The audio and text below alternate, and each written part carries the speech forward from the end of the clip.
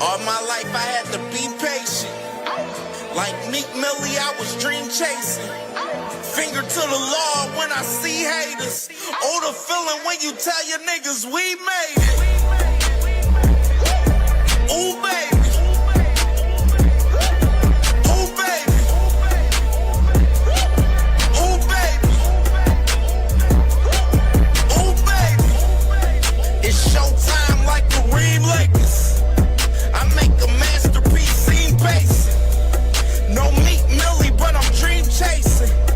Took the shortcut like Anita Baker. I want the bright lights that you see in Vegas.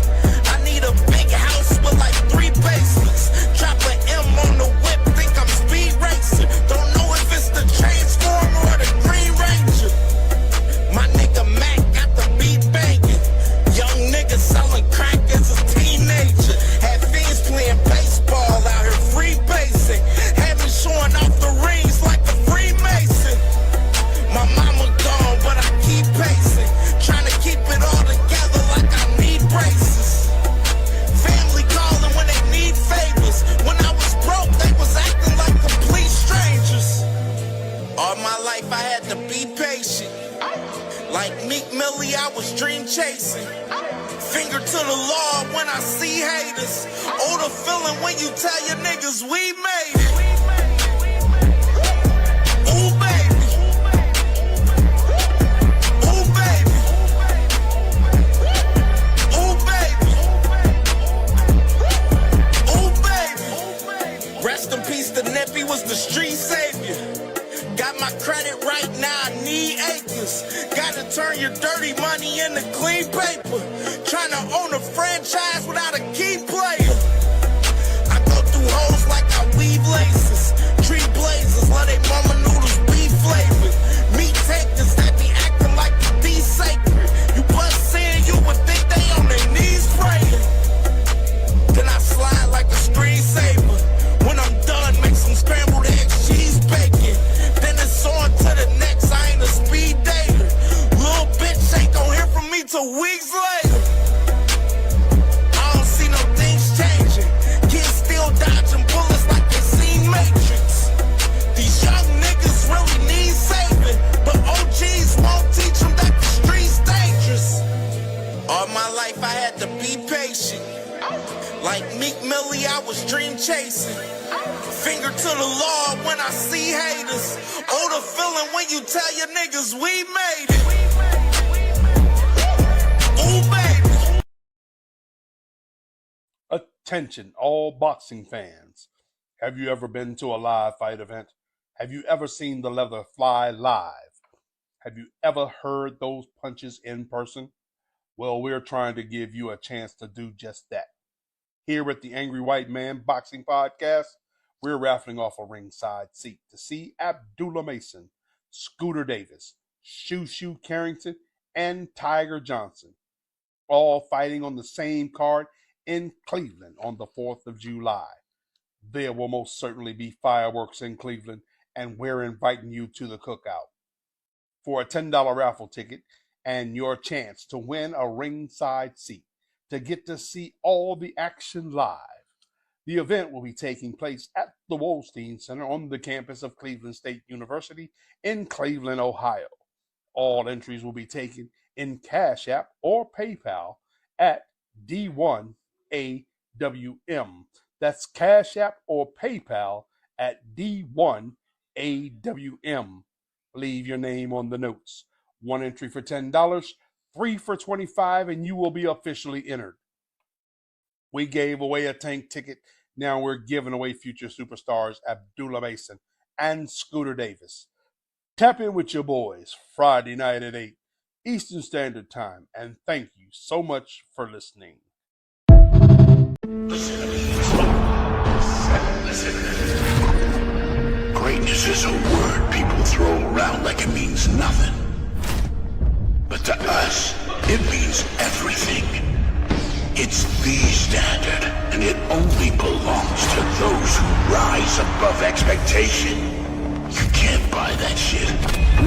Greatness lives somewhere colder, and that destination is far. That road is long. That is lonely, and the cost is real. If it was easy, shit, everybody'd be great.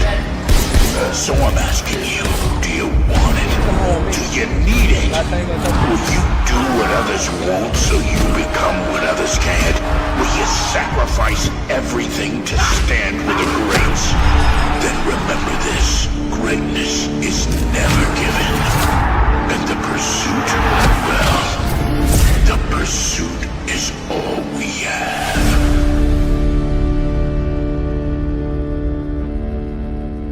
That's like almost the perfect storyline to the NOA fight.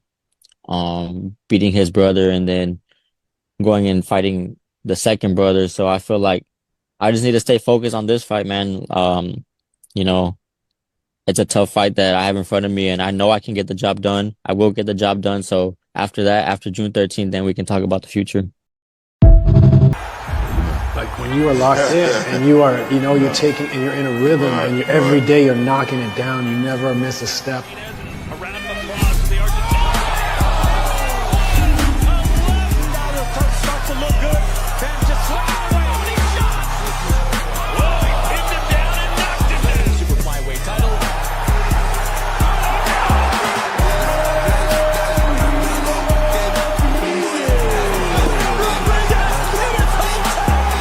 Pivoting and forget about the jab. Oh, nice. And the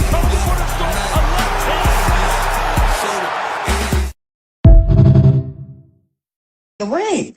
They saying that Roach is better than Kid. Like even if Kid didn't win, if Kid make it 12 rounds, his value go up. Even if he don't win, if he could make it 12 rounds with Tank, his value skyrocket. Everybody, So Tank knocked out dudes and their value went up. You know what I'm saying? They for became real, soft. And they So become going 12, it's definitely going to go up. That's Tank why. Tank is the measuring stick. So for me, my goal is make sure my son make it out of there alive. That's the whole thing. My son haven't been hit by somebody explosive like Tank. Right. But that's the fun part of boxing. I think Tank should fight at 140. If that was me though. His biggest fights is at 140. Like with the Shakur and all of them. But it's on Tank. Tank is a businessman. He gonna make the right decision and everybody gonna move when he decide to move. And all this, I don't mind niggas telling me what to do, nigga. Top nigga has to. I ain't gonna lie. Shut your bitch ass up then. You say you don't mind niggas telling you what to do? Shut your bitch ass up then. That's what you need to do.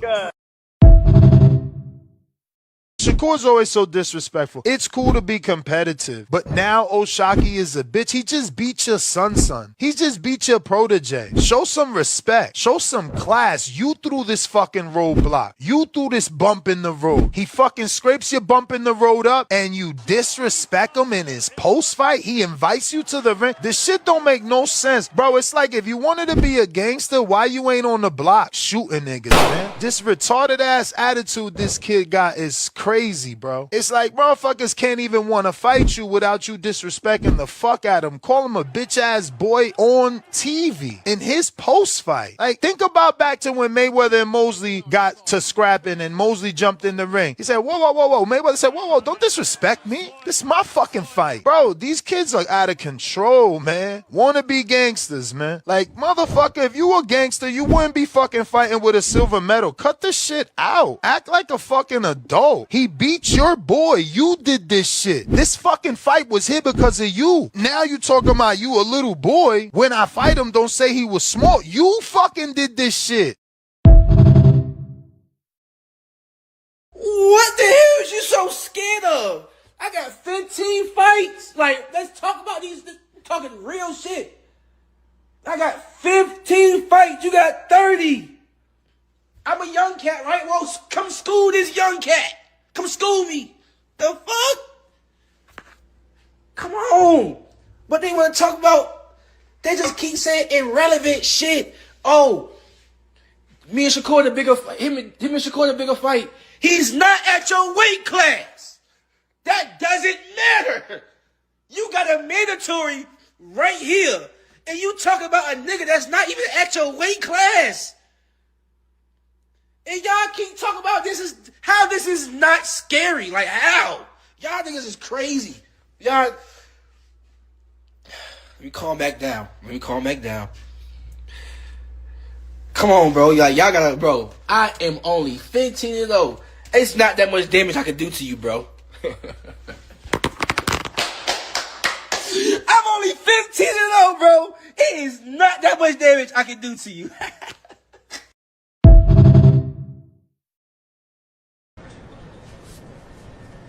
Man, what's up with this meeting? Why are we here? Guys, I have brought you here today to propose my plan. I don't like to lose. This is my plan to prevent all of us from losing. Let's pretend we are brothers. We won't have to fight each other. I made a contract to make sure we all agree to not fight each other. Yo, that's a good idea. Let's do it. But Shakur, we are in the same division. What will we do if we're forced to fight? Listen, I will get all of the belts for us. You tell everyone you don't care about the belts. That way, no one can force us to fight, brother. But Shaka, what if I outgrow my division and I have to move up to yours? Listen, little Ray Ray, when I move up, you move up. And come train at my gym so that we will never fight. What about us, Shakur?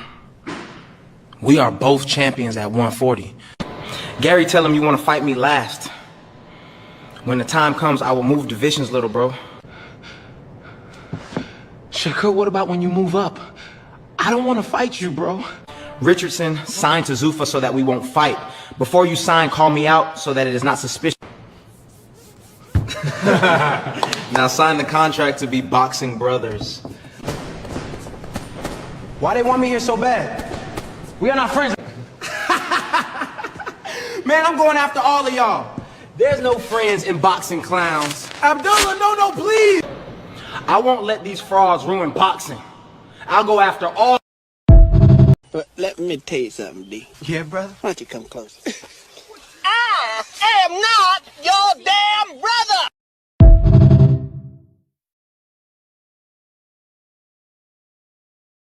But let me tell you something, D. Yeah, brother? Why don't you come closer?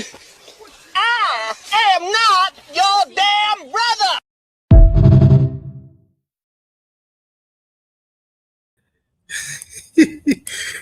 Man, I love that clip, man. I'm glad I made that clip. Had to get that clip to the show yesterday, man. Salute to the family, man. Thank God it is Friday, man. Good morning, man. Salute to the family, man. We here with it. It's Friday. Y'all know the vibes. It's dark. Darkside on Fridays on CamJNetwork, part 3. Y'all know the vibes, man. Salute to the family in the building. Hope everyone is feeling well this morning, man, for sure, man. I'm definitely feeling great this morning. Here to talk this boxing with y'all. It's more of a reaction day today. You know what I'm saying? We got a few things we're going to be reacting to today for us. Interviews today, man. So it's going to be a big reaction day. It's not that much news for real. We broke damn near all the news possible the last couple of days, you know what I mean, on the shows. So definitely tap in. Make sure y'all smash that like button, man. We had a hell of a show yesterday, almost up to 2,000 views yesterday. You know what I mean? A hell of a show yesterday. You know what I mean? So definitely salute to the family, man, for sure. Appreciate y'all all the support, man. Make sure y'all share this content, man, on y'all socials, on Facebook, Twitter, Instagram, TikTok, Threads, all of that good stuff, man. Share so we can push this content in the algorithm and get a lot of people over here to watch this content today, man, this morning, man, for sure, man. And it's going to be another lengthy one today for sure. And we here with it, man. We here with it, definitely, man. We definitely here with it. And it's up, man. It's up today, man. It's definitely up today. And let me salute to the family in the building. Let's salute to the family. Yeah, no, because I don't want to hold up the show no longer. You dig? You right here, Cuzzo, man. Cuzzo Ring Wall Boxing Podcast, man. Y'all heard my brother, man. Hit that thumbs up when you enter, man. Let's get to 100 likes today, man. Y'all already know the vibes. We pushing for 100 likes, so let's us to get 100 likes by the end of the show today, man, for sure. And salute to Cuzzo. Make sure y'all subscribe to Ring Walk Boxing Podcast. If y'all not subscribed to the photos up a little bit. There you go. We did it. There you go. Acting a little crazy today. Salute to the brother. All things in the building, man. Y'all heard my brother, man. Smash the like button, man. Most definitely, man. Smash that like button. Most definitely, man. For sure. Salute to the brother. You already know the vibes. Salute to my brother Jay Will in the building, man. For sure, man. Starting this Friday morning off right, man. Most definitely, brother. Most definitely. We lit with it, man, for sure. The Dodrick stupid. We up, man. We're up, damn it. Shit. Yeah, nigga, share this damn shit right now. Hit the like button and share this shit right now, man, so we can get more people in the building, man. Let's get it cracking today. Salute to my family right here at D Freezy, man. Salute to my brother, man. Make sure y'all subscribe to D Free as well, man. That's family, man. Bro been going crazy, man. Salute to Brody, man. And salute to JJ, man. For sure, respect to JJ, man. Be cool, brother. Be cool. Be cool, JJ. Be cool, brother. You know I'll fuck with you. Salute to my brother Opulent LDTV, man, in the building, man. Salute to my dog, man, Opulent. And make sure y'all subscribe to my brother Opulent as well, man. That's family, man, for sure. Salute to my brother, man, Thrill Hill in the building, man. Thrill Hill, Seattle's finest in the building, for sure. And salute to Mr. Altruistic in the building, man. My brother, man, from Cincinnati, man. Y'all know from the city, man. Salute to my dog, man, for sure. Y'all already know. I think we doing our Bengals show tonight. It's me and my boy TB gonna do this. We running the content on the Bengals tonight, so I don't know if we doing it live. I don't think we're doing it live though. I think we're gonna record it and I'm gonna drop it tomorrow. So salute to my brother, Mr. Altruistic in the building. J.A. Dixon in the building, man. Salute. Yeah, Auntie Schofield, you know he pure full of shit. Pure full of shit. For sure. Absolutely. Blaze in the building, man. Salute to my dog, Blaze in the building. SBG Mello in the building, man. Salute to my Brody, SBG Mello. Salute to my sis, Sunshine Queen. Amazing show last night, man. Sis, salute to sis. I already know. Getting your few hours in at work, then you get to chill and get your chill on for the rest of the day. You know what I mean? Salute to my sis. Good morning to you, sis. Hope you feeling well this morning. Salute to my other sister, Sexy Kendra in the building. Good morning, sis. Hope you feeling well as well, man. For the show. Appreciate my sisters in the building. Appreciate my dog Cornelius Burnett in the building, man. Dayton, Ohio's finest, man. Cornelius Burnett in the building, man. Salute to my family. Let me thank on. There we go. Uncle Cass in the building, man, for sure. Salute to Uncle Cass, man. Make sure y'all subscribe to Uncle Cass, man. Doing amazing work on this channel, man. Always, man. The box historian, man. Definitely giving the game perspective the best way for us, the history and the sport, man. So salute to Uncle Cass in the building. Trey Skills in the building. Salute to my boy Trey Skills in the building. My brother from the city, man, as well. Von Wise in the building. Salute to my brother Von Wise in the building. For sure. This boy Sheldon Moore today. Sheldon Moore, we got a lot today. Today I can tell you, because I don't got much news to report today. You know what I'm saying? Because it ain't much news for real right now. But we are going to react to Boost in his day in the life. That dropped last night around 5:30 last night. So we're going to react to that. I think we're going to react to that first. And we're going to react to Bam Bam, his post. I guess we can tap in with Bam Bam's press conference a little bit and his post on press conference interview that he got. That's something that I wanted to react to and listen in on Bam a little bit. Actually, we can do that first, then we'll do Boots. Let's do Bam first, then Boots.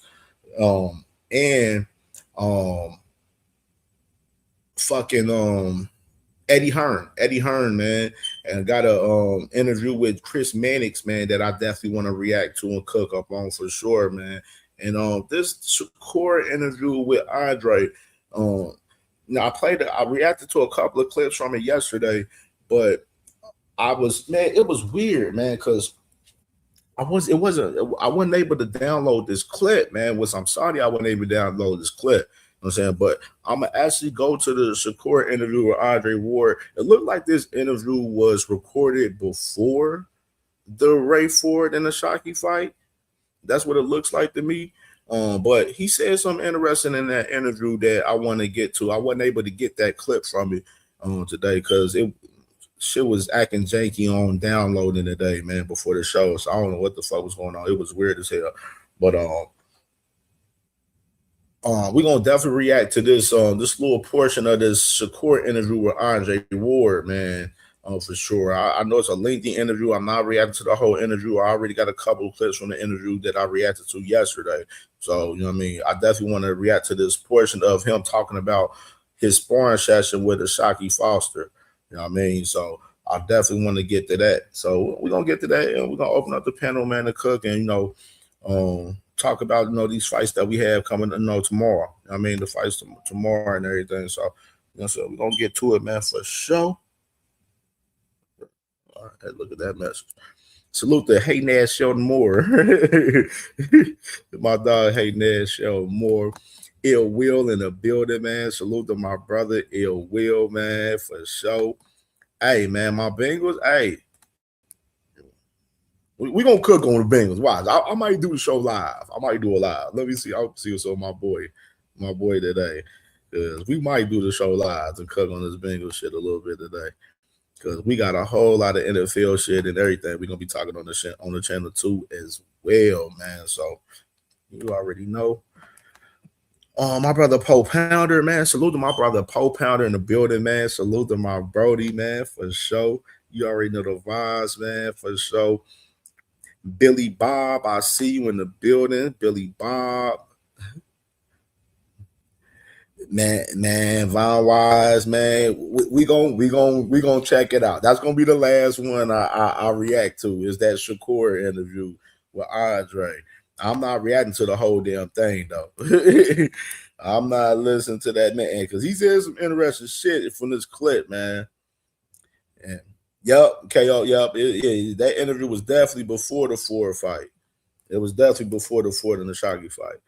All right, man. So let's see what we do. Let's run back real quick. So let's go kind of run back this week what we have, man. So tomorrow, which is today, you already got the weigh-ins today for Bam Rodriguez versus Antonio Vargas. You got that today as far as the weigh-ins with these fights, as well with the ladies on ESPN, man, tomorrow. O'Shea Jones, Tierra Brown, getting it cracking tomorrow night on ESPN out there in Orlando, Florida, man. If you're out there in the Florida area, man, definitely tap in, man, for sure, man. This should be a situation, man, for sure, for the ladies tomorrow night. So, those are fights that we'll be, making predictions on and stuff. Mainly we do, I usually do our prediction show mainly tomorrow, but we'll go over some odds and stuff today for some of these fights and shit, so we can kind of, everybody want to get they bet slips and shit together for this weekend for some of these fights, man. We can definitely look at some of the odds for some of these fights for both of these cards that we have for tomorrow, most definitely, man. And shit, me and D1, we was watching boxing last night, man. Wilkins, Matthew, fight Falcon,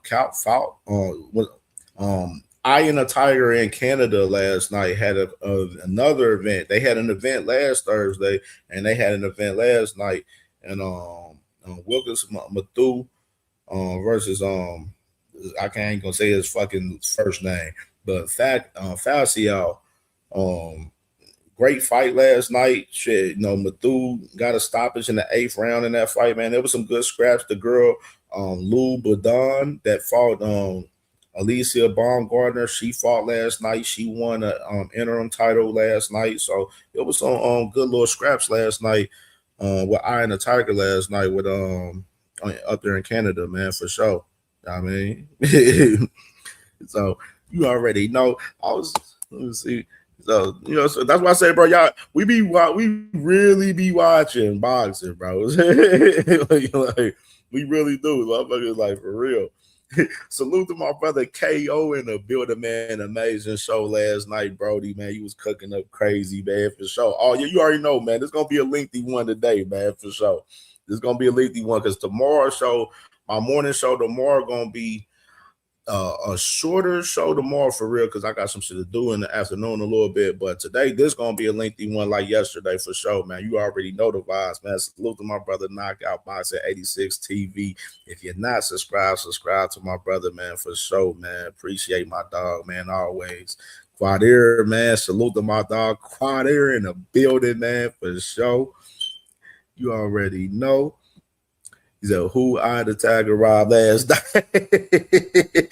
Nah, it wasn't no robbery last night. It wasn't no robbery from none of the fights I see last night, Dodrick. It was all good last night. It was all good last night, brother. All right, man. So let's see what we got, man. So we got those fights. There's something I wanted to touch on real quick before we get into some other shit, because I wanted to double back from this from yesterday. Of course, we talked about it with Michaela Mayer fighting Chantel Cameron in this UK card on August 29th and everything. And as well, Caroline Dubois, Amelia Moore, fighting, as well as the co-main on this UK versus USA card August 29th, man, for this. Like, now I was wondering, because I seen it, I've noticed when I talked about this yesterday, people was a little bit quiet about Caroline Dubois on this fight right here a little bit. I noticed that yesterday. That was something I noticed. I didn't see anybody mention anything about, why isn't Caroline unifying, doing this or doing that and nothing. It wasn't really no real conversation behind this fight with Caroline Dubois yesterday. I noticed that. No more sleepwalking. Salute to my Brody, man. Salute, bro.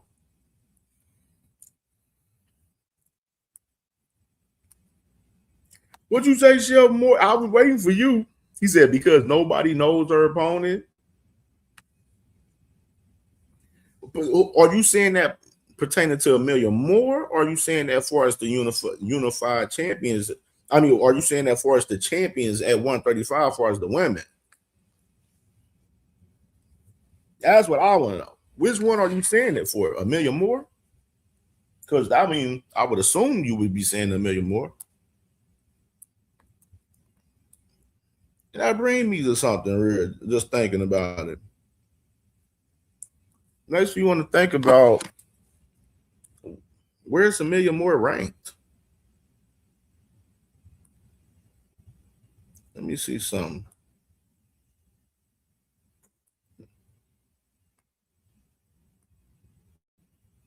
Amelia Moore.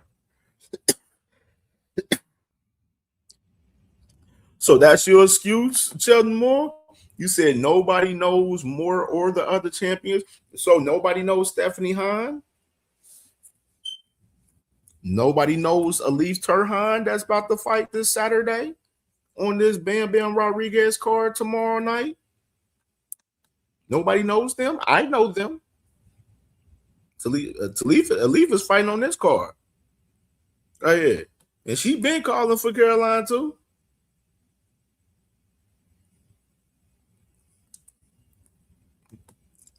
Trust me, I can tell you some people definitely know who Stephanie Hahn is for sure, because you just fought Holly Holm for the second time. T Hill, the commissioner in the building. Salute to my brother T Hill in the building, man. Salute, Brody.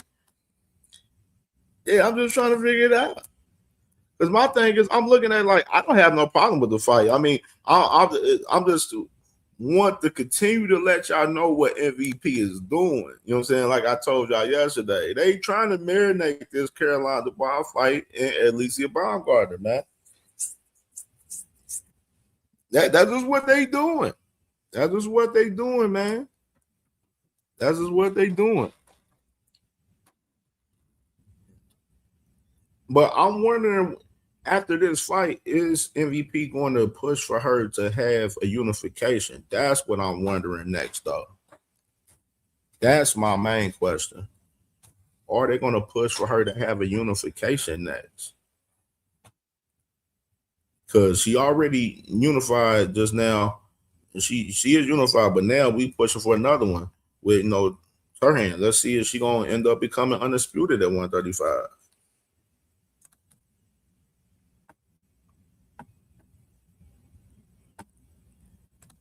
But I do like the card though. I like what they doing. I think this is this is another event that's gonna be on Sky Sports right here. So you already know MVP, Zuffa, they're the two companies that's working with Sky Sports. Originally, you already know Boxer was on Sky Sports, and now they just signed a new deal with the Zone, which they have a long-term deal with the Zone right now as far as Boxer concerned. So I definitely wanted to, kind of check that out a little bit, man, because I seen y'all's a little quiet about this Carolina Ball fight, man.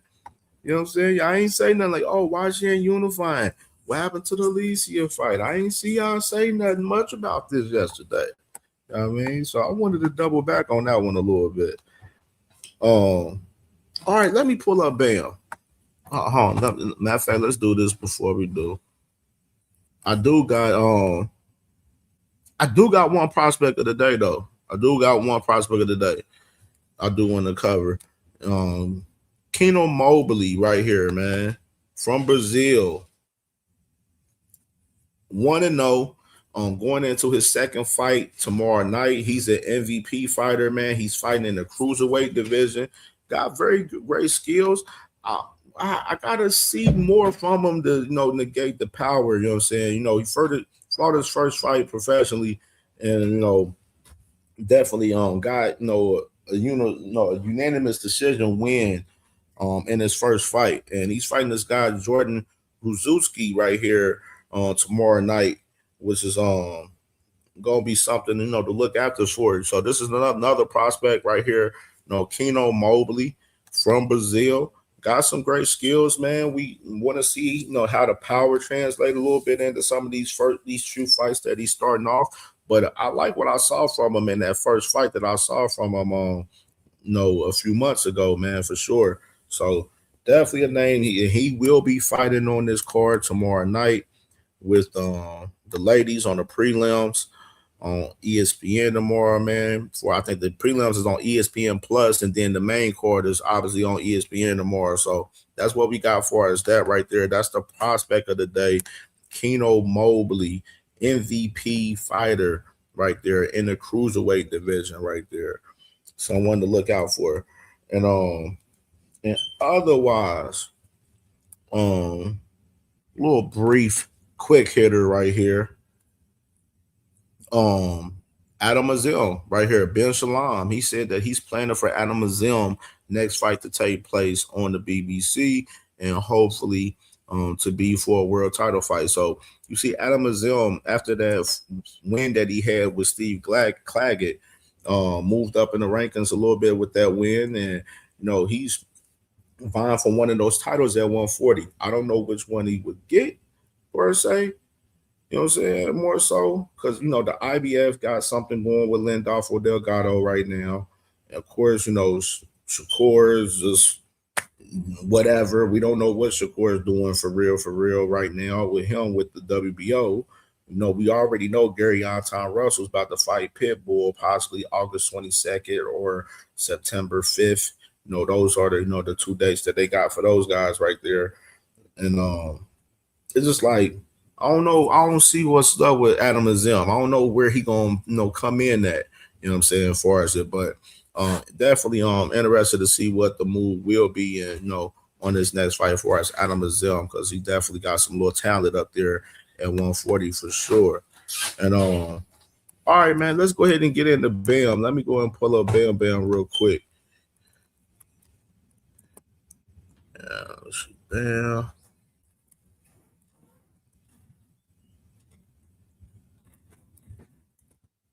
Let's pull out the presser real quick. Let me pull up and look. Is there any better feeling than being locked in?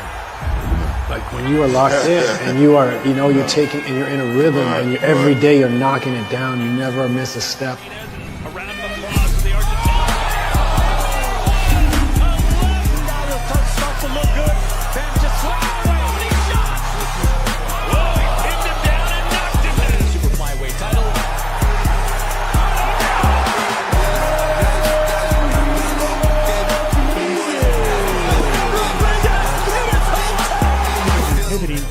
Forget about the jab. Oh, nice. And the coach is going to start a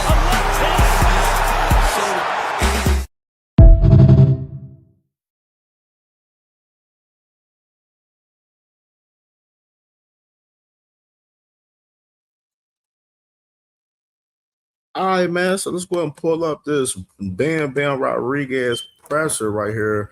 Final presser from yesterday with Antonio Vargas right here.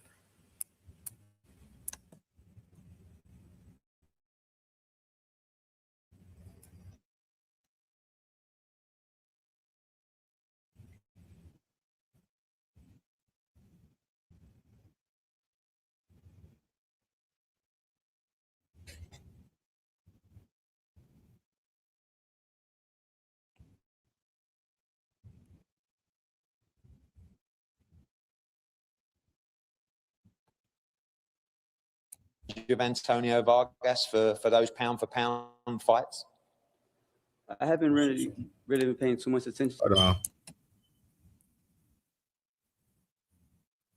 Hold on real quick. Hold on real quick. Ain't look right.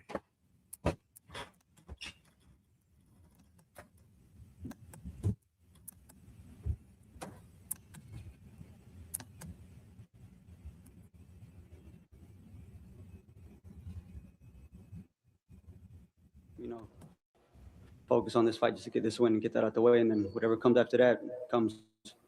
That was a great victory in Carib. You had to go on the road right up against it as really the away fighter in Japan. Incredible performance out there. But how much are you looking forward to and excited? Joseph Bermia, man. Salute to Joseph Bermia in the building, man. For sure. Salute, Brody. I'm really excited. I've trained my whole life for this moment, and I believe this will be one of many more moments to come. So I'm prepared. I want to give the fights a good fan. You know, fighting one of the best fighters in the boxing, in the sport of boxing right now. So I'm really excited to put a good performance on for the fans. Thank you. Robert, welcome.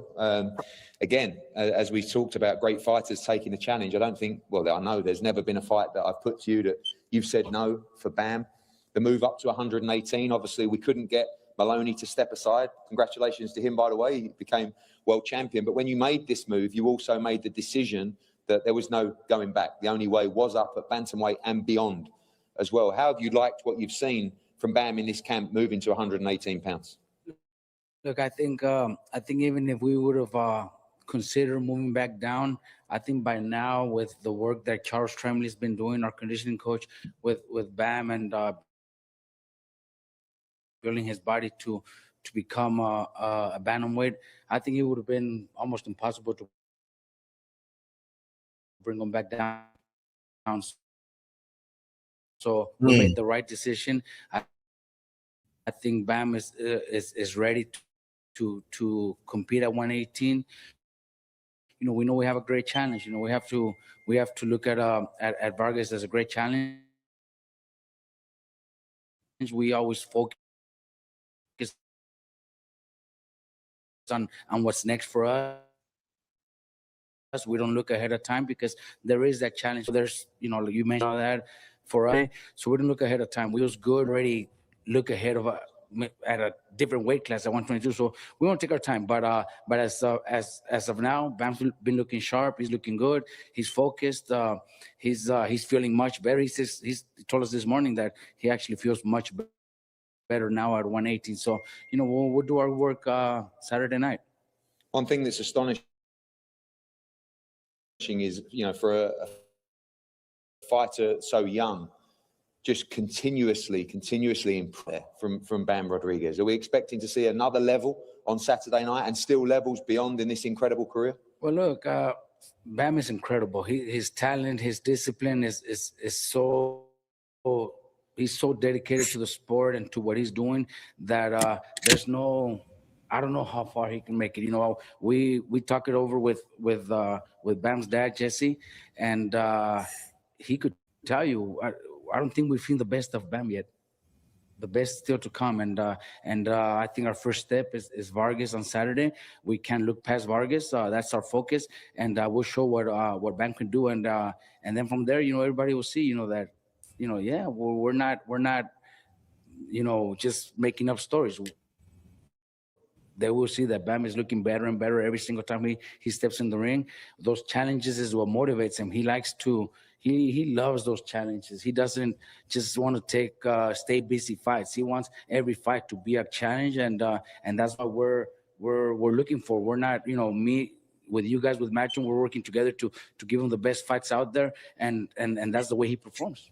Well, thanks, Robert. Scary thought, Bam, as was the brilliant promo that the team put together, the monster promo coming out, and we've seen you flick the switch, Bam, going into this fight as well. I said to you in the lift, how you feeling at 118 pounds? You smiled and you said, much, much better. New weight class, new opportunity to become a 3-division world champion on Saturday. Back here, which has become your second home, really, from San Antonio as well. Boy, Dank Father in the building. Salute to my boy Dank Father in the building. Salute, Brody. Yes, sir. Always ready to go. Always 100% ready mentally, physically. This is just another step in my career. I've been training just as hard as any other fight. I never look past any opponent. I know each opponent is coming to take what I have, but I make sure that doesn't happen. Every time I step inside the gym and give 110%, and I'm just ready to go out there and give the fans a great fight. One thing that Robert said that the fight tomorrow, Quadir. Yep. The fight is tomorrow, man, with Bam Bam and Antonio Vargas. Today is the weigh-in. This is the final press conference from yesterday. I've really noticed from you was the desire to always face new challenges. You know, when we looked at the opportunity going into this fight, trying to become undisputed, and I said to Robert, we can move up, try and win another world championship, or we can have a voluntary defense down at 115. That really didn't appeal to you, just the standard defense. Seems like you always want to push the boundaries, always want to strive for greatness. Yeah, constantly, always trying. If it's not a world title fight, then it really doesn't interest me, or even if it's just a simple defense, it really doesn't interest me or get me going inside the gym. So when I got the opportunity to fight Antonio Vargas for another world title in another weight division, I was on go right away. Antonio Vargas, he's an Olympian, he's a world champion. So the fact that I'm able to move up to a new weight class and that be my first fight, it means everything to me. And then I'm ready to go out there and capture the moment. You've always been incredibly humble and, you know, not someone that likes to scream and shout and boast around, but people are talking about you now, especially with your age as a future pound-for-pound #1 of the sport. You're walking with a little bit more swag. I don't know if it's intentional or not, probably not knowing you, but how much do you believe in yourself? And the same question that I asked Robert, how many more levels are there from Bam Rodriguez? I feel like I haven't even showed 50% of what I'm capable of, but the tougher the opponent, then the better my performance. And Antonio Vargas, I feel like he's going to bring out another percentage of Bam Rodriguez, and I can't wait to go out there and show it. I'm feeling much better at this weight class, much more sharp, much more stronger and faster. The fact that I don't have to lose an extra 3 pounds. So just expect another. Two incredible fighters, as we said, one of the pound-for-pound greats of the sport. Jesse Bam Rodriguez looks to become a 3-division world champion on Saturday night against an incredible champion in Antonio Vargas, topping. All right, so let me go to Bam Bam's post fight interview. Let me go to that real quick, man. Get the gist of my boy Bam Bam. I think it was on. Let's see. I'm just gonna type his name in. Interview. Matter of fact, I'll type interview.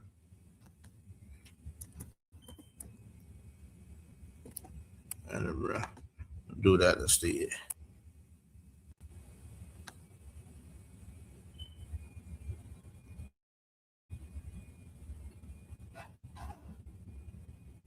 Where is it at? Yeah, right there. There you go. There we go on Fight Hub.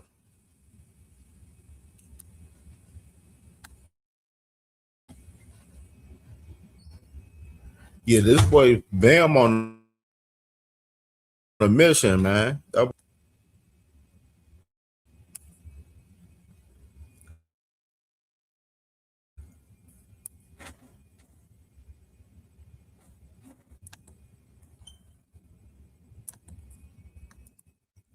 All right, there. I know the last time, I'll go back to the boxing, the last time you were here, you said that Illinois flight is inevitable. You still feel that way? Yeah, for sure. I just got to keep doing my work, keep getting wins, and that fight's going to come. You know, there was a period where he said he was going to move to 126 pounds. We don't hear that anymore. Why is that? Because Mickey's waiting for you? I mean, that could be one of the reasons. I mean, I don't get too involved in that. I just do my work, make sure I get the wins.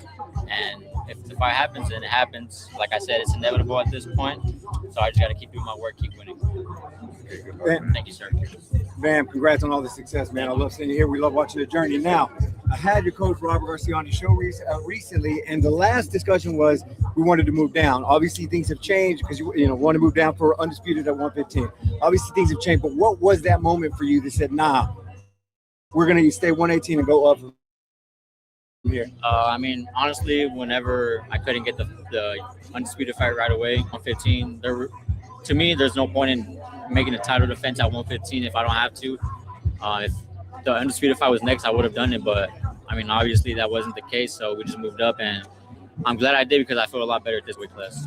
And I don't want to wear you out anyway because I don't want to disrespect Vargas, but my question is more, is the 122 possibility just for Inoue? If Inoue moves up at 126, is that something you're going to shelf for now and then decide to pursue dominating and taking all the straps to 118?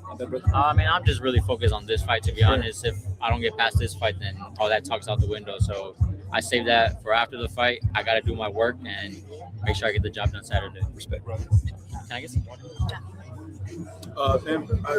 You've won so much gold here in Arizona. So would you say there's always a level of familiarity and most importantly comfortability when you're coming here, and it's almost like a familiar kind of scene? Yeah, for sure. I mean, I've said it plenty of times. I won my first world title in Phoenix.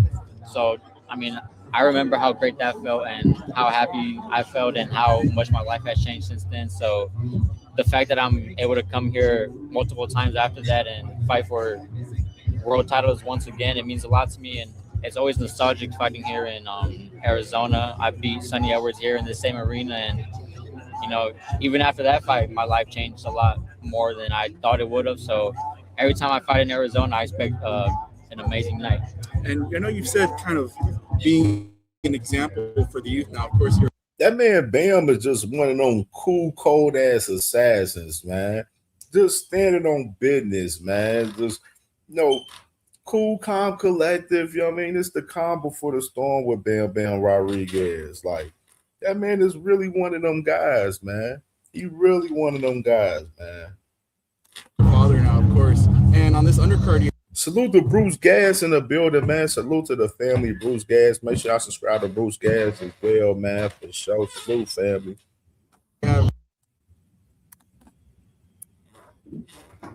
Gabriela Diaz coming from the San Antonio area. She's young. She's fighting for a world title in Arizona. Sounds very familiar, right? That's kind of the steps that you took. So for sure. I mean, for another San Antonio native to follow in my footsteps and win their world title in Arizona, especially being so young, the age she is, I think she's what, 19? 19. Yeah, I mean, that's an amazing opportunity for her.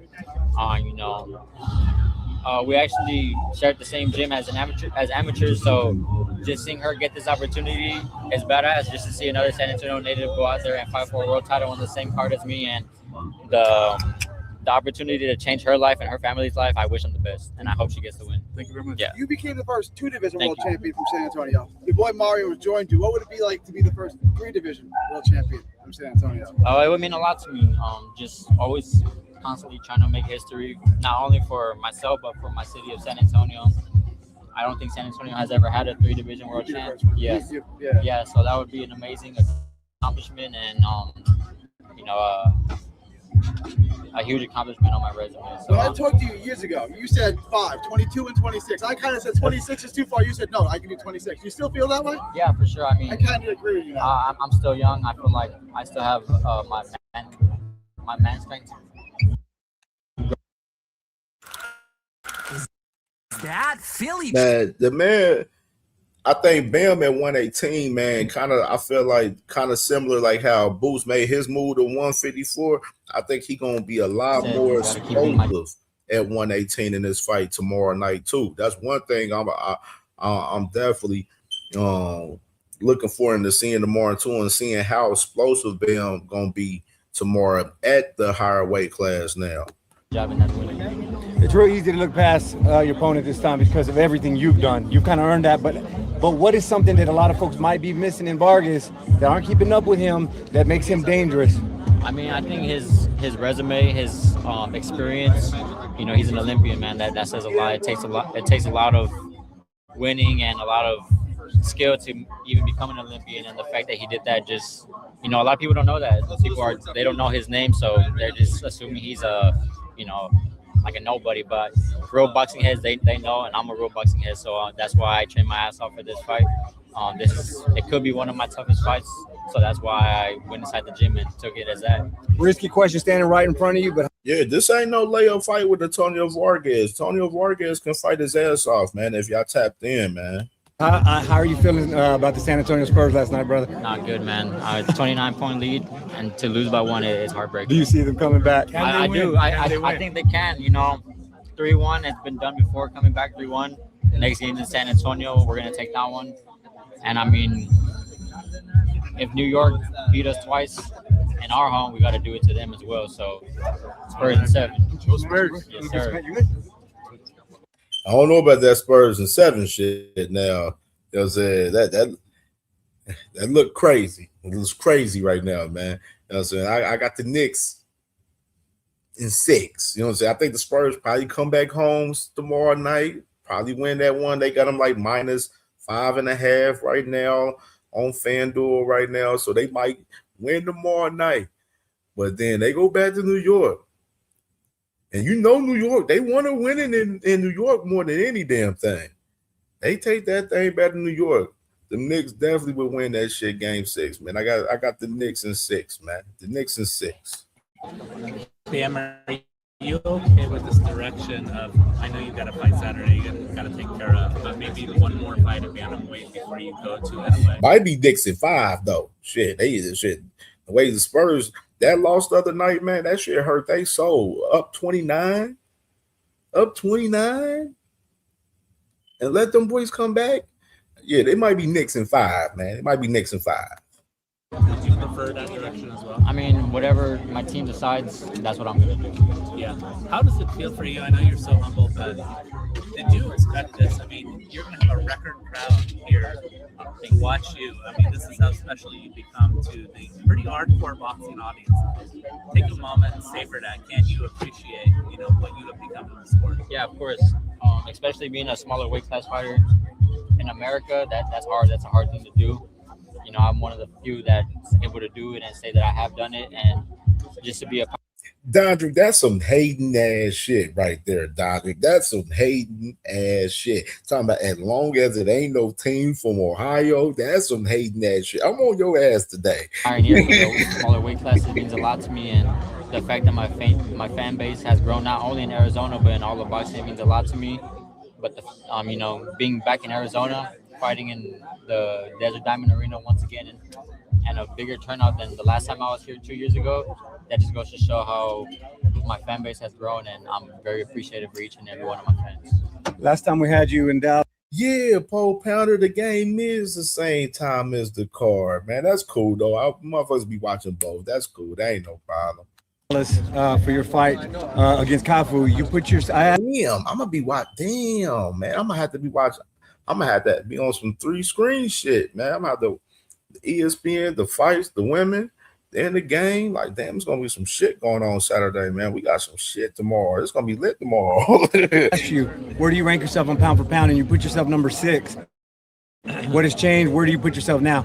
I think now I'm at number 4. I was at number 3, but with the when Shakur got over Teofimo, I felt like I had no choice but to put him at number 3.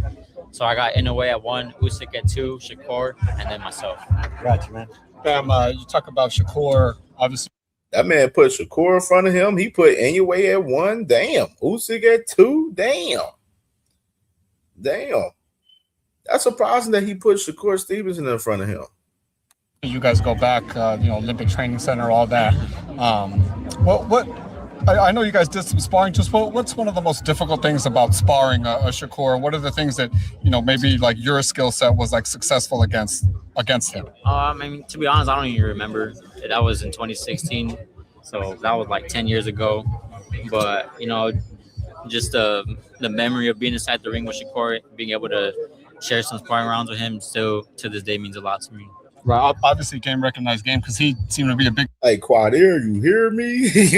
fan of yours. Maybe since that, what does that mean to you? Being like you said, a pound for pound great. You kind of came up together, and now you guys are exactly where the destiny, your guys' goals, you wanted to be. Yes, sir. That means a lot to me. It goes back to being a small weight class fighter.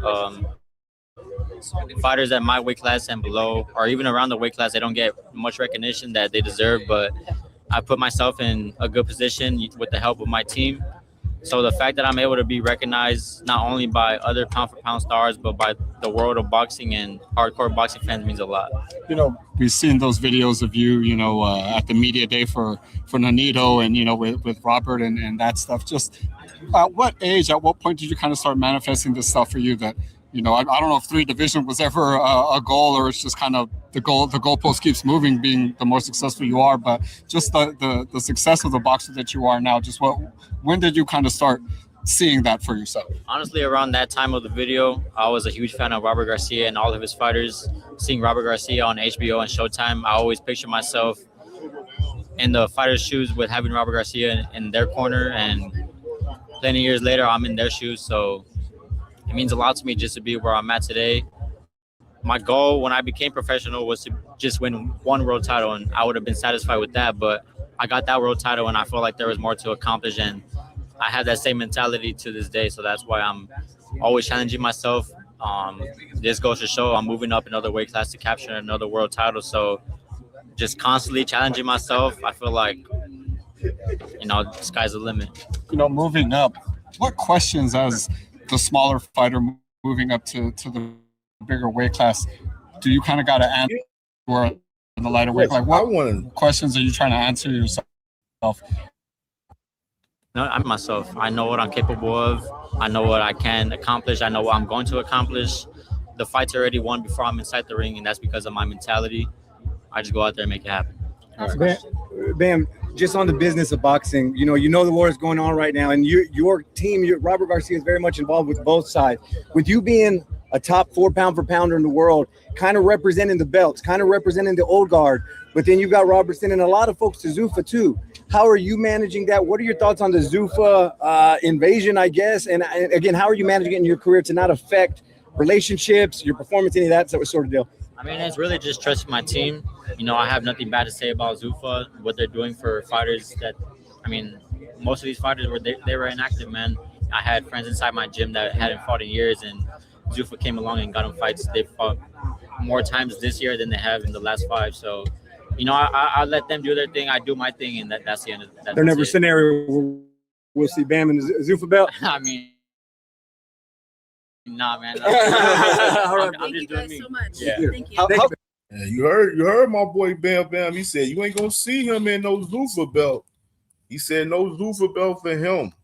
You know what I mean? It's just the add context. No Zuffa belt for Bam Bam Rodriguez, man. All right, let's go to this Booth Sanders A Day in the Life, man. Right here. Salute to Bam, the fighters tomorrow, man. We're gonna talk about more of the fight when we open up the panel, man, for sure. And let's go to Booth Sanders right here. With his day in the life right there. That nigga got 59,000 views and 17 ads. All right, boo. You see that? Yeah. I had this for like 3 years. I need to get redone. Damn. That's it. Yeah. Obviously, we got a full house today, haven't we? Redone. And that's it. We got a full house today, haven't we? You got Brian Jennings? Yeah. Who else is here? Andy Cruz, Brandon Pizarro, brother. BVO, salute to my brother BVO in the building. Salute to my brother Shell in the building. Make sure y'all subscribe to BVO if y'all not subscribed, man. Y'all know the vibes, man. Ohio shit, man, for sure. Angel, DJ, you got DJ, you got Run that back real quick.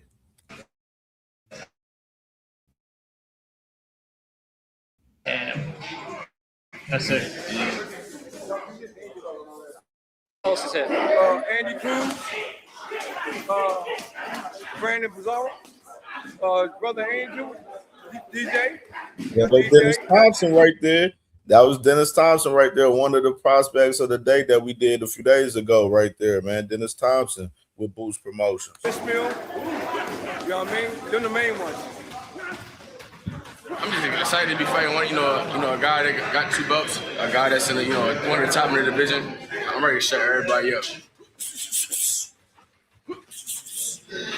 What we working on today? I don't know, whatever. My dad got going on. I don't know. We just go. You just go? We just go. Team burden opponent. It's over. It's over. It's over. Them 2 belts come back home to Philly. We always do that. You see them joints over there? Same way. Take them up, cross them out. Because they're getting crossed out fight night. Damn. That man said he said he getting crossed out on fight night. Damn.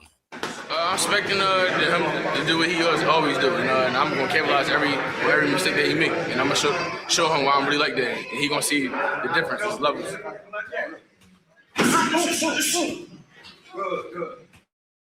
Boost can adapt to any style, any situation. You know what I mean? We don't have to work on nothing. I want to see Xander take Boost to another level. See, people still ain't see what really he can do. I mean, he can box, he can move, but he like to rumble. That's why people come to pay to see. He like to fight. Fire, stop. Oh, I like Xander. As a fighter, I like him. He's a good fighter, man. To me, he got a good jab. He can box, and he got this. I feel like after this fight I'm the man, in any division. So I feel like I'm taking over boxing, starting June 27th. You will hear the words in the new on June 27th. Damn.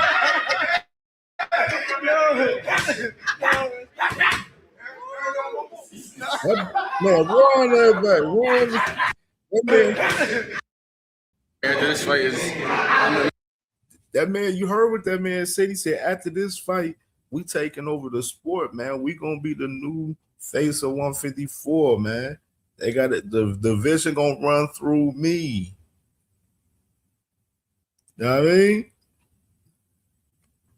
Like, listen to what this man, the vision, you know what I'm saying? The vision that he has, you know what I'm saying, in particular, right there. Like, the vision. Man, in any division. So I feel like I'm taking over boxing, starting June 27th. You will hear the words in the new on June 27th.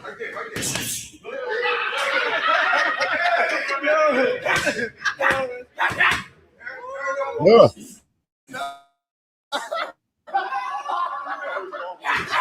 Oh, shit. Call the cops. Hey. I've been doing this for years. That shit be coming through.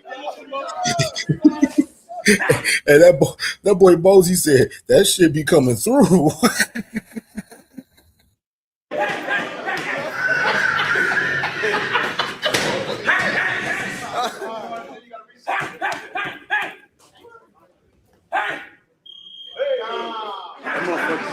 That's what I'm saying. I'm punching. He don't know how technical Boost is. Don't be hating. So, yeah, I keep telling him, the more technique, the more power. It don't matter how big and strong you are. Your technique is really where your power is. Yeah, right there. He said it don't matter how big and strong you are. He said the technique is where your power is right there. Think about that right there. That was fire. That's a fact. He got good technique. I'm gonna hit like a heavyweight, like a dude like your size. I just told him the technique with the powers. The technique, the punch placement, and everything, bro. The athleticism, the strength, like, come on, man. Like, do I need to say more? Like, June 27th, y'all know what's going on. In the new, it's time to have fun. The easy work, look phenomenal. Come home with a big knockout. About to be a two-time unified weight division champ. The best in the world, the best ever. Make sure y'all tune in. Shout out to our haters too. I love y'all. Yeah. Shit.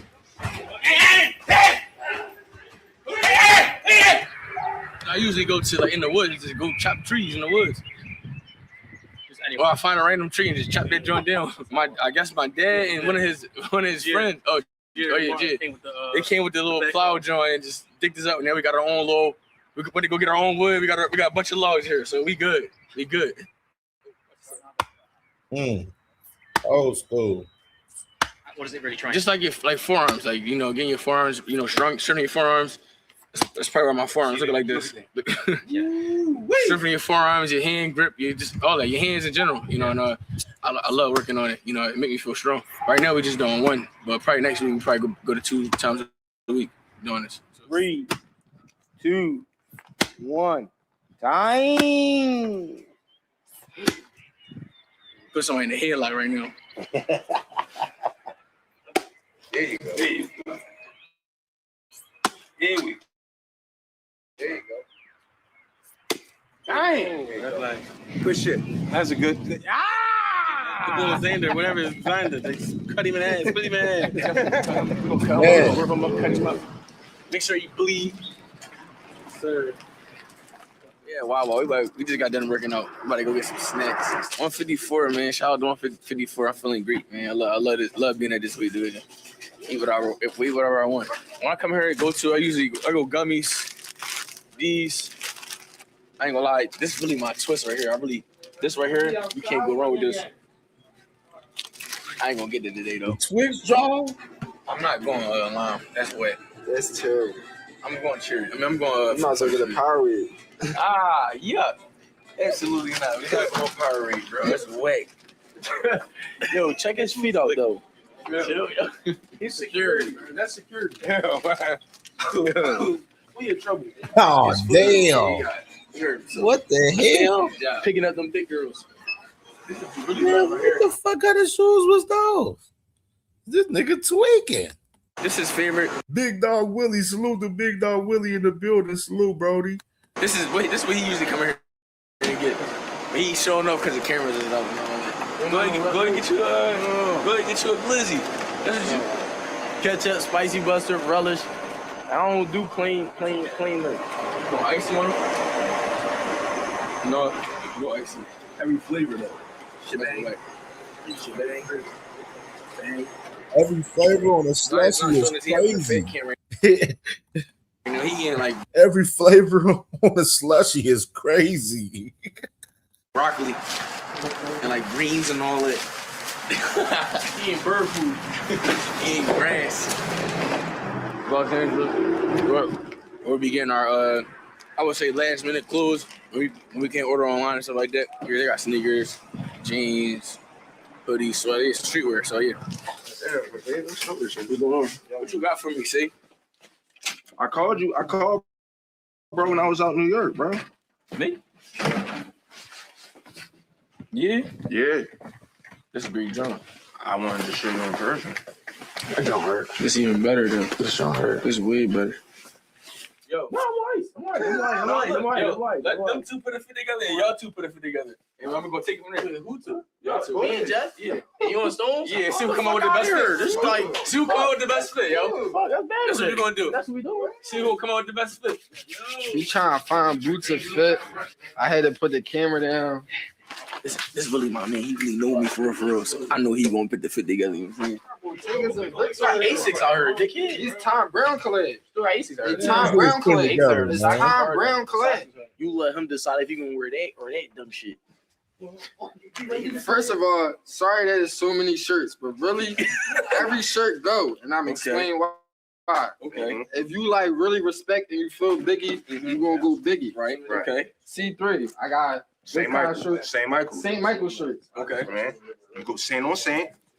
These are Tom Brown A6 collab. You feel me?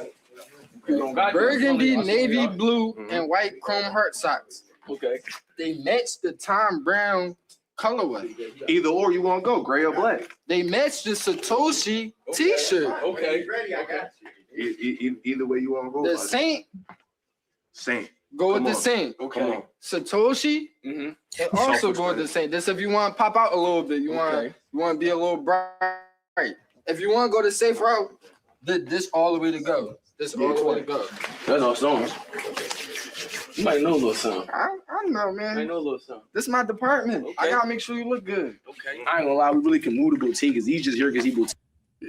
All right. That's a fact. And it's cool with the better with age hat because it matches a little bit. Yeah. The better with age hat is for sure. This is go. This is probably the best hat in your store. The hoodie is cool. It's too hot for a pullover. And they like zip ups.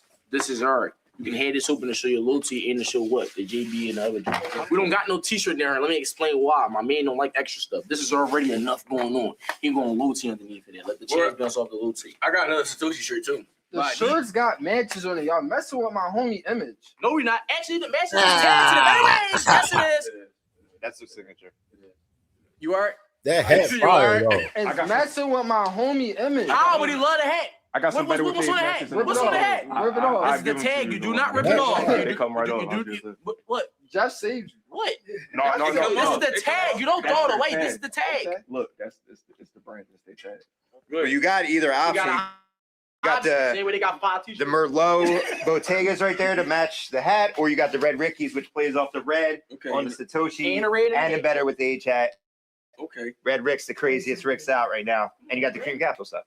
I would had to wear this first because it's about to be summertime. I ain't gonna lie. I like the first John, We man. gonna get this one and that one. After though. the We just gotta fight- figure it out though. You know what? That's the victory fit. That's the victory fit. We just won. Come on. I mean, it's a victory fit. Yeah. Biggie from Brooklyn. We fight in Brooklyn. You win in Brooklyn. I'm gonna go big. I don't like my man with his arms out though. This is that's a new chapter for you. Bro, I'm about to, my whole arm about to be bummed. So that's my shirt now. He gonna cut all the hoodies off and everything. Hoodies. Right. All that shit. I'm gonna be in muscle shirts and all that. We're getting the black fit. So Stones and C3 won. Man. Right now we at the mouth check, but somehow he's fighting. That boy. Got Dennis, Yeah, Mike Storm Thompson. He's fighting on the card. I said the first fit was better than the second fit, man. But these kids be wilding, man. I see Sassy Kendrick as these kids. I said, man, these kids crazy, man.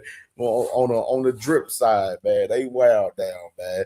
Motherfuckers trying to look like rock stars. Like, it's crazy how the clothing over the years, like each 5 years, like changed and shit, as far as the style within, our culture and shit. You know what I'm saying? It's crazy. Like, it's real crazy to see how that shit trans. It's motherfuckers be going old school and trying to bring the old school shit back to the new school shit and then add new shit to the old school. Like, it'd be wild, man. It's crazy. All right, first 8 rounder. The pay nail shit, I can't do that though. They can't jack the pay nail shit, man. I don't know what's up with the young generation, man. The fellas paint nails and shit, man. This shit nasty work, man. Ishmael Muhammad, Chef Muhammad. He fighting the week before in Philly. Hey, J.A. Dixon said these boys dress like the Hardy Boys. Yo, catch it. What are you listening to? You want me to tell you the truth or you want me to lie? I want you to tell me the truth. Nothing. They did. My headphones did. I was about to listen to some little baby. My headphones dead. So I got to run with no headphones now. I definitely feel great this week. I'm way more comfortable. I can do what I want. June 27th, big knockout. The biggest knockout. Whatever he think he do, I do way better. You can't jab better than me. You're not faster than me. You're not slicker than me. You're not stronger than me. Your defense not better than mine. Like, your footwork not better than mine. It's levels. I'm the best in the world. What keep me driven every day is my family, my team, just staying locked in, and paying off my last name, taking my name to the next level, because I want to just be generational, and carry whoever behind me, carry the torch. When I got a fight going up and it's a big name or something for a belt or something like this, that drive me every day, you know, because I know like this is what I've been waiting for all my life since I've been an amateur. Yeah. Man, don't you notice the same thing? Boost and Bam, both of them, they said like, no, them going after some of these straps and, you know, trying to achieve their greens is what motivate them boys. You know what I mean? You know what I'm saying? They still on the transition. You know what I'm saying? Like the traditional boxing, you know what I'm saying? As far as the belts, they treasuring this ancient and body belts, man. Motherfuckers don't give a fuck about them Zuffa trinkets over there, bro. That's just the fucking fact of the matter, dog. And I always wanted to turn pro since I was like 15.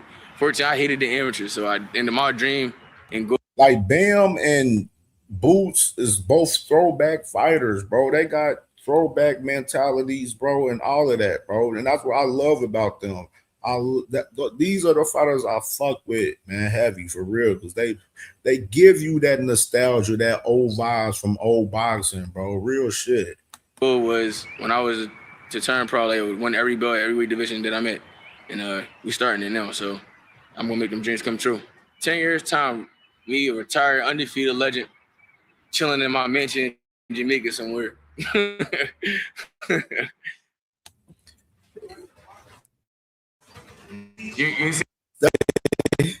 He said he want to be undefeated legend, man, chilling in his mansion, man. You know what I'm saying? Crazy right there, right? So let's get into this with Chris Mannix real quick, with Eddie Hearn real quick, man. Let's do that. And make sure y'all smash that like button, man, for sure. And hit the Cash App, man. You know what I'm saying? Hit the Cash App, support the grind, man, for sure. After this, we're gonna go into that Shakur, get to that Shakur John, and we're gonna open up the panel after that. Let me pull this thing up right here.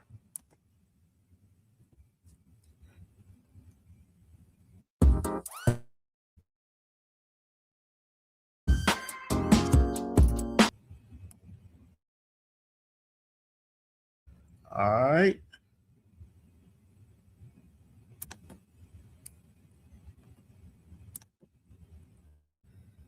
Garcia Conor Ben fight, which has been in talks over the last couple of weeks. The development this week,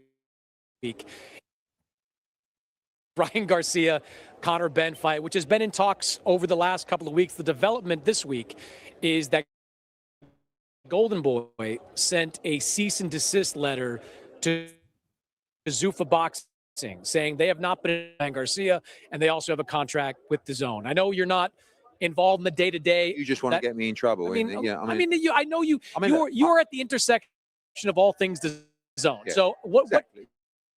Look, to be fair, in this instance, I can actually give you quite a balanced opinion because I have nothing to do with it, but I know the exact situation. Okay. And the exact situation is basically some more attracting a different lawsuit every week at the moment in boxing. Because the issue is, and I said this for these guys going in, they can't control. These guys are control freaks. They think, and in the UFC world, they come in, they can manipulate things, they can dominate people, they can, force fighters' hands to do things. It doesn't work like that in boxing. And what you have is a situation which is quite interesting, actually, because they have to deliver. Stop the presses. Let's run that back. Stop the presses. Run that back. Run that back.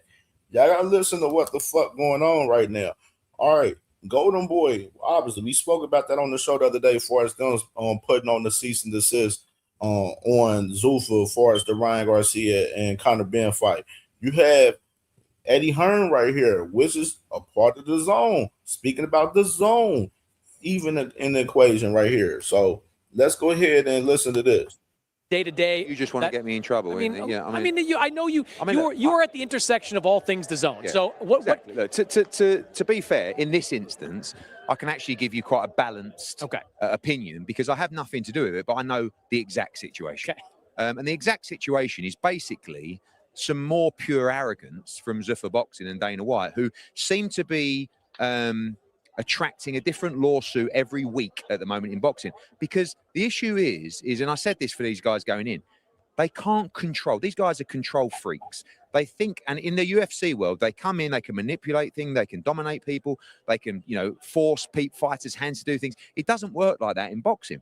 And what you have is a situation which is quite interesting, actually, because they have to deliver the Ryan Garcia fight for Conor Benn, right? And basically, Ryan Garcia is under contract to DAZN. Now, we all know that one of the great things about DAZN is their flexibility to actually work with promoters and do the right things for the fighters. We've done it on numerous occasions. Katie Taylor has been part of 2 huge fights on Netflix. In Anthony Joshua's last fight, despite being exclusive to DAZN, he fought Jake Paul on Netflix because there were sensible conversations and negotiations where our broadcast partner was respected. Dana White has no respect. So one of the most bad, right now, I would say if anybody can find Dana White's head, because it's fallen off, completely fallen off, coming into this boxing world, then please, can you put your answers on an envelope and someone can attach it back to his head? Because he's out there saying, who are DAZN? Who watches DAZN? Who are these guys? This is a guy who actually has TV contracts with DAZN. And you got to run it back. The man said that DAZN, they didn't put a cease and desist as well because the man Ryan Garcia is contracted and exclusive to DAZN, just like the man Oscar De La Hoya said. And I told y'all the last couple of weeks, as far as this fight being cloudy, man, with Conor Benn and Ryan Garcia, you got literally Dana White trying to get the fight done without Oscar De La Hoya in DAZN, which is nasty fucking work, bro, in that perspective. It's real nasty work. And you can't do that. Ryan Garcia has to have DAZN, has to have Oscar De La Hoya and Golden Boy a part of the fight. And he's exclusive to DAZN. And I listened to Sean Zettel earlier. I listened to him. He said that the man Ryan Garcia, he got 2 more fights on his deal with Golden Boy. So you got Ryan Garcia having 2 more fights with Golden Boy in DAZN, and he's over here talking about this Conor Benn fight and everything, and you got Dana White over here strolling along trying to make this fight happen without DAZN and without fucking Golden Boy. And he has to deliver the fight because they talking about they got the fight contracted for the man Conor Benn. So he got to try to deliver the fight for Conor Benn, but he has to work with DAZN and Oscar De La Hoya and Golden Boy to do so. And it's an interesting factor, and I told y'all this as far as this whole Zuffa shit with Dana White. Y'all talk about, he working with the Ring Magazine. Of course, Ring Magazine, Riyadh Season, TKO, Sella, Turkey Al-Sheikh, all of them are involved with each other. All the same party, pretty much. Understandable from that perspective. The real question that y'all don't want to fucking answer, what I've been asking y'all, is Dana White willing to work with the other promoters? Is he willing to work with these sanctioning bodies? Yeah, he's willing to work with the sanctioning bodies for certain particular fights for certain fighters that he has tied to Zuffa. But do he truly want to work with the other promoters, though? And in this case, he has to work with the other promoter, with Oscar De La Hoya, in which he has been telling his own record that he don't care to work with the other promoters. He don't give a fuck about them. He's doing his own thing. He's here to squash the competition, just like him and Turkey Al-Sheikh said when they first came up with the whole Zuffa shit to start that shit up. For UFC. In major international markets, his UFC product is aired on DAZN. What he's doing is he's throwing his toys out the pram because it's probably a little bit of an exclusive. I shouldn't even say, but I'm going to say it anyway, because actually, he didn't just receive a cease and desist from Golden Boy yesterday. About 3 or 4 days ago, he received a cease and desist from DAZN saying, excuse me, you need to understand, Ryan Garcia is exclusive to DAZN. Therefore, if you want to procure his services, you need to be having a conversation, not just with Oscar De La Hoya, damn right, he's his actual promoter, but also with the broadcaster that holds that exclusivity. But they think they can just walk in. And right now, it's a really interesting situation because if that doesn't get resolved, there will be no Ryan Garcia-Conor Benn fight. And the zone kind of hold the keys to that. And Dana hates it because not just has Dana got to have a conversation with the zone. I mean, Dana won't have the conversation because he's a puppet. But not just as, I don't know, Nick Khan or whoever it's going to be, has got to have a conversation with the zone. They've got to have a conversation with Oscar De La Hoya. And the one thing that's going to infuriate these people more than ever is that if Dana White is standing up there talking about the fight, Oscar De La Hoya is going to have to be right next to him. That's actually worth making a fight but I don't think they'll do it. I think he'll say, no, I'm not having it because this is what they do. There's no flexibility and no kind of desire to work with anybody. So that's the told y'all on the situation. If that man Dana White is not willing to work with Oscar De La Hoya in the zone for the fight with Conor Benn, for as Ryan Garcia, that fight will not be happening. They will be finding Ryan Garcia a different opponent. That's just the fucking fact of the matter, man. It's interesting to see how this shit gonna play out. It really is. Situation. Cease and desist coming out of Dana White's Green ears. Walk, Beans, salute Beans.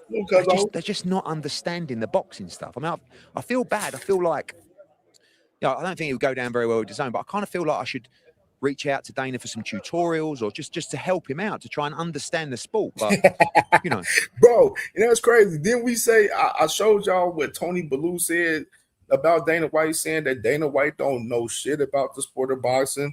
And then, of course, Ben Shalom, he was talking about Dana White. Like, all these other promoters just popping hella shit about it. It's not even just Eddie and Oscar. You got other promoters in the sport that's saying that this man fucking Dana White don't know shit about the sport of boxing. I'm not sure that he'll agree. The more direct dispute that you have with Dana White and with Zuffa right now is over who is promoting the Anthony Joshua Tyson Fury fight. Dana just this past week came out and said, I'm not a liar.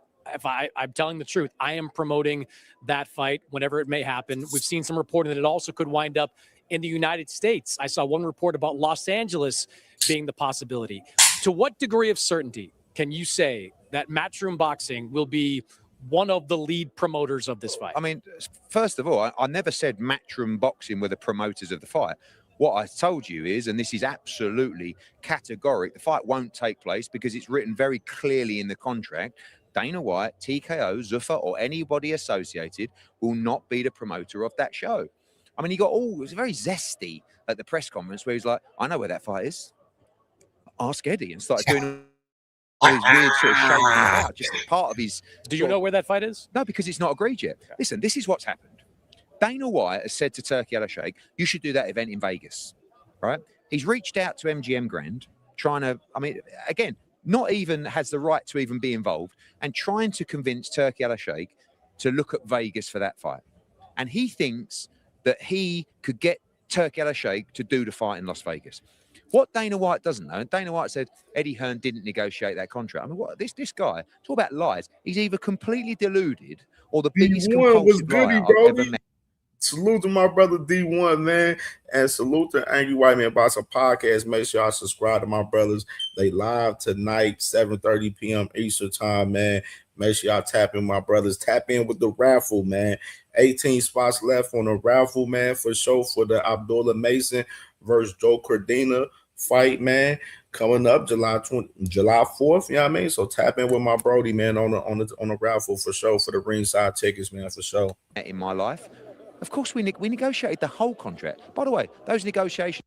Salute to my sister Azzy's Corner in the building. Make sure y'all subscribe to my sister Azzy's Corner as well, man. Salute to my sister, man. Much love, sis. Much love. Went on for 3 or 4 months. What Dana White doesn't know is, in the contract, not only does it say Dana White, Zuffa, TKO can have nothing to do promotionally with the event, it also says, at the desire of Anthony Joshua and Matchroom, that fight must take place in the UK. So if they come out and Dana wants to come out and say, yeah, I'm going to help, I mean, what he's really done is he's probably made a call for Turki Al-Sheikh to MGM, like a PA or something like that, to ask if there's any dates available.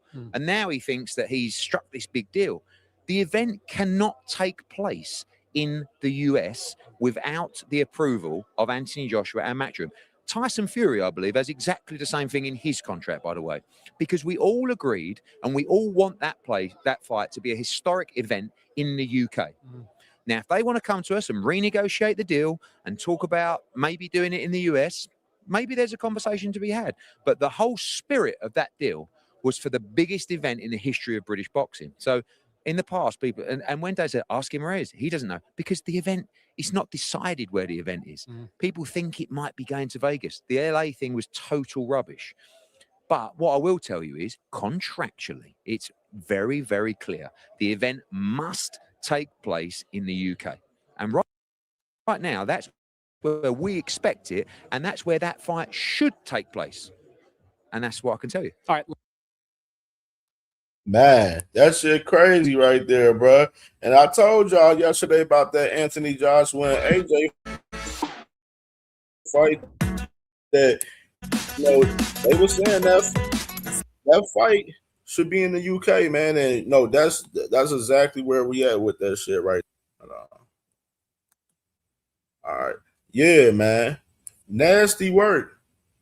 Nasty work right there, bro. Nasty work. J-Man, salute to my Brody. J-Man in the building, man. Salute to my sister, 2 cents in the building, man.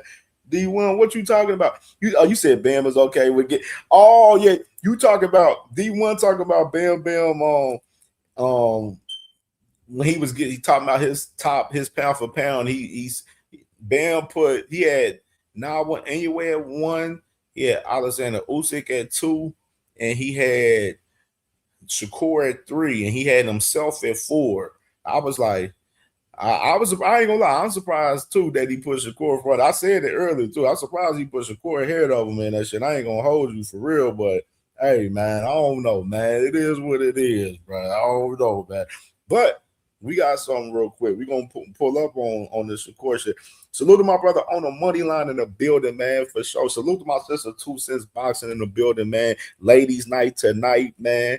After 9 p.m. Eastern time tonight, man. Ladies' night. You know what I mean? So tap in with sister for sure tonight, man, for sure. Let me pull this thing up with Mr. Shakur real quick. Gotta pull this clip. I gotta pull that up from this interview.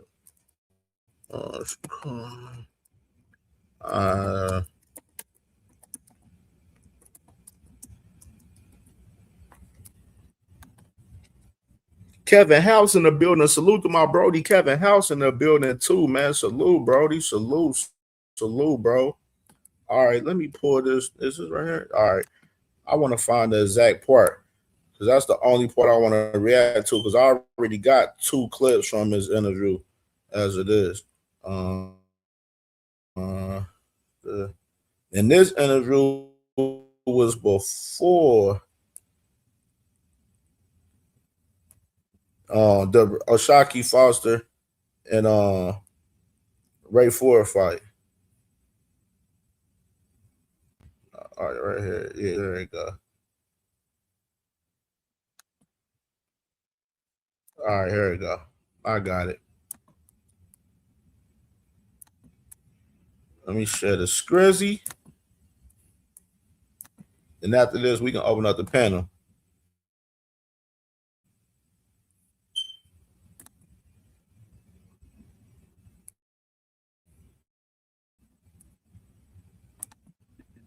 I ain't never ran, been scared of nobody. I don't have that inside of me. So the more D Lynch, man, salute to my Brody D Lynch in the building. Salute, bro. talking is the more you gonna fuel me, bro. So right now, Ray Savage got him.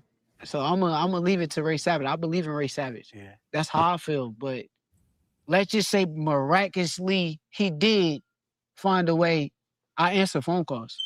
If you feel some type of way about me, I do got a real issue with him because You see the hesitation. You see he trying to think through what he's talking about right there. And he's talking about he believes in Ray Ford. Yeah, we remember what you said. You said you'll bet your house on Ray Ford. And we seen the results of that fight. We seen the results of that. But then you go on to say, like, I ain't really got no beef, but then I got beef, right? Like, this dude, this is what I be talking about right here. You got smoke with a Shocky, bro. Just say that. You doing all this extra goofy shit, man. He a jealous type of dude. But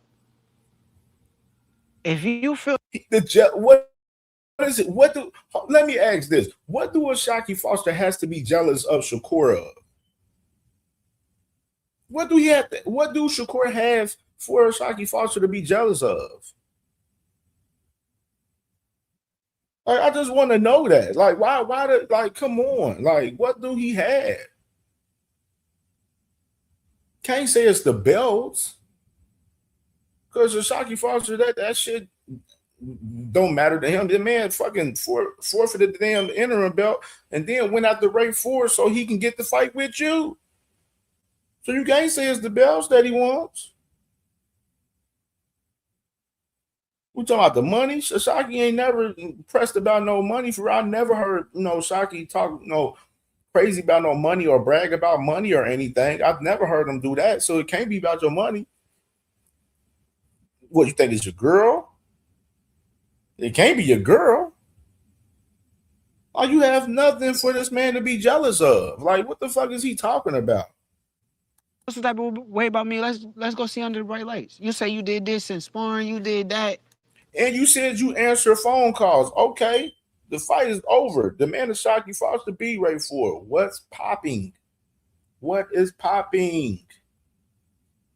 It's still over a week later. It's almost 2 weeks later, and we still have this man Shakur Stevenson not being able to be a man of his fucking word out here. And y'all just be fucking acceptive of that shit. Cause that's where y'all do got history though. Y'all done been in the ring. Right. That's where my main issue with him comes from. Okay. My main issue comes from he get on the camera, he don't have integrity. Like he just lie.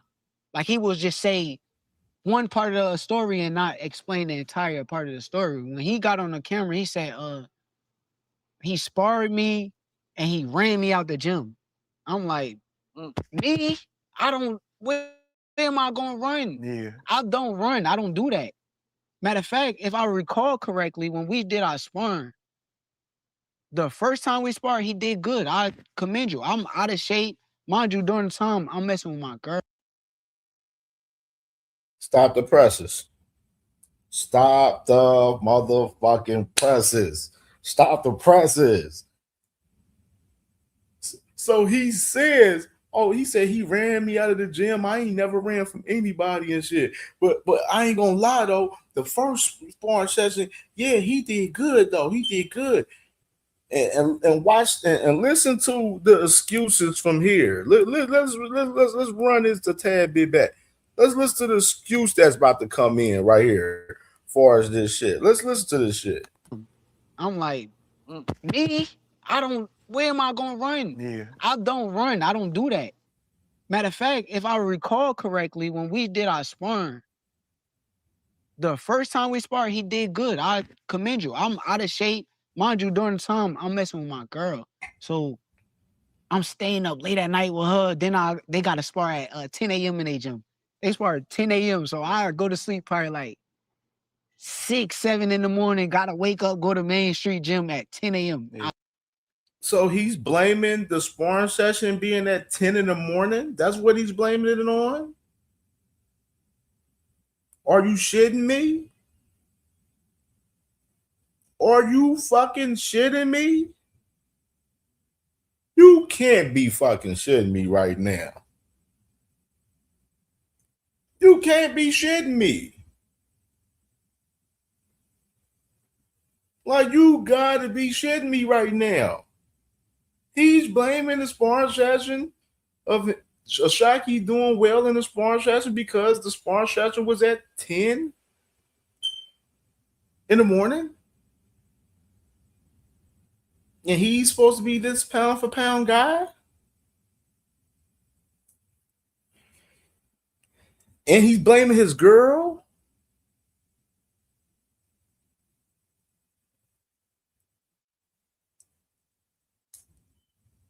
talking about his girl. This is, bro, come on. This is, oh, Lord, geez, Louise. Run this back, Lord. Dog, why does this man do interviews? Why? I'm trying to understand this. Why?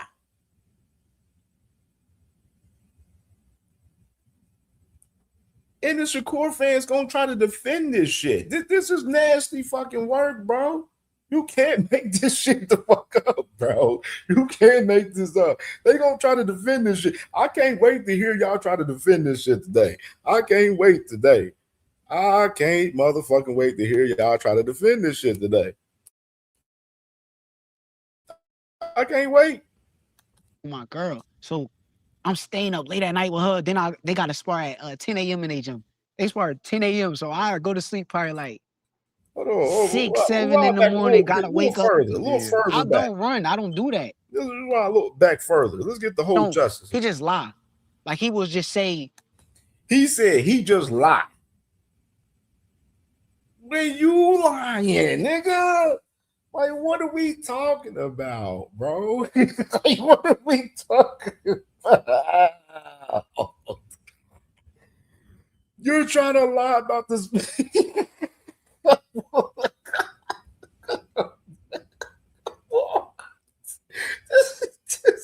can't make this shit up, bro. What? Like, bro, you can't make this up, dog. You really can't make this up. Like, this dude is crazy, bro. This is crazy. One part of the story and not explain the entire part of the story. When he got on the camera, he said, he sparred me and he ran me out the gym. I'm like, me? Where am I going to run? Yeah. I don't run. I don't do that. Matter of fact, if I recall correctly, when we did our sparring, the first time we sparred, he did good. I commend you. I'm out of shape. Mind you, during the time, I'm messing with my girl. So I'm staying up late at night with her. Then they got to spar at 10 a.m. You staying up late with her, that's your problem. Shakur, that's your problem. You want to stay up there with Lil Lyric.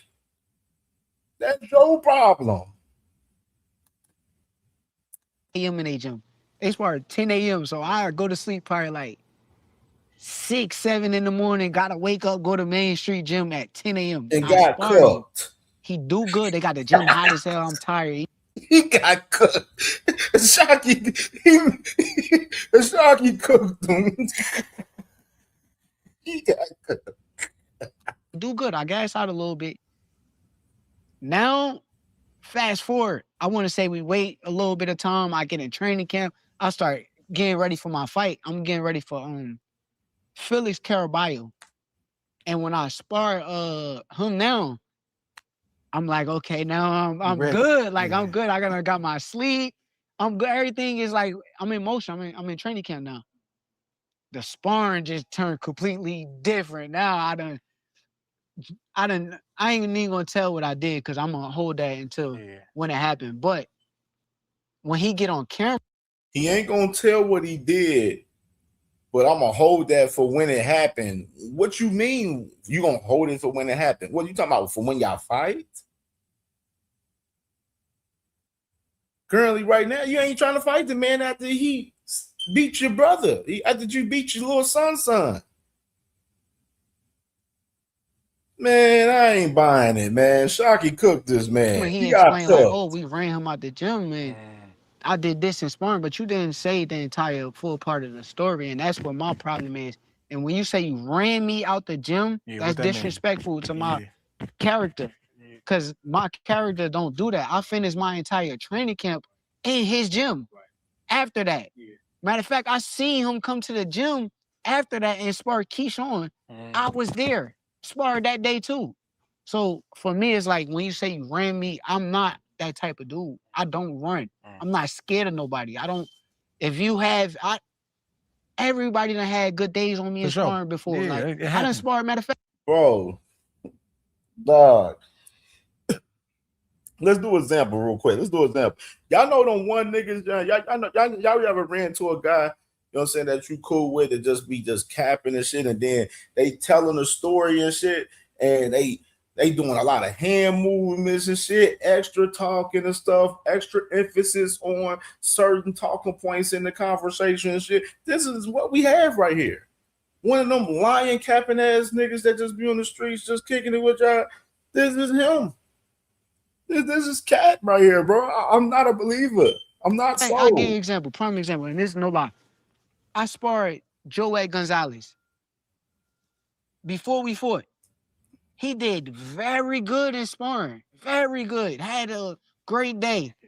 To the point where I tried to offer him some step aside money because I was dating his sister at the time. When I offered him the step aside money, he said no. I know why he said no. Because he felt like he was going to beat me. So if that's... Stop the presses. Question right here. Plot twist.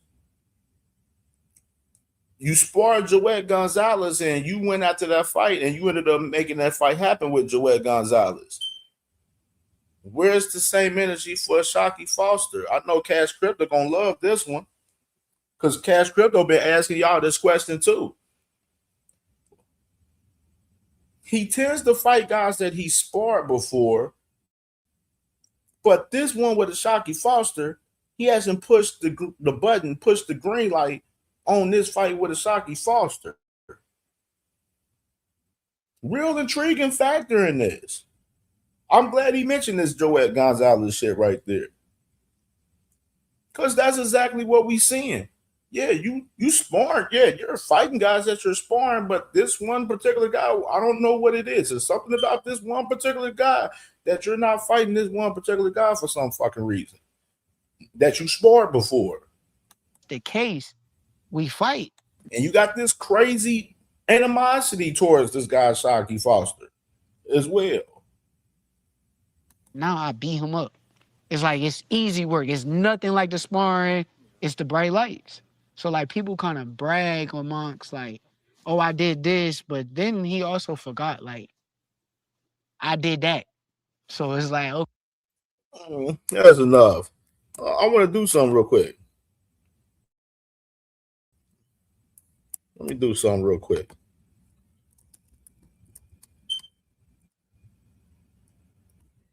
Do something real quick.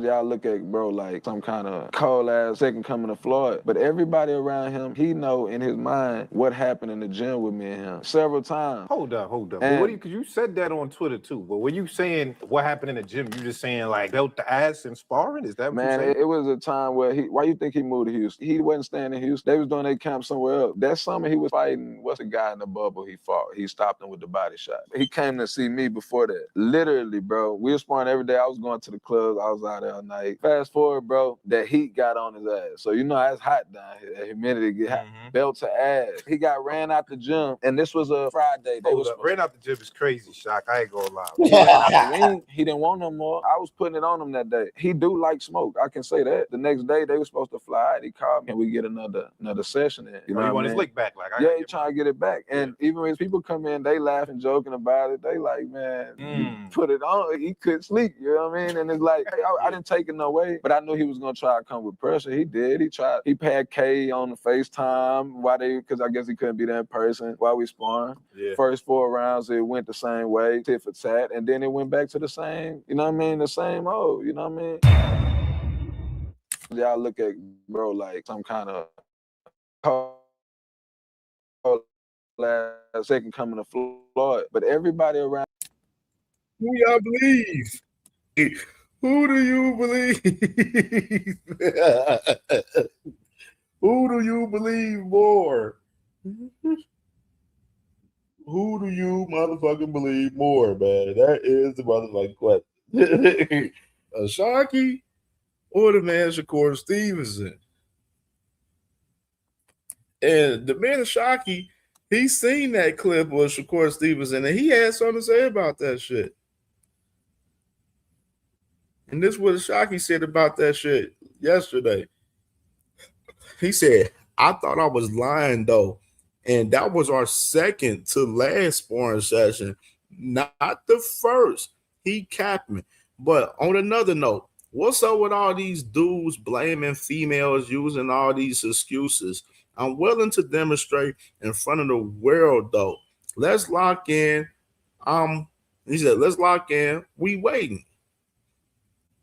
So you got the man of Shocky, man. He still on bullshit, standing on business. Like, what's up with all of the excuses? You know what I mean? With the female, like him, the girlfriend excuse was nasty work, man. And I'm just saying right now, I don't believe Shakur Stevenson, man, before it's that spar session. That's just my personal opinion, brother. My personal opinion. But let's go open up this panel, man, for sure. You know what I mean? Salute to the family, man. Make sure y'all smash that motherfucking like button, man, for sure. And let's get some, you know what I'm saying, some motherfuckers supporting the Cash App, man. Let me get like 3-4 people to, you know what I'm saying, support the Cash App, man. Any donation, man. You know what I mean? Support this grind. Grizzly, man, we're going to be on here for a lengthy time today, man, for sure. So definitely let's go ahead and get this thing cracking, man. Let's get some motherfuckers supporting that Cash App on this grind. And hit that like button. Panel, y'all already know the vibes, man. One mic, don't talk over everyone, man. Keep the talking points a little limited, 2-3 minutes, you know what I mean, for sure. Don't talk over myself. If I say stop the presses, make sure y'all stop the presses, what you're doing. And let CamJ pop his shit. No Radio Hacker, still suspended. $50 if you want to come back, Mr. Radio Hacker, by the way. And you already know. No rap cap, man. No capping and chatting, man. You know what I'm saying? And salute to my brother Tim Carey, man, with the $5 banger in the Cash App, man. Salute to you, Brody, for sure, man. Appreciate you, bro, for sure. And let's get this thing cracking, man. Go ahead. Link in the chat. All right, man. Let's get it cracking, man. The link is open, man. Open panel, man. It's lit, man. Let's get it cracking, man. We can talk about whatever y'all want to talk about, whatever we cover today. Let's get it cracking. Blaze, man, what to do, bro? Oh, peace, bro. I just wanted to say real quick, man, you've been holding it down in the mornings, CamJ. But I just got something quick to say about this. Yeah, I'm just quick about this, man, because anybody who know me, man, I don't hold nothing to Shakur say, man. Shakur said the darnest things. But the way he be acting in his feelings about Shock, I'm pretty sure Shock sparked him at least twice. At least twice. Man. You know what I'm saying? He had to. But the only issue what I'm thinking about is like when I'm looking at the fight, I'm looking at, hey, man, with you being 10 pounds weight difference and then just with your skill set and how you would look to see this fight, you would think, you know, Shakur would think it was easy work. And so that make you think something as well as him far as not being able to pursue it. But then also the reality is, can he really pursue Shock with not being signed or whatever they got going on with Zuffa? So that's the only thing I'm thinking. I'm thinking the business, you know, the business or lack thereof on his part, or, you know, might be getting in the way from him, you know, making the fight with Shock. And that's it, man. I'll leave my plane right there. Yeah, for sure. I mean, shit, man, real shit. Cause I was listening in on Sean Sattel and Radio Raheem, man, earlier, man. They did this little video piece on Keyshawn, Devin, and Shakur and everything.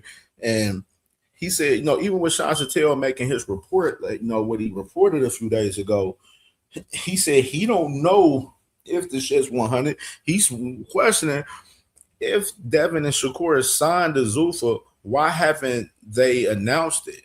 Like, what's the thing was holding them back for announcing that? Which, no, I definitely agree with them. Like, what is the holdup for them announcing it? If, you know, y'all got them 2 guys locked in, what's the holdup? Which is, you know what I think is, that's why you got people out there where it's like, shit, are they truly signing to Zuffa? Like, what's going on and stuff? Because, like I said, there's a whole lot of implications into the situation with them guys signing over to the Zuffa. You know what I mean? Or they keep their titles going over there. You know what I mean? Yeah. We already see what's going on with the, you know, Conor Ben and Ryan Garcia situation, where it looked like that fight might not happen if Dana White is not willing to work with Oscar and DAZN on that fight. You know what I Yeah. mean? The We're seeing Zupa shit is weird though, Cam, because a lot of shit is coming to the forefront on shit. the Zupa shit is weird because Zupa 10, they announced that it's going to be for the interim middleweight title. And D1 made a good point when I told him. He was like, man, listen, man, I have to see it to believe it, you know, because even though they Right. announced it, you feel me? We ain't seen it with all the issues. Then you see Golden Boy, you feel me? Talking about cease and desist with DAZN Connor too. Ben. DAZN put us. They put They the said the zone. cease on too. Exactly. Eddie Hearn, you know, always come with the T because he be mad about that stupid ass shit. So you kind of see with the Zupa, right? And then, like I said, the shit with Bill was weird because when Bill popped out, I thought it was like, hey, they got something going with Zupa. And then the way Keyshawn and them spazzed out and why they don't want to fight Keyshawn, then I'm thinking, man, hey man, he probably jumped in there to kind of like bait Shakur into wanting to accept the fight with him because I think their deal was contingent upon with Zupa. They got to figure out and lock in and agree and commit to fighting each other because that's the only way they gonna get some money. You know what I'm saying, Cam? There ain't Yeah. no way because Zupa ain't just signing them like that because at the end of the day, man, if these are your favorite fighters, man, the reality is man, they don't move the needle like that. Now, you know, Shakur did sell out the guard with Tio, but my thing is that shit inflated? Because one of the things what they did with that, what I noticed on that ring is on that card is that they also had the ring awards that day too. So January 30th, you know, or not the ring awards that day, but remember they had it like the same weekend. So Yeah. they had everybody out there. They had all the stars out there, all the boxers out there. You know what I'm saying? They put Shakur and Teal as the main line. They filled up Madison Square Garden. You know how they throw money around. So they might have inflated the spectacle. And then we just see Devin come off of being the undercard with David Benavidez fighting Ramirez undercard, and then you know De La Hoya and them claiming that they lost money and saying, and you know the word was DHP took a percentage of the net and not the gross for the Garcia fight, so they ain't even make no bread. Let them tell it. So I'm interested to see how it's gonna play out because I think if them guys is gonna really sign a Zupa, they gotta really commit to fighting each other, and then it goes into what's the risk if y'all don't fight each other first. Because the risk is either one of them fight somebody else. The risk is that they could lose, and that's why I think where Keyshawn kind of throws a wrench in the plan. Because if he pushes for mandatory and he forces Devin to fight, that's a fight that he could very well lose, and then it diminishes the amount of money they can make on the Devin versus Shakur fight. And then I just want to land my plane right here since we just getting into this. I'm looking at Keyshawn calling out Brian Norman Jr. And what that looked like is that if Top Rank puts that fight on or they put that fight on, if I'm not mistaken, you might know better than me, CamJ, is since Keyshawn's number 1 and Brian Norman's number 3, wouldn't that qualify for a title eliminator bout? And then it'll force they can the make that winner? a title eliminator if they want. It'll be they'll make it a title eliminator, and then it'll force that dude to be the mandatory for Devin. And They definitely do that for sure too. And it'll make the fight more lucrative. So that's good for Top Rank in the sense of, hey, we put together this fight. This is a good main card. Keyshawn versus Brian Norman Jr. And then the winner of that, they'll be able to make a bigger fight with Devin, because if Brian Norman Jr. win, that's a rematch, right? And it'll show, you know, that he done improved from when he fought Devin before. And then if Keyshawn win, and it looks like he's circling the block and he's on his ass, and people can, you know, some of these people still might say he earned the fight, but hey, if he shows a great performance and if he sparked Brian Norman Jr., and you know, in comparison to what Devin did, then it might create demand for the fight. And I'll just land my plane right there. Yeah, I mean another thing too, even with like the shit, it's like similar to like Andy Cruz. Like Andy Cruz, you know, he lost to Muratalla, then he come back and get, you know, an IBF title eliminator with Albert Bell. You know, after Albert Bell, you know, he was first originally supposed to be Lucas Body, but Lucas Body turned it down because he had the situation with Kid Austin. I mean, so which, you know, look at how that shit turned out. You know what I'm saying? Now Kid Austin possibly, you know, up here negotiating the fight with Tank right now, and then Lucas Body just sitting there looking stupid as fuck. He could have been in a situation, you know, where Andy Cruz is at with the IBF, because that situation with, you know, Albert Bell and Andy Cruz, Muratalla, it's a high possibility that Muratalla moves up to 140 after this fight with Robson Casaciel, unless he gets a unification, because that's what Muratalla recently said, that, if I can't get a unification, then most likely I'll probably move up to 140. I mean, so if Yeah, you don't and get it a makes unification, sense that he wants the and that unification IBF because there's fight no July rehydration 18th with clause. Andy Cruz. Yeah, and then that July 18th, that IBF title eliminator with Andy Cruz and Albert Bill, that'll turn into an actual title fight. You know what I'm saying? The Vega title fight, damn near. You know what I mean? Oh yeah, you talking about if Muratalla moved up? Yeah, you move up, Yeah. that'll end up being those guys fighting for that title pretty much. And we Pretty gotta give Andy Cruz credit, man, because that was a very close fight. I think if he just wasn't in that amateur style and he sat more on his punches, like Bozy was trying to tell him, he could have won that fight. I seen And so somebody the try to fact shit that on Bozy the other day about that fight the other day. I was just like, nah, I that mean, wasn't Bozy. that was That wasn't Bozy. That was Andy because that Andy was was on the styling. He was fighter at switching that point. stances. Yeah, he was switching stances. He was doing all the shit, but he wasn't sitting on them punches. And Muratalla was just walking him down the whole fight. It was a good fight. I feel like he could have won the fight. I'm gonna give a shout out to Cruz though to jump right back in to go from Muratalla, take that loss, and then go to Albert Bell. He's a dog, man. I'm gonna definitely be tuning in. That's a fact. Let me go with T Hill, man, and then my boy D Free, man. What's good, T Hill, the commissioner? Hey man, what's good with you, Cam? What's good, Blaze? What's up with the D Free? Oh man, chilling, So brother. I'm gonna come in with saying this, man. First and foremost, off the piggybacking off of that, I thought Cruz won the fight. I mean, when you looked at them after the fight, one looked like they didn't go to the club, the other one looked like they'd been in a fight. Yeah. And I just think that the inactivity was what caused him to get that fight taken from him. I thought he did the better work in the fight, but I ain't mad at it. Moritai did cut that ring off something phenomenal. I give him that. He looked phenomenal doing that. And he was more aggressive in the tail end of the fight. And, that's where they put most of the weight on the fight. So I ain't mad at it. It was a hell of a fight. I thought that both did well in that fight. I got a lot of more respect for Moritai off that fight. That being the case, man, people gonna hate on Bozy because of boots. Period. Point blank. And that's it. That's all. With regards to my man Shakur, as you left off with, man, I'm gonna say this. This is Shakur right here. Shakur is a tremendous talent, but he got issues upstairs, and sometimes he got to validate himself, and he says the darndest things, like my man Blaze said. So you gonna put the performance on you getting some putty. I knew Lawrence Taylor. He used to go out there off the wildest ish. I mean, on stuff galore. Stuff that probably you would go to jail for if you got pulled over. And he would dominate. Michael Jordan would go out there, party, drink, bang broads, and go out there and dominate. You baby go. You better go out there and dominate, man. We don't want to hear that I was out there messing with my girl late last night. The bottom line is this dude is the same dude that told people, I don't really want to talk about dude. I don't want to talk about dude. Then went and had an interview and said, hey, I want you to ask me about Tank. Just so he could say, F him.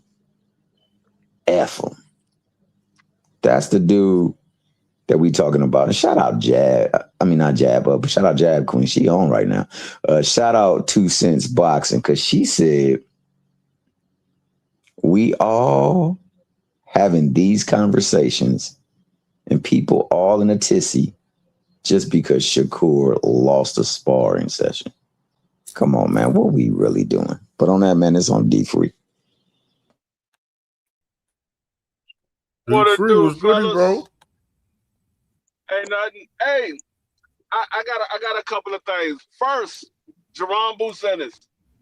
When I seen Jerome Bucenis walk into Wawa and started grabbing all the little snacks and goodies, Yes. the first thing that came to my mind was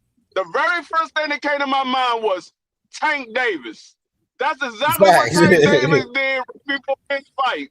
He was going getting all the little snacks and goodies. That's the first thing that popped in my mind. But hey, if people say that Jerome Bucenis wasn't punching, y'all better go watch that video again, because he knocked that dude clear across the ring.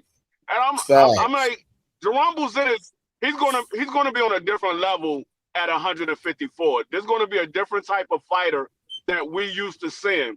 He's not going to be the same guy that was at 47. And the guy that was at 47 was a very good fighter. He's going to be a lot better at 54. And it's going to be a little scary to see how good he can be. But going to Shakur, I had always said, and if people been watching me, they know I say this all the time. People keep saying, oh, it's an easy fight. Well, if it's an easy fight, why you don't go get the easy money? I don't know anybody that don't want to get easy money. I agree.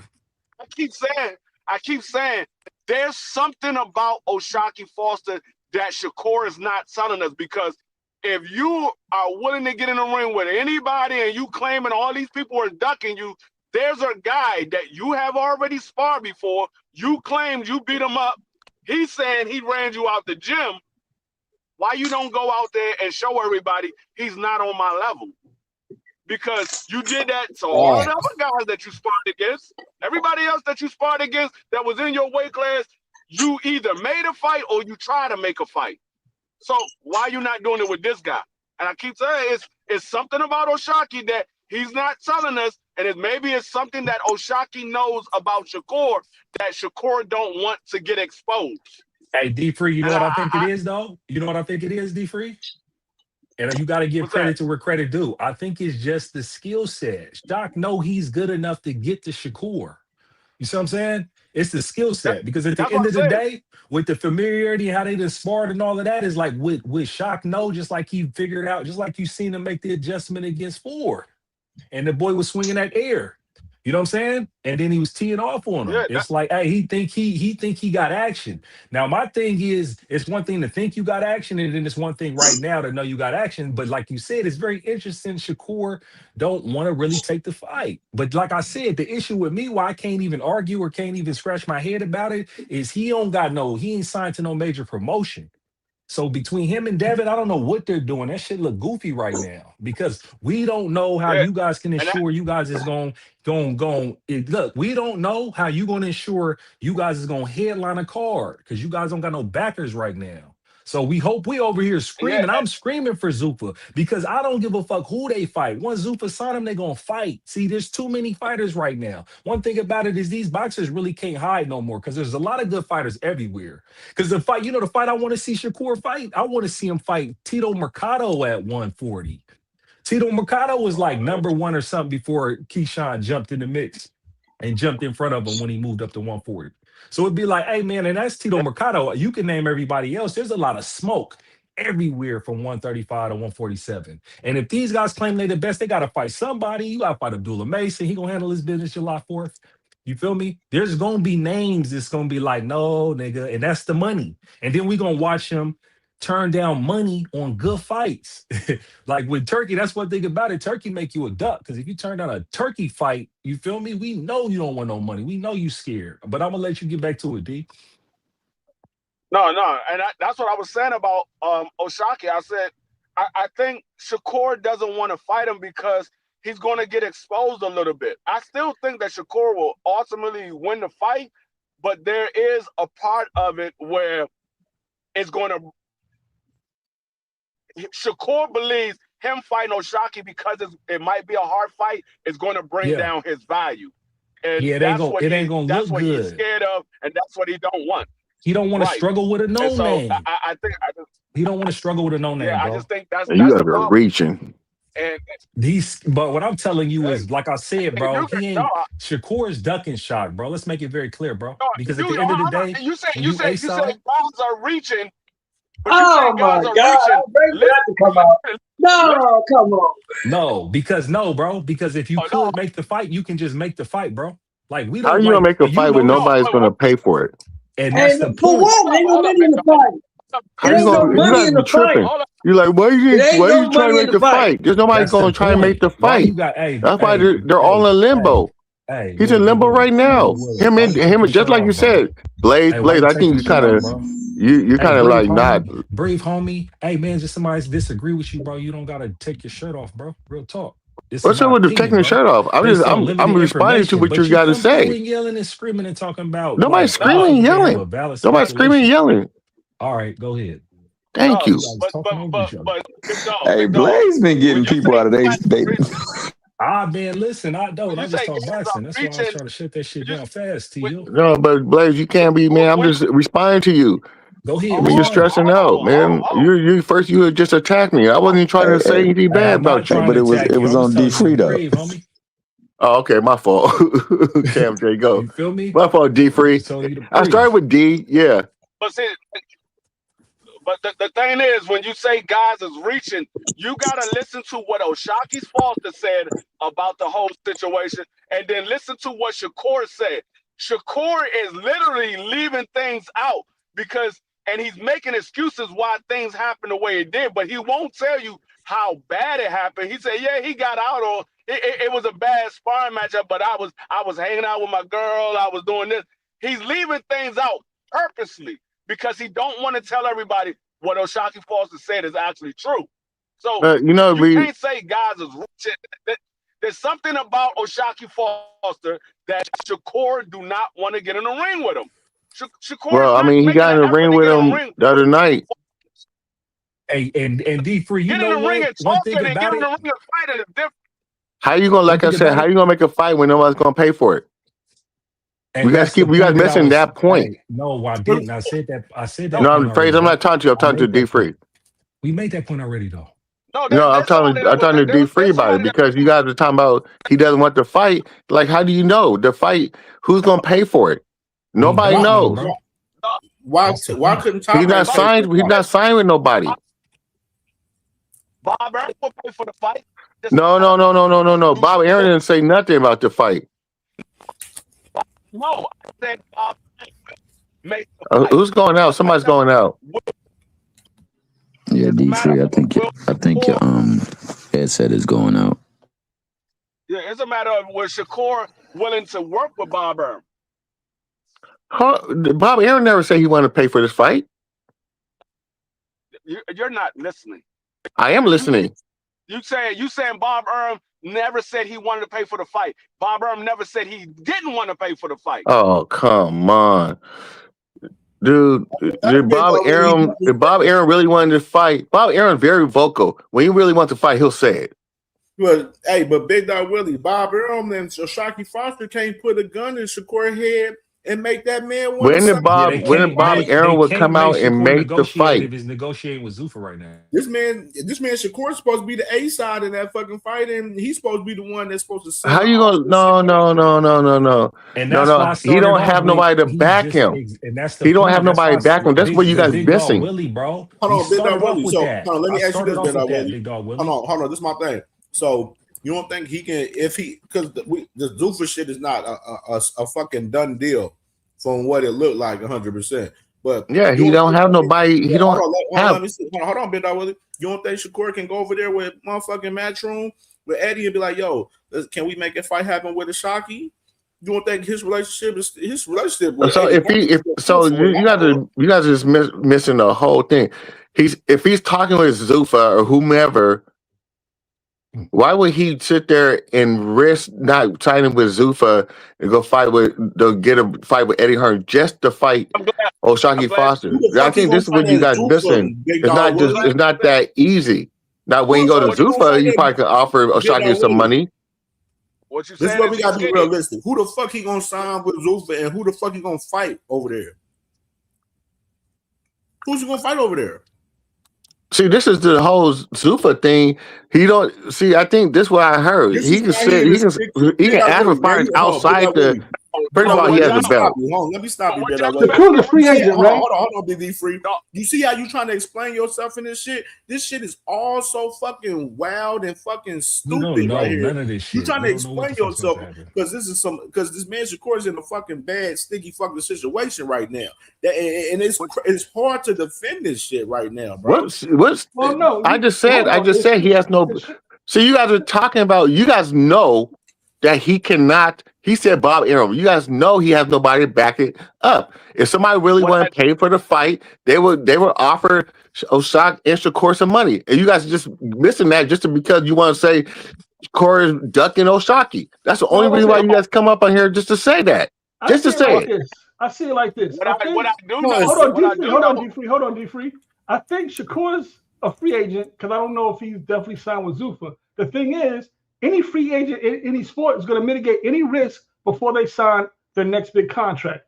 And yeah, they probably could pull together a one-fight deal for Shaq and Shakur. But if I'm Shakur, I'm not taking that fight because I want to look good to my next suitors. You don't want to take a fight and Shaq actually makes the fight a good fight. Yeah, you win, but it's a good fight. Now everybody's looking at you like, well, hold on. Do we really want to sign this cat who really doesn't have a strong fan base anyway? So, he has to mitigate his risk. And I hear him, I'm not going to fight Shaq until I find out what's going to happen with Zuffa or whoever I'm going to sign to. But for me to fight him right now on a one-fight deal and risk Zuffa or whoever Matchroom wanting to re-sign me, or at least re-sign me for a mega contract, I don't want to risk that. So he's probably just mitigating his risk right now.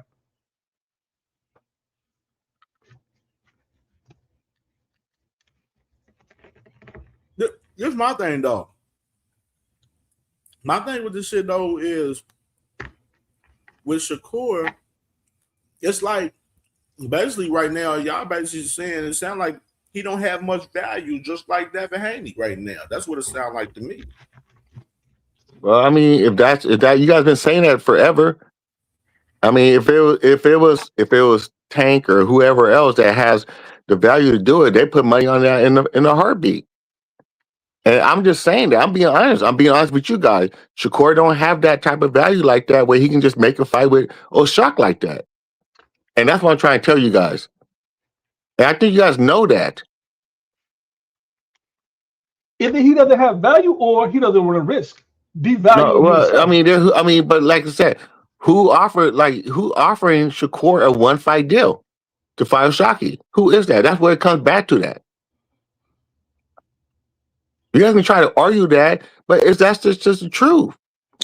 Nah, I think Big Dog make a point right there. I think that's why they out there making these press runs right now, because they probably could try to build the fight. Because I don't think, with me, I think that Shakur is at 140. There's plenty of wreck at 140. Why not entertain any of those fights? But instead, we got him talking about a possible fight with O'Shaki or a possible fight with Devin. One below, one above. No, let's get it corrected. He ain't even talking about O'Shaki for real. He talking about Devin. My bad. He talking about Devin. The Devin fight ain't even a fight that's gonna be manifested right now from the looks of it either. Because of this damn waiting. He talking about he waiting on the blessing of the man Keyshawn Davis. You wasn't letting that one go. Yeah, you know I was on that. We wasn't gonna let that one ride. Wait, let one ride. Which one? Coach, hold on, let me get Coach Eddie there's 2 cents of Dodger real quick. Coach Eddie, what's goody, bro? Hey, what's good, brother? Y'all can hear me loud and clear? Yeah, we hear you good. Good, yeah, man. Hey, salute everybody on the panel, man. Happy Friday, man. This why, I can remember when I was a kid and coming up as a teenager watching boxing. And ignorance, I'm gonna say ignorance is bliss, man, because I thought my favorite fighters were indestructible and nobody could beat them, and I was willing to put them in with anybody. You know what I mean? Because I believed in my guy. So now we at the information age where we know everything now. We know contract negotiation. We know who ducking who. We know who signed with who. We know all the politics of the boxing. And I'm gonna somewhat say it's kind of ruining the sport to a degree. Because we ain't getting the fights that we want for whatever reason, and we know why we not getting the fights that we want. I'm just glad that we got a fight June 27th coming up. Xander and Boots. I'm looking forward to that fight, man. And Boots is set up to take over the sport of boxing.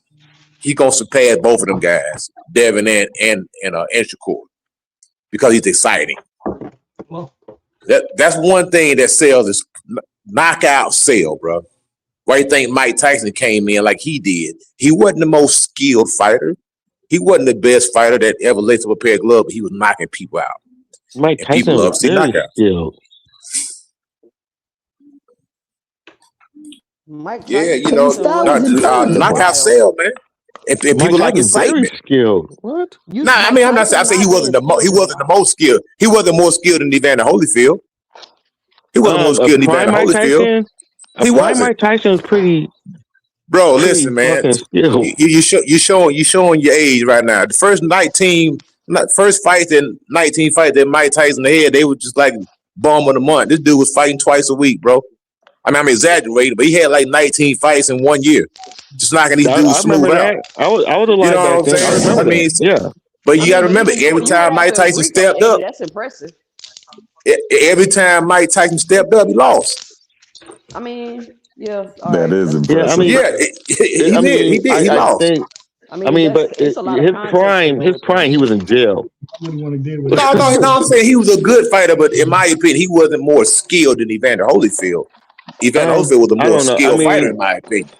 I just think that his prime when he was in jail, I think that jail stint really took away a lot of his training. Just his, I mean, like I said, I think he had more physical gifts than Evander Holyfield, and I seen and Well, he was exciting. It's gonna always be a debate. But he was polarizing. He was exciting. He was must see TV, and that's what I'm saying. When you're not must see TV, you're not gonna get the fight on a regular basis. You're not. I mean, it's a good argument, but I can't. I'm not going. I mean, that's a great argument to have. This is crazy. But what's up, y'all? What's going on? Man, I Yeah, got a lot I of think shit to that's say. like, nah, Okay, this this is my question, right? Y'all know I got a question. Then I spoke to Somebody needs to mute. He was like, he said, I've been waiting a week and a half for one of mine. So I'm trying to figure out why people keep saying, oh, they can fight on ring cards. They'll be able to fight other people on ring cards. Do y'all not see how disrespectful Dana White is being to these other promoters? Nobody else seeing that? How he's poaching fighters, how he trying to do a deal with Ryan Garcia and cut out Oscar De La Hoya. Like, y'all don't see that? And so my question is, he's already said he's doing this to the other promoters and it's so easy, it's like beating up babies. And I'm like, what in the Epstein files is this nigga talking about? Why is he talking about beating up babies? But anyway, so he said all of these things about these other promotional companies, sanctioning bodies. This is a political game that we're playing. And I don't know why y'all realize they're gonna say one thing publicly, but behind the scenes, that shit ain't how it's going. And Dana White is a perfect example of that. He's already publicly said he's not gonna work with him. Then when he realized you can't be talking like that because this ain't the UFC and you just ain't got all that power right now like you think you got, he started switching it up. But to think that these other promoters is really gonna be so amped to work with them when they doing all this other fugazi stuff, especially for big money fights. And I'm hearing the issue with Oscar De La Hoya and Ryan Garcia is the network, the Zone and Netflix. And what I kept trying to tell people, like they kept trying to blame the promoters and all this stuff for not making cross-promotional fights and all that. These people got contracts, y'all. These people got obligations to networks and shit like that. So it's not always about they just ain't want to make the fight. They just don't want to work together. They got contracts. It's the business of boxing stopping the fight. And when people say that, for some reason, people don't understand. If the Conor Ben Ryan Garcia fight don't happen, it's for two reasons. One, they're trying to poach Ryan and sneak and do it behind Oscar back. If that's true, I don't really know if I believe that, because for whatever reason, Ryan keeps re-signing to Oscar De La Hoya and then proceeding to try to make fights without him. That shit don't make no sense to me. And the second thing will be because of the network. They want the fight on Netflix, and Oscar De La Hoya is like, we got exclusive right deal with the Zone. Y'all remember that shit that Oscar De La Hoya just went through? He didn't have no network, and then he ended up signing with the Zone. So y'all need to take some of this stuff into consideration when y'all keep saying these people gonna go to Zuffa like it's lollipops and rainbows, and they're just gonna be able to pick whoever they want and go make fights. It's not going to work like they that. want to do. and it's not going to be because they don't want to do it, they don't want to cooperate, it's the promoter's fault. No, it's going to be because these people got contractual obligations. And you know what's funny to me, Cam? People consider those things when they want to. Let's take the Shakur Stevenson example. Oh, who gonna pay for it? Who gonna bring the man? Who gonna bring the man? Who gonna bring the man? Okay, so now y'all understand all the nuances when it comes to Shakur, but not when it comes to no other fighter. Who said all that? Who said all that? Who said? Wasn't you just up here, Big Dog Willie, saying who gonna pay for it and all that? Yeah, but I wasn't talking about. I was saying you act like I was saying against it. I'm agreeing with you partly. No. That wasn't to you specifically. I'm just saying in general. Now all of a sudden, people understand the nuances and how contracts work. When we was talking about Loma and how he had an exclusive contract with ESPN and how he couldn't go fight on Showtime against Devontae Tank Davis, nobody seemed to understand that point. But when it comes to Shakur, we can understand that. Oh, what network is gonna be on? Who gonna pay for it? Who gonna do this? But 2 cents. Can you imagine about Ryan and Devin? I think Ryan was gonna get a stupid bag, and Devin was going to stupid bag for that rematch. They set it up like that, and it's not just because Ryan lost to Rolly. That fight still is the biggest fight in boxing. Yes, probably the biggest fight in boxing right now. So, I mean, I don't know. Does Oscar want some of that money that Ryan will get from this fight with Devin? He's not fighting Devin. I know he's not fighting Devin because Devin don't want to fight him. But I'm just saying. But yeah, I mean, I'm talking about the Conor Ben situation. That's on. People keep thinking that Dana White, these people gonna sign a Zuffa and they just gonna fight on ring cards and keep fighting whoever they want.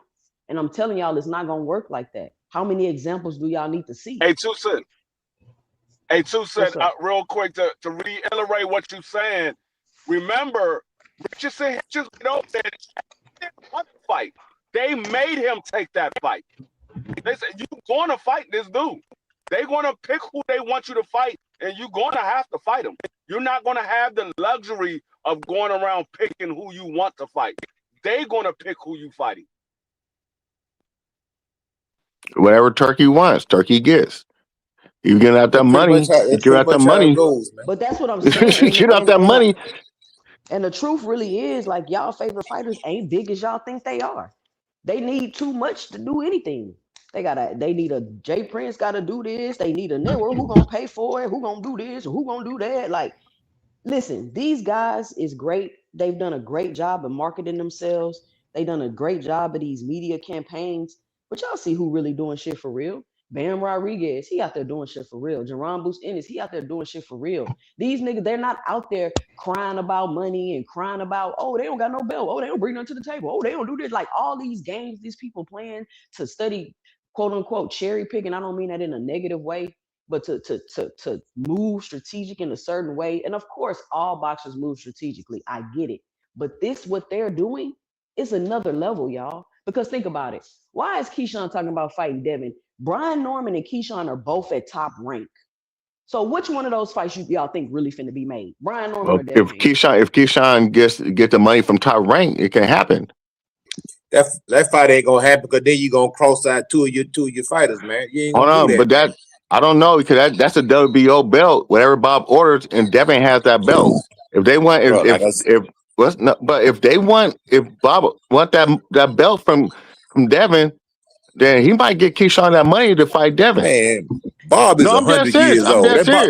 Bob is on life support. That man ain't thinking about no doggone boxing. I know what you're about to say. You know what I'm saying? That man older than Methuselah. I mean, how do you think Keyshawn got up there so quickly?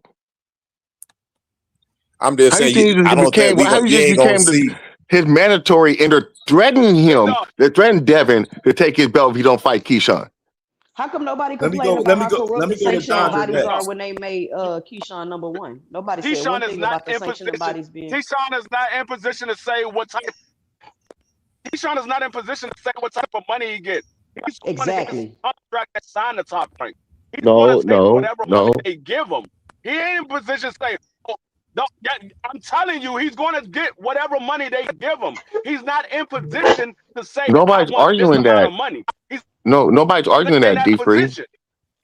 D3, nobody's arguing that. You just said you just said if they give, you're not listening. If you keep saying that, nobody's arguing. You just said if Keyshawn get the money that he wants, he'll take the Brian Norman. I didn't say that. He's not in position to say what money he gets. I didn't say that. I didn't say that. You just did. No, I did not. I said yes, that WB. I said Bill. Bob Aaron has the money to pay for the fight. I didn't say Keyshawn could get much money as he wanted. I said Bob Arum has the money to pay for the fight. That's why I Big said. dog. Can I go, man? Big Because I'm dog, you trying. said Because it. That's the reason why y'all I killing said my what I time. said. That's the reason why I said what I said. Because you said it. That's the reason why I said what I said. No, I didn't say that. I promise you, I didn't say that. Oh my God, let me go, please. Please Hold on, let me go. let me bring Dodrick in. Dodrick, man, what's goody, Brody? I ain't got. I gotta go. I gotta take some errands and shit.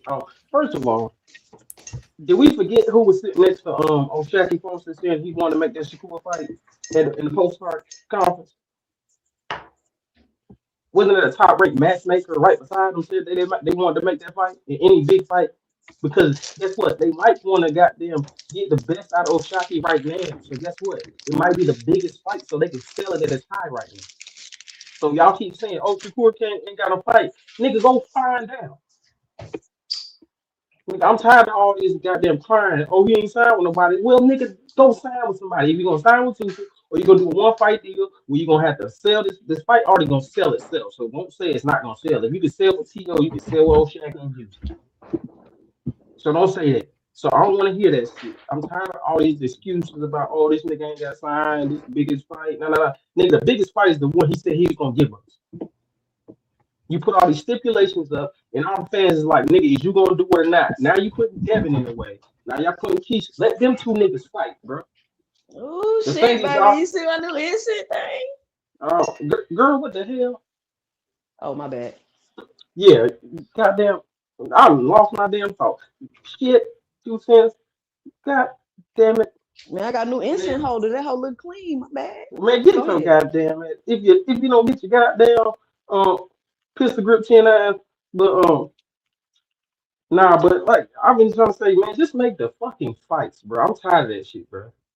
Like I'm just tired, bro. Like the Andre, fight I gonna be wish a it was huge that fight. easy. But let me ask you It this is I that wish it was guy. that easy. Willie. Can you tell me what qualifications you have to meet in order to fight Shakur? Because everybody keeps saying, "Oh, Shaqy ain't this, he ain't that. Oh, Shaqy's a champion, Who's saying that? and oh, Shaqy deserves a shot." People are saying that I he don't think deserve you it. got me People are mixed up. I saying think that. you get me mixed up with. No, see, this is what you guys. I think you guys get me mixed up with other people. No. Okay, well then you're not saying it cool. But people are saying that he doesn't deserve a shot. Who's saying that? Shakur 12 zip him and all this other stuff. And I'm just I think asking, like, Shakur is Big told dog, zipper, big but dog, big dog. You who's hold on, saying Big Dog that Willie. though? Hold on, Big Dog Willie. He's not saying you, Big Dog. So Willie. He O'Shaquie said Foster talking about doesn't other deserve a Shakur chance to fans. try to be great. O'Shaquie I don't mean, deserve a that's. shot I at trying to mean, be great. This man, Big Dog Willie thinks he's speaking. Yeah, Big Dog Willie. She ain't talking about you. She talking about other Shakur fans. Like, there's real lot of other Shakur fans out there she, think like, but she, oh you yeah, mentioned my name. She mentioned my name. That's why like I was I like, asked you because I asked you a question. If you're fight not ain't saying worth that, then it. you can't answer it. That's It's a cool. bigger fight out there for him and everything. Like, you know what I'm saying? Like, there's a whole bunch of Shakur fans out there that knows that's downplaying O'Shaquie Foster and downplaying the fight. but there's only 2 fights better than O'Shaquie right now. So, and he's not going to get Shakur's not getting. I said this after the O'Shaquie fight. I said this. I said I'll be upset with Shakur. I'll get on Shakur's ass if he don't fight O'Shaquie next. There's I only want 2 fights Shakur that to he can. sign with Matchroom. Why can't he just do something with Matchroom? And you know what I'm saying? That's my thing. What's the purpose? What's the real divide? I mean, besides the money, what's the real purpose of him being? It's always the money. And we have to see if Eddie Hearns wants to pay for it. We have to see if Bob Arum wants to pay for it. We have to see if they're going. It's always the money, Cam. And we know this. And I mean, people say it's an excuse, but it's business like that. CamJ, Yeah, what up, man? Good morning, bro. that's why them dudes was on the undercard, man. They ain't no main event fighters, man. If you don't want to keep it 100. They over Hey, there in their last meal, Coach Eddie going over there to Zuffa, man. That shit crazy, man. I thought these boys were supposed to be stars. But like that what I go back to telling with Boots, man. Boots is exciting, man. He's gonna take over the sport. If he keeps winning and keeps looking spectacular, he's gonna be must see TV. And that's what it boils down to. If you must see TV and you build a fan base, you're gonna fight on a regular basis. You're not somebody gonna have got a these lot of problems. background noise. Yeah, somebody do got mad background. I don't know who it is. I don't know if it's P Hunter. P Hunter, you got a TV going in the background or something, Brody? No. Some back there. I don't know what it is. But sound like I don't know if it's YouTube Hey, or something. hey, CamJ. But, It's feedback. It's like salute, feedback hold or something on. like that. Salute to my boy, man, Trey Skills, man, with the $3 bang in the cash app. He said, "Don't forget that Mike was smaller than everyone." Right there. I mean, salute to my brody, man, Trey Skills, man, with the love and the cash app, man. Go ahead, FaZe, man. Salute to my boy FaZe, man. Hey, man, I just got one comment, man. Hey, Shakur fans act like he goddamn Canelo to get a fight with that motherfucker, man. You gotta be you gotta like, what the fuck? To get a fight with Shakur. You got Shocky right there. You got Shocky right there. And then you got Devin say, oh, okay, I'll come down with the Zuffa money. And then these niggas still won't tell him to fight. They ain't telling him to fight nobody. You believe Devin? Devin be on that same bullshit phase, so You know, yeah, that's they don't act like this believe. nigga Yeah, you talking Shakur about is Devin? Canelo or something. No, FaZe. That nigga ain't no Canelo. That nigga ain't no Tank Davis. Dude, you talking about Devin? Don't bring No, up I'm talking Devin. about Shakur. I know you're talking about Shakur, but don't use Devin as that, because Devin is I worse. said Oshaki and Devin. No. Oshaki, maybe. Devin, no. Oshaki maybe, but Devin no. Devin, no. Because Devin don't even want to fight Ryan. Devin don't even want to fight Keyshawn, who's up there with him. I said to get a fight and with then he wants to Shakur, fight. Big Dog Willie. Exactly. That's what I'm Devin about saying. to fight Jack Catterall. Yeah. He didn't want to fight Rolly. He want to fight Rolly, FaZe. Shakur opponent ain't gonna be too far off Jack Catterall either, because he don't want to fight Devin and he don't want to fight Oshaki. No. You're just making up stuff because you know how. Oh yeah, you're a Devin fan. That's right. My fault. I'm just saying, it seemed like no fight is good enough for Shakur. No. Devin fight just is tried good. to pump Shakur into a fight. Or Devin. That's why they can't even fight each other. Them niggas ain't even good enough to fight each other. What are we talking about? What are we talking about? No, I'm gonna leave somebody else's name out of this because I want to bring them up. I ain't gonna say nothing either. Yeah, don't say nothing. We got somebody that is not fighting at all. We got somebody who's not fighting at all right now. But we're not talking about that right now. We're talking about Devin and Shakur. Nobody's fighting right now except for Boots and Bam. No one's fighting. Them niggas ain't fighting right now either. Right, ain't nobody fighting right now. That's about the damn say. I'm about to say these motherfuckers, they supposed to be active and they ain't fucking fighting. They ain't fighting. These niggas don't even know where they gonna be fighting at. Well, I know what somebody else gonna be fighting. But ain't gonna be in no ring. But anyway, ain't gonna be in no ring. I know that. Big Dog Willie, you stupid, man. It's not gonna be in the ring. I'm dead serious. That's why they be adopting other fighters. Anyway, I'm sitting there. So you only can be a fan of one fighter. Adopting other fighters. Big Dog Willie, you can only be a fan of one fighter. No. You guys been adopting other fighters and then try to bring them back. That's your MO right now. Adopting other fighters. But I don't blame you. Let me say Why you getting mad at me? I'm just being honest. Big Dog Willie, I'm glad you acknowledged earlier that the man Shakur don't have that much value. It's crazy. Devin and Shakur, both of these guys not having much value, possibly hitting the Zuffa. Both of them ain't fought, well, Shakur fought this year once. Devin hasn't fought since last year in the fall, fourth quarter. It's looking crazy, man. These guys supposed to be stars, man. I don't know what. Cam, what I'm saying. These guys are going, like, I'm really shocked they going to. And the more they wait, the more Zuffa can lower their value. I'm really surprised. Hey, CamJ, you remember when they had them PPP loans and then they stopped them and then it was niggas that still thought some of them PPP loans was coming through? That's what Devin and Bill been doing, man. And I don't like it. Man, Bill capping ass don't know what the fuck going on. He's still trying to get some of that out here, bro. He's still trying to get that free money. That's all he's doing. I think Nose Candy Bill got a little Finny mixed in this shit right now, man. Man, in there, man. That nigga Bill might be Devin's downfall because he a money hungry nigga, man. I'm telling you. That nigga is hunting for a bag. And until he and fuck just like fuck around and get the wrong bag and then the shit be fucked up.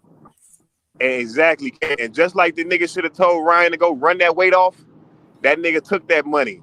And he, you know what I mean? It's shit like that. I don't know. Bill be on some money hungry shit, man. Bill be on some money hungry shit.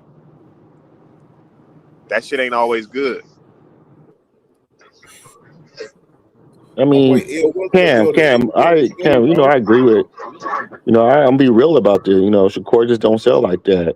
I think sometimes Shakur think he sell like that, but he knows he don't sell like that. But I just want But hold on, Big Dog Willie, this was confusing me. It's like he's trying to do this fake free agent shit like Devin Haney too. And it's like, why can't you just lock in and get with Eddie Hearn or somebody? because I think I feel you, but Eddie Hearn's got Boots. He's focusing on Boots. All the money's going to Boots right now. He's his next AJ. Boots is next AJ. Big Dog Willie, I'm glad you reminded me because Eddie Hearn ain't put no money behind Shakur. That's his next AJ. I mean, Boots.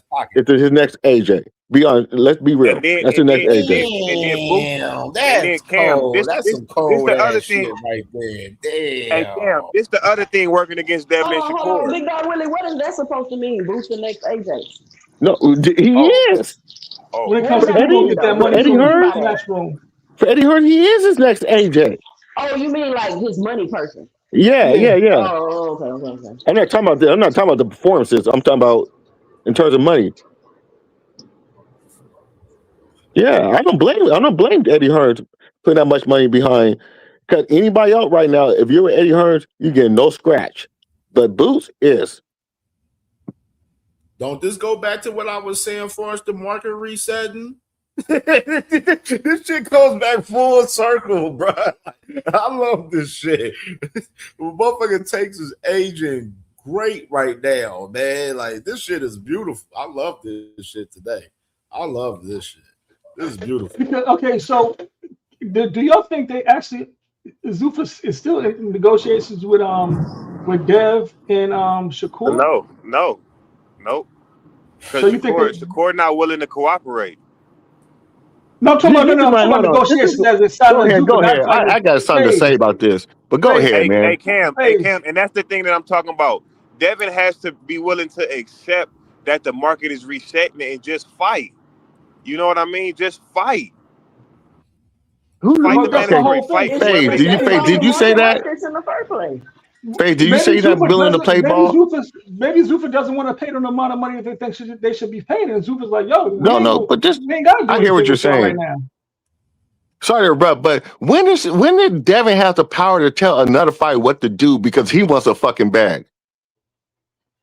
Why don't Shakur want a bag if he can whoop Devin ass? No. Don't try to bring it on because Devin wants to fight Shakur in this situation. He's trying to bring him up. If he can, Devin wants to fight him and try to bring him up to his weight class. That's the problem with you hating nice or hating those clans where you got Devin don't run shit right now. All right. Put it like this. If a guy that you know you can beat is trying to fight me and I'm getting a big bag, why not fight him? So that's what Devin wants. I can't. That's what Devin wants. That's not what Shakur wants. That's not what everybody else. That's not. No, listen. That's not what Devin wants. Devin wants that because Devin has nobody to fight. Moonwalk, nigga. No. Who the fuck did Devin? Who is Devin right now? Who can he tell who to fight? It don't matter who he is. It don't this matter is not about none of that. Devin don't have all the belts. It's not 135. Offering 25%. Them days are over. Right, and this is big money right now. Don't use big money. Honestly, Shakur don't want to fight him at whatever Devin wants him to fight at. Devin don't run shit. When you guys gonna get that through your head? No, I'm saying after Devin said 144 and we got to fight. No. Shakur said yes. No, but where's the offer? Where's the offer? Because Bill Haney lies all the time. So we gonna see, man. I think that Bill Haney finna go silent because I don't think. Man, if you guys keep on believing what Bill Haney said, that's gonna be the downfall of Devin. Because now he got to really figure out what he gonna do next. If you guys keep on believing what Bill Haney said, it's gonna be the downfall of Devin.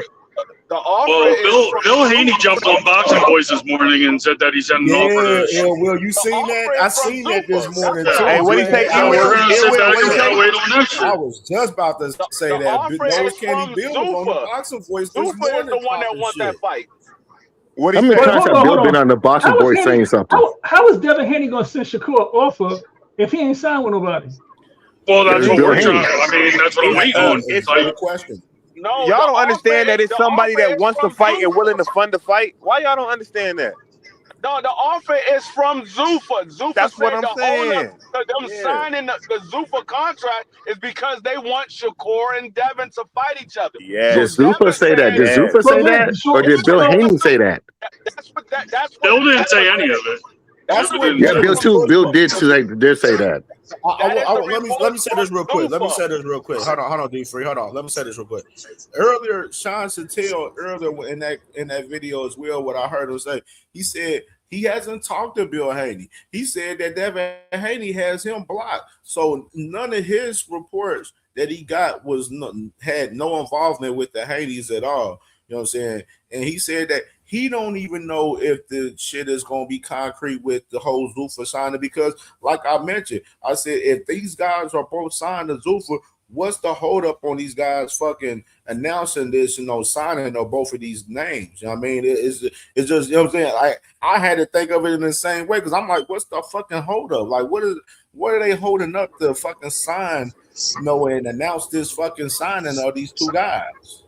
You remember him? Lawyers reading their contracts. Yeah, but you remember him saying Bill is saying he's sending an offer, but he's not sending anything because Bill has no power, no money to send an offer to anybody. So basically, they're just saying, well, Zuffa probably has everybody on hold until this fight is made.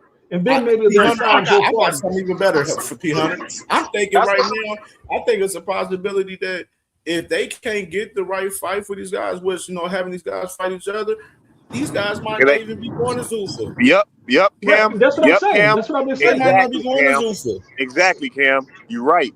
That's why I think Bill been so thirsty.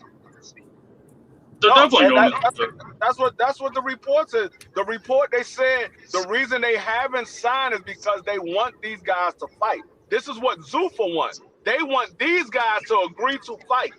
That's why they said the holdup is because they haven't agreed to fight. So that's why Zuffa hasn't signed neither one of them. That's what the reports are. So if I was going to sign the Zuffa, I'm going to have lawyers reading all through shit. Like, that contract's getting combed over 5 times over before I sign that shit. I don't trust Dana White or any of his contracts. Like 20. And you know what? That's makes a side. Jay Prince is a good businessman. He ain't like Bill. Jay Prince don't play around. He's a good businessman. He ain't Bill. So Shakur has all the cards. He's holding all the cards. Shakur might want certain dates. He might want specific dates. Like, there might be an argument going on. Like, I mean, it's negotiations. Like, nobody's gonna be like, "Oh, I need negotiations done in this week." Like, he might have 3 different lawyers coming over that shit, looking for loopholes and all that shit that Dana puts in, traps and all that shit. Like, I mean, Shakur has never been one to just sign a contract ever. Like I said, he had a good. Jay Prince is a good businessman. He didn't just sign with Matchroom like that. Like it was nothing. It was about a month. It took him about a month. Yeah, so give Shakur a little bit of time. I mean, because I'm hearing that these Matchroom's a month. That's easy because you got shit in place like the Ali Act and shit that help you out. You got a manager holding shit down. Like Zuffa's on some other shit. Like no one knows what their contracts are like. And then they got extra loopholes, and you probably got to win and do this and do that. And it's Dana White we're talking about, guys. And what happens after that Ali Act stuff passes, y'all? What happens after that? Because they sitting here poaching these fighters and doing whatever the fuck they want to do. Once that Ali Act stuff passes, that gonna be okay? Cancel Christmas for the boxers. That's what it is. Contract is a contract. If that Ali Act passes, that they want to revive the Ali Act, if it passes, cancel Christmas for the boxers. You talking about boxers overall? Yeah, it affects everybody. The boxers are part of Zuffa. The thing is, they don't have a choice. They got a choice. The thing is, we got to remember, the fighters have a choice. you have a choice whether you want to stay over there on the side where you want to be with the traditional guys, or you want to take your ass over there with Zuffa. Like, Yeah, but the thing is, if they revive the Aliyah, if they revive it, and the promoters and the managers and all these guys that's in charge of helping these guys get the fight, now they have the say so. What's to say that these promoters don't do the exact same thing that Turkey and Dana White trying to do? They have the freedom to do it. If they revive it, they have the freedom to do it. Right now, the Ali Act was stopping them from doing that. But now, if they revive, 2 cents. You read the Ali Act. What's going on? hey, we're not doing it because they don't want Zuffa involved in boxing. But if they have the freedom to do it, ain't nothing stopping the promoters from doing the exact same. That's why I say it's canceled Christmas for the boxers, because all of them are affected by that. I'm gonna have to put something together so I could show the differences and what's changing. I'm gonna do it on 2 Cents Ladies Night, because that's usually where we go over the paperwork and stuff. But shit, it don't matter. I show people paperwork all the time. They ignore it, the facts, and still run around saying the same dumb shit. Right.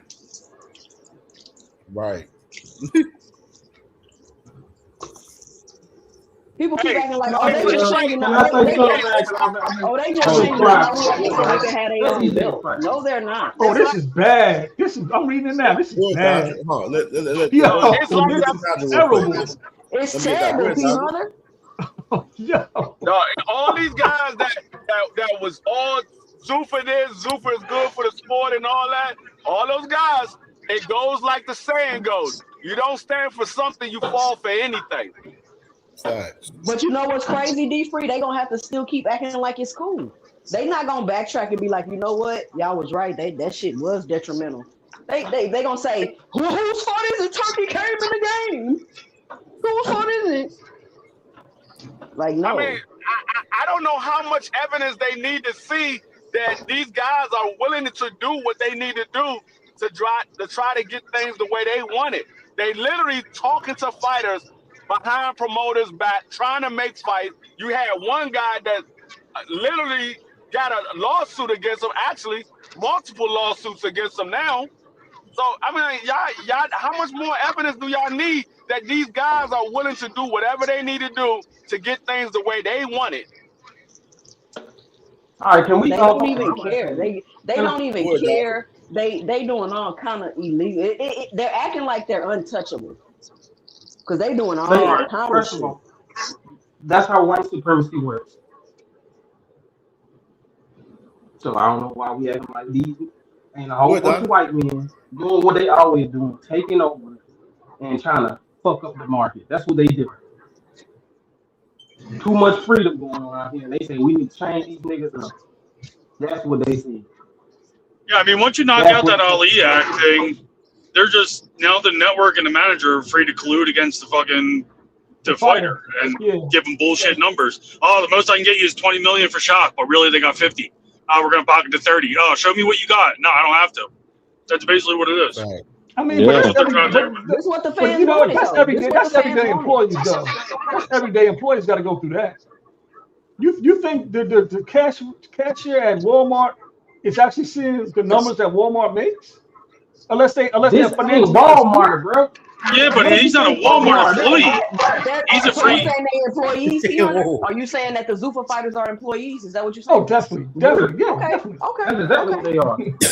That's exactly what they are. They want to take the freedom away from boxers. That's what they want. These niggas got too much freedom. Let's put these now, if they're smart, if you're a boxer and you think outside the box, they could see the financials for for what's his face, whoever owns 2 Cents head company. I can't remember. 2 Cents. I can ask you a question. 2 Cents. Can I ask you a question? Yeah. Because you know about the Ali Act better than. Hold on, after P-Hunter finished talking, you can ask. Oh, my fault. Right. I mean, if they, which they probably not, but if they really kind of trying to figure out, are they jerking me on my money? They will literally have to like go to TKO and look at TKO's financials, and hopefully can pick out what Zuffa's doing. And it's just gonna be a train wreck for them if they want to fight the money that they're getting, saying, "Hey, we're not getting the money that we should get." They've just basically they're gonna give that up. Well, you heard Eddie Totally give Hearn. He that up. said the UFC fighter is getting 1/50th of the revenue. If that ain't slave wages, I don't know what the fuck is. 1/50th is wild. This is In not every this is sport, not a job, y'all. This is the entertainment industry, bro. Like they should be trying to negotiate and get as much money. All I keep hearing is they pay them fighters what they want. They putting their life on the line. So does that change with Zuffa? Y'all don't give a fuck. They putting their life on the line. so do football players. Football players have a collective budget. Football players get a piece of the television, everything. Is Zuffa gonna do that for boxers? No. No, because they don't have a union. They don't have a union. So why would? Anyway, that's a whole Them different niggas gonna story. put that uniform on and get out there and fight, nigga. You don't have Basically. unions. Listen, when you're an independent contractor, you don't have unions. Entrepreneurs don't have unions. I was saying that as a joke though. But Zuko will put like a non-union clause in their contract. Yeah, probably. Yeah. Big dog, Willie, you're 100% right, because I do contract work, and you're right. I mean, even with me, I mean, I'm doing like when I'm doing my contract work or whatever, I'll try to go through a third party, so at least the third party can try to protect me. But if not, I'm on my own, and I gotta deal with whatever the company is talking about. It's up to me whether I accept it or not. I work in healthcare, and we have a pretty strong union, but we fight. But every 3 years, when our contract comes up, we fight with our company every single time. So I just, if these fighters don't have none of that, I know they're getting screwed over. So, man, it just sucks, man, for these fighters. Who is it getting screwed over? You think the dude out there hanging drywall? You think he ain't getting screwed over? Oh, think no, the dude out there cutting grass? You don't think he getting screwed over? I'm getting screwed over. I know that, but that's just how we all are. The rich get richer and the poor get poor. Welcome to America, brother. You know what I mean? It is what it is. Let me ask y'all though, what's y'all perspective on that shit with the zone putting and Golden Boy and Oscar putting the cease and desist on? They're 100% right. What's y'all thoughts on that shit? Ryan Garcia won the title and he was extended for the fight in the contract. So I mean, he's under contract. I heard Golden Boy's under contract. I heard Sean Sattel this morning say that Ryan Garcia got 2 more fights on his deal with Golden Boy. Yeah, because he won the title. His own. Yep. That's why everybody was like, that's why everyone was like, damn, if Garcia said he refuses to sign and he'll never fight for Golden Boy again, how come Oscar's over there hugging him and shit at the podium after the fight? Like, Oscar seemed to, it seems like Ryan Garcia forgot that he has a clause in his contract. So, they learned that from Don King. Don King, you do the same thing. That's Bob Arum right there. That's both of them. Don King and Bob Arum are the most famous promoters in U.S. boxing history. Those two guys. This is what I think. And a lot of stuff they learned the stuff from Bob Arum and Don King. It is what it is. But Don King always left. Don King came in the ring with a champion, and he left with a champion. That's why you see Don King, as soon as this guy get beat, he over there in the other guy corner waving the American flag.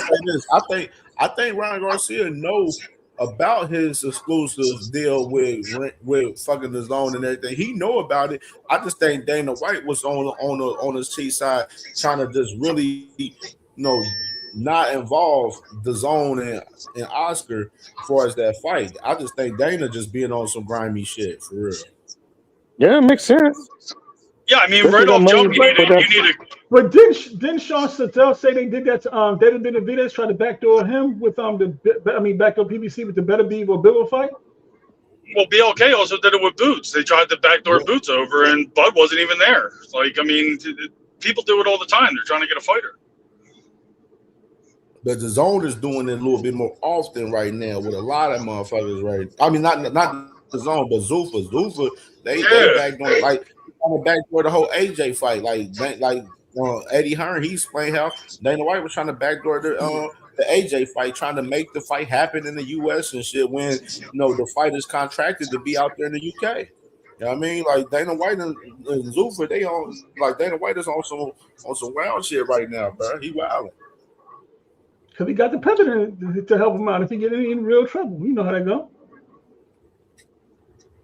Yeah, I mean, you need the networks to agree first. So you need a co-network agreement. Then once you have that, then you need the managers to sit down and have a conversation. And then do y'all think he's gonna work with Oscar? That's the thing, because with that fight, absolutely not.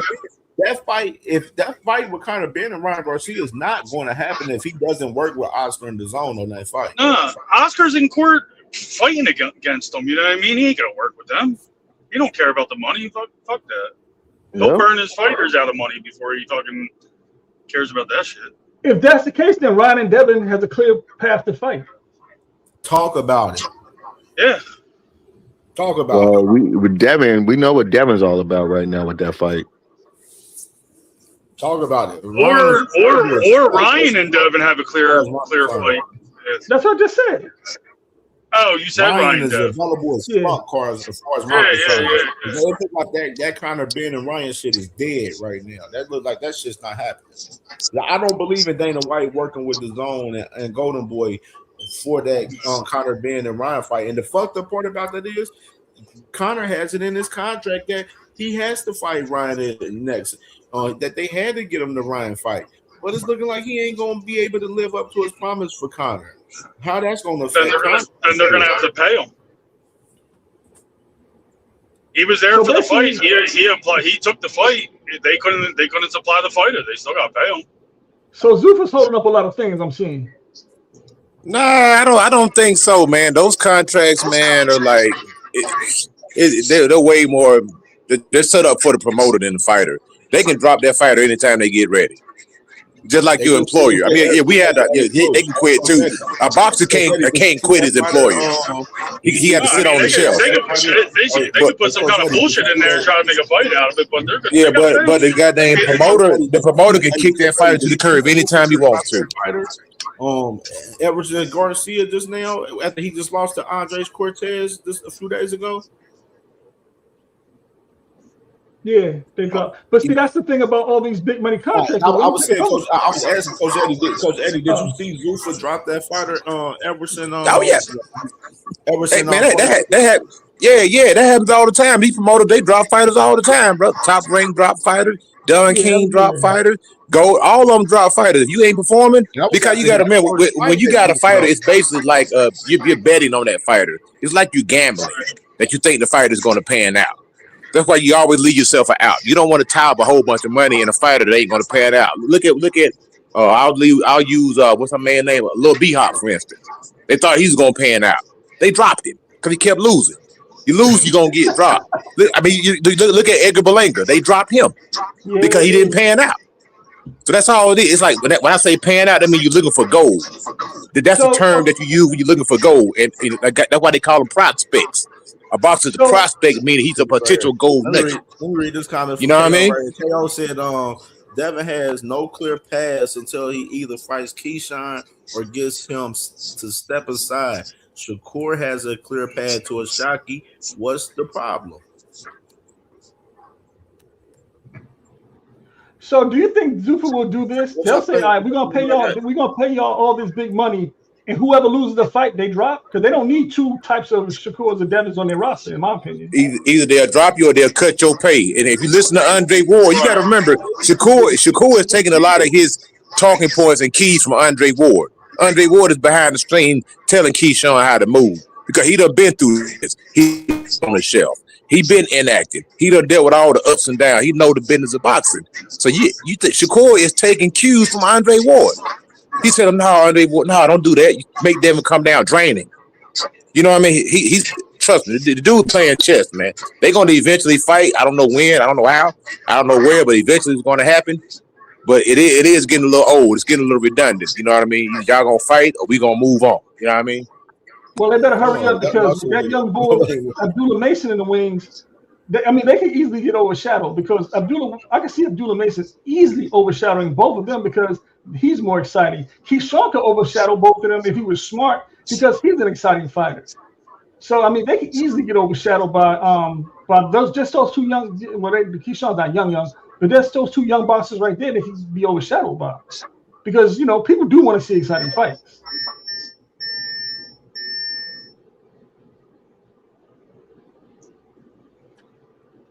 Man, I'm just trying to figure out who the fuck is the. I don't know who the fuck. I'm trying to figure out what the fuck going on with these dudes because right now, Ryan, that fight would kind of look like it ain't happening. Devin, that's the biggest fight for Devin. That fight will happen in 3 years. You always leave a fight out there just in case you can't do something else. That fight is gonna sell anytime it happens. Them dudes could be 34 years old and fight. People gonna tune in to watch. We ain't got shit going on right now, though, Coach. I know, but I'm saying the business of boxing is about longevity. It's about longevity and making as much money as you can while you can, and not leaving anything on the table. That's what you're supposed to do in boxing. Yeah, but if Devin gets beat between now and 3 years, legacy, Coach Eddie. That's what they kept telling me. No, ain't nothing about no legacy, man. No, it's about making money. You ain't in there doing that stuff for free. It's about making money. I mean, it's always been about making money. Everybody was telling me but it's that's about the biggest legacy. money fight for him, though, right there, Coach. Hey, Brian and I don't think Devin's a marinate type of fighter. These guys want to maximize their earning potential because, like, you could see it over there. Look how long the Charlos been out of the game. Them dudes ain't fought in a long time. You know what I mean? So if you ain't making no money, these dudes need a retirement check. But the thing is, Coach Eddie, is they're not. This is the challenge I'm having, right? I get what you're saying, and you're right. But instead of them letting these things happen like in a more natural manner, they're like forcing a big fight and trying to tell you it's a big fight. Like they're trying to say, "Oh, Shakur and Devin is a big fight. This fight been building for 10 years." So y'all telling me in 2016 y'all wanted to see Devin and Shakur fight? But 2 cents, just to add to your point, did anybody ask for Crawford and Canelo? But they made it a big fight because when they made the fight, people talked about it. But nobody asked for that fight. Yeah, but it wasn't really. It wasn't, in my opinion, that's still. It wasn't even a big fight, though. You get what I'm saying? Like it's a good accomplishment for Terrence because he went up and beat Canelo. But I just feel like when the fight hasn't been building, it don't got that same excitement, that same anticipation, that same nothing. Like you see how people talk about how Crawford beat the hell out of Spence. Nobody really cared that Crawford beat Canelo like that. It's just like, oh yeah, he moved up and beat Canelo. But they're always gonna talk about Crawford beating Spence. You feel what I'm saying? When you talk about Crawford, you're gonna talk about him beating Earl Spence Jr., not Canelo. Because that fight, in my opinion, was naturally built. It was a natural rival. Nobody had to go around telling you it was a big fight. Nobody had to do none of that. Shakur and Devin barely ever even been in the same weight division. Because the reality is, Devin's biggest legacy fight is Ryan Garcia. You answered your own question, 2 cents. You answered your own question. Right now, what they're doing, they're laying the groundwork. It's laying a foundation right now for later on down the road. You don't have to lay a foundation when it's organic, is what I'm trying to say. Hey, I'm trying to tell you, trust me, it happens. Look at the rap industry. Why do you think we got so many trash rappers right now? These dudes ain't got no skill, but somebody laid the groundwork and promoted them into stardom. And that's what you did. And shout out to Bill. I think Bill did a tremendous job with his son. Promoted him into stardom. Promoted him as a multi-millionaire. It's all about promotion. These promoters don't promote. Don King was the best promoter ever, in my opinion. Hands down, the best promoter in boxing that has ever walked the face of this earth. So then Bill is not a good promoter because he don't know how to make it seem organic. That's what you're saying. He's not a good promoter. He's not a good promoter. But that boy making money. If all these promoters do the same thing, I don't feel the way I feel about like what Bill is doing versus what another promoter was doing. To me, that felt more organic. This don't feel organic at all. You feel what I'm saying? So that means Bill is not a good promoter. Is that what you're saying, Coach Eddie? No, it is. I'm telling you, it's getting traction. Everybody's talking about it. All the main stations are talking. Everybody's talking about this fight. Sick of it. Hey, but at the same time, with people, okay, think about Manny Pacquiao and Floyd. Think about how long that junk dragged out, doing the same thing. It played out in media. The fight is on. The fight is off. The fight is on. The fight is off. But they weren't Finally, we telling got the you. fight. But the difference is, Coach Eddie, is they weren't telling you this is a fight you want to see and this is a big. They weren't trying to convince you of that. You already felt that way. You get what I'm saying? Look, sometimes you gotta trick the woman. You know what I mean? Yeah, they're convincing the public that you want to see this. That's what they're doing right now. And that's because and they're convincing us. But do we and that's what promotion is. Promotion is. Ain't Bill Haney in violation of the Ali Act? Somebody need to report him. I got something for this right here, sis. promoter. I got something right here. I got something for this. If somebody truly wanted, like, this fight wouldn't even have no issue if the veteran, you know what I'm saying, the fight would have been locked in. Like, nobody's like at the fucking realm to pay and fucking make this fucking fight happen. All we have is these guys currently out here between Nose Candy Bill pushing that the man Shakur don't want to fight and shit, and then Shakur talking about this and that and all of that. All we just have is just talking conversation, just capping and chatting from these motherfuckers right now. That's all we have. No talk and no action. Like, all talk, no action from these motherfuckers right now. Like this shit is pathetic, man. This shit is real pathetic. Like, and then it's guys that's actually really fight these guys, and they're not trying to fight the guys that's calling the fight them. Like, we got to make this shit make sense. Like we know Shakur and Devin's possibly not about to fight right now. So what's the point of They're definitely not fighting. Up here fighting each other? We might as well. Well, I mean, it's kind of like Coach Eddie says. Hold on. Ryan Garcia, he available. Devin, let's get this going. Ashaki won't smoke. Shakur, let's get that shit going. Like, this whole Devin and Shakur talk is all bullshit because the fight's not fucking happening, bro.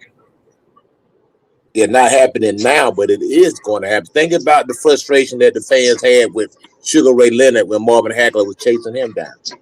They were frustrated with Ray Leonard. You know what I mean? Then Ray Leonard sat out there in the audience at, I think, the John the Beast Mugabe fight and said, I can beat it. These guys ain't from that cloth, though, Coach Eddie. They ain't from that cloth. I'm just saying how fights don't. I think we're going to get the fight. We're going to get the fight. It just ain't going to be when we want it, but we're going to get the fight. It may be 2 years from now, but we're going to get that fight, man. It's gonna be a minute now. I ain't finna blow no smoke. It's gonna be a minute, but we gonna get the fight, man. Yeah, but nobody's not begging for that fight, though. That's the thing. It's not. It's really not like a crazy need or really urge for that fight, though, from people, for real, honestly. It's only from the fan bases, from Shakur and fucking Devin fan base, honestly. Ain't that kind of hustling backwards? If we get the fight when we don't want it, that means they're not gonna maximize their dollar. We don't want it. Well, that's why they're talking on every channel they can get on right now. But when they make that fight, you're gonna be interested. You're gonna be all in, brother. That's how boxing works. I'm sorry, it is what it is. When that fight get made, everybody gonna be all in. I'm telling you, man. Coach Eddie, I ain't gonna lie. That motherfucker got that fight got a purpose. Where it might be if that was the case, everybody ass fucking fight, dog. If that was the case, everybody would be all in about AJ and Wilder. I'm not all in on no daggone AJ and Wilder now. That dude's 40 years old, man. You said whenever we get it, we're gonna be all in. You gonna be all hey. When that fight get announced, you gonna be all in. I guarantee it, brother. I guarantee you, I won't. I don't believe you, man. I'm gonna be all in. I want to see it. Exactly. Yeah, you gonna be all in. I'm not like y'all. Boxing is not my favorite sport. I watch it because I love it, but it's not my favorite. If they're not giving me the fights that I want when I want them, okay, I move on. I don't sit and waste my time and waste my energy talking about a fight that I'm not getting right now. I don't do that. That's the reason why I don't talk about Tank and these other guys, because Tank ain't fighting right now. Right. I don't waste my energy like that. Like I said, AJ and Wilder, that we wanted that fight back in 2018, 2019. Talking about, we're gonna get it now. You see that now? No, y'all know. I don't want to see Wilder fight at all. No more. I think Wilder is done. I don't want to see him fight no more. Bill was probably waiting on Ryan to be undisciplined. They don't want to fight Ryan while he's disciplined, training, and taking boxing serious. They want to catch Ryan when he's fucking off. Man, listen, this is the second time Devin Haney is missing a moment. He should have rematched Loma. That was another big moment for Devin Haney. Like, Devin Haney has missed several opportunities, in my opinion, to really raise his profile. Am I tripping with that? It's No, like he you're not. continuously walks away from them. And I like Devin Haney. I'm a fan of Devin Haney. I got my criticisms and my critiques, but I call it how it is. And I'm constantly waiting for that moment for him to really just step out and take the moment. Like, nigga, why didn't you rematch Loma? Take that moment. And that's another thing too. We already seen the first Ryan and Devin fight. Yes, it was some illegal stuff done in that situation, but the casual fans don't care about that. They already seen it. If that fight doesn't happen right now, they're not maximizing that dollar because those casuals like, man, we already seen this fight 10 years ago. We seen this fight. We don't care about these guys fighting. And I'm glad you said that. They're maximizing their dollars because right for the now the least casual risk. fans, bro. And I'm glad you said that for us, the casual fans aspect, for us that fight. They want that fight with when they look at Devin, they want to see him fight Ryan. They don't care about Shakur. They don't care about no other fights real. The casual fans want to see him fight Ryan because they look at what happened on 4/20/24. And then when they look at him not going after that fight, motherfuckers got a lot of perspective out there on Devin Haney that motherfucking he saw that he fucking scary that he don't want to fucking fight because he's not trying to fucking fight Ryan Garcia right now. And that's just the fact of the matter from the casual fan perspective, from the whole landscape, from the boxing culture and the casual fans. They looking at it like, damn, this motherfucking Devin's not going after Ryan. What's up? Like he kicks your ass. That's the fight that you should be going after the most. You know what I'm saying? And Hey. Not pushing nowhere near that fight. Everybody said Ryan won that fight because he was on PEDs. Granted, he was on PEDs and the fight was taken from him. If Devin really believed that, don't you think Devin would be really itching to get back in the ring with Ryan to show y'all that it was the PEDs the reason why? Because if it was me and I know I was cheated, I'm itching to show everybody, no, he cheated me. That's the reason why he beat me. He cheated me. I'm not going to sit here and make every excuse why we can't get in the ring right now. But I'm saying that goes back to what I was saying. That's a risky fight. So you put that fight on the shelf in the back and collect as many checks as you can up to that point. And then you make that fight. That's how you maximize your dollar. You don't go. Hold on, my brother. Now, hear me out. You don't go out there and potentially lose. About that. If you get clipped in the process of that shit, then all of that shit ain't gonna fucking matter. That's right, exactly. It's a gamble. Boxing is a gamble. It is what it is, brother. You gambling. You know what I mean? You don't know what's going to happen, but you got to have some type of strategy, and that's probably the line of thinking right there. Because we can get that fight. That fight is always going to be there. I mean, not always, but it's got a 3 to 5 year window. That fight does. I mean, right now, I feel like they both available as fuck right now. They can make that happen right now. Yeah, they both ain't got nothing on the docket. They can make that shit happen right now in September and set 2026 off, man, for real, man. You don't want to end up in a Paul Williams situation where I forgot who you're supposed to rematch, and you end up in a motorcycle accident and you crippled. Man, that whole waiting and marinate stuff, nah. You fight now, you don't, or you take a risk. That's just how I see it. Hey. You gonna let Ryan build up his skill? That's why I said Canelo should have fought David Benavidez years ago. Now David Benavidez is at a situation where you ain't never going to try to get in the ring with him because he's getting a lot better since the first time you should have fought him. That's a fact, but I think when you have that opportunity to fight those guys, don't give them a chance to build up their skills. Beat them down. Somebody say, look, I already beat that dude. Yeah, I beat him. That's what Floyd was doing. Floyd was whooping all these dudes early. I'm not waiting for these dudes to get their skills up and then I fight them. No, I'm beating them now. He went out and fought those guys now, or was trying to fight those guys right then and there. He wasn't trying to let them build up and get better so they can beat you. I'm going to let you get better so you can beat me. No. Knock him out now.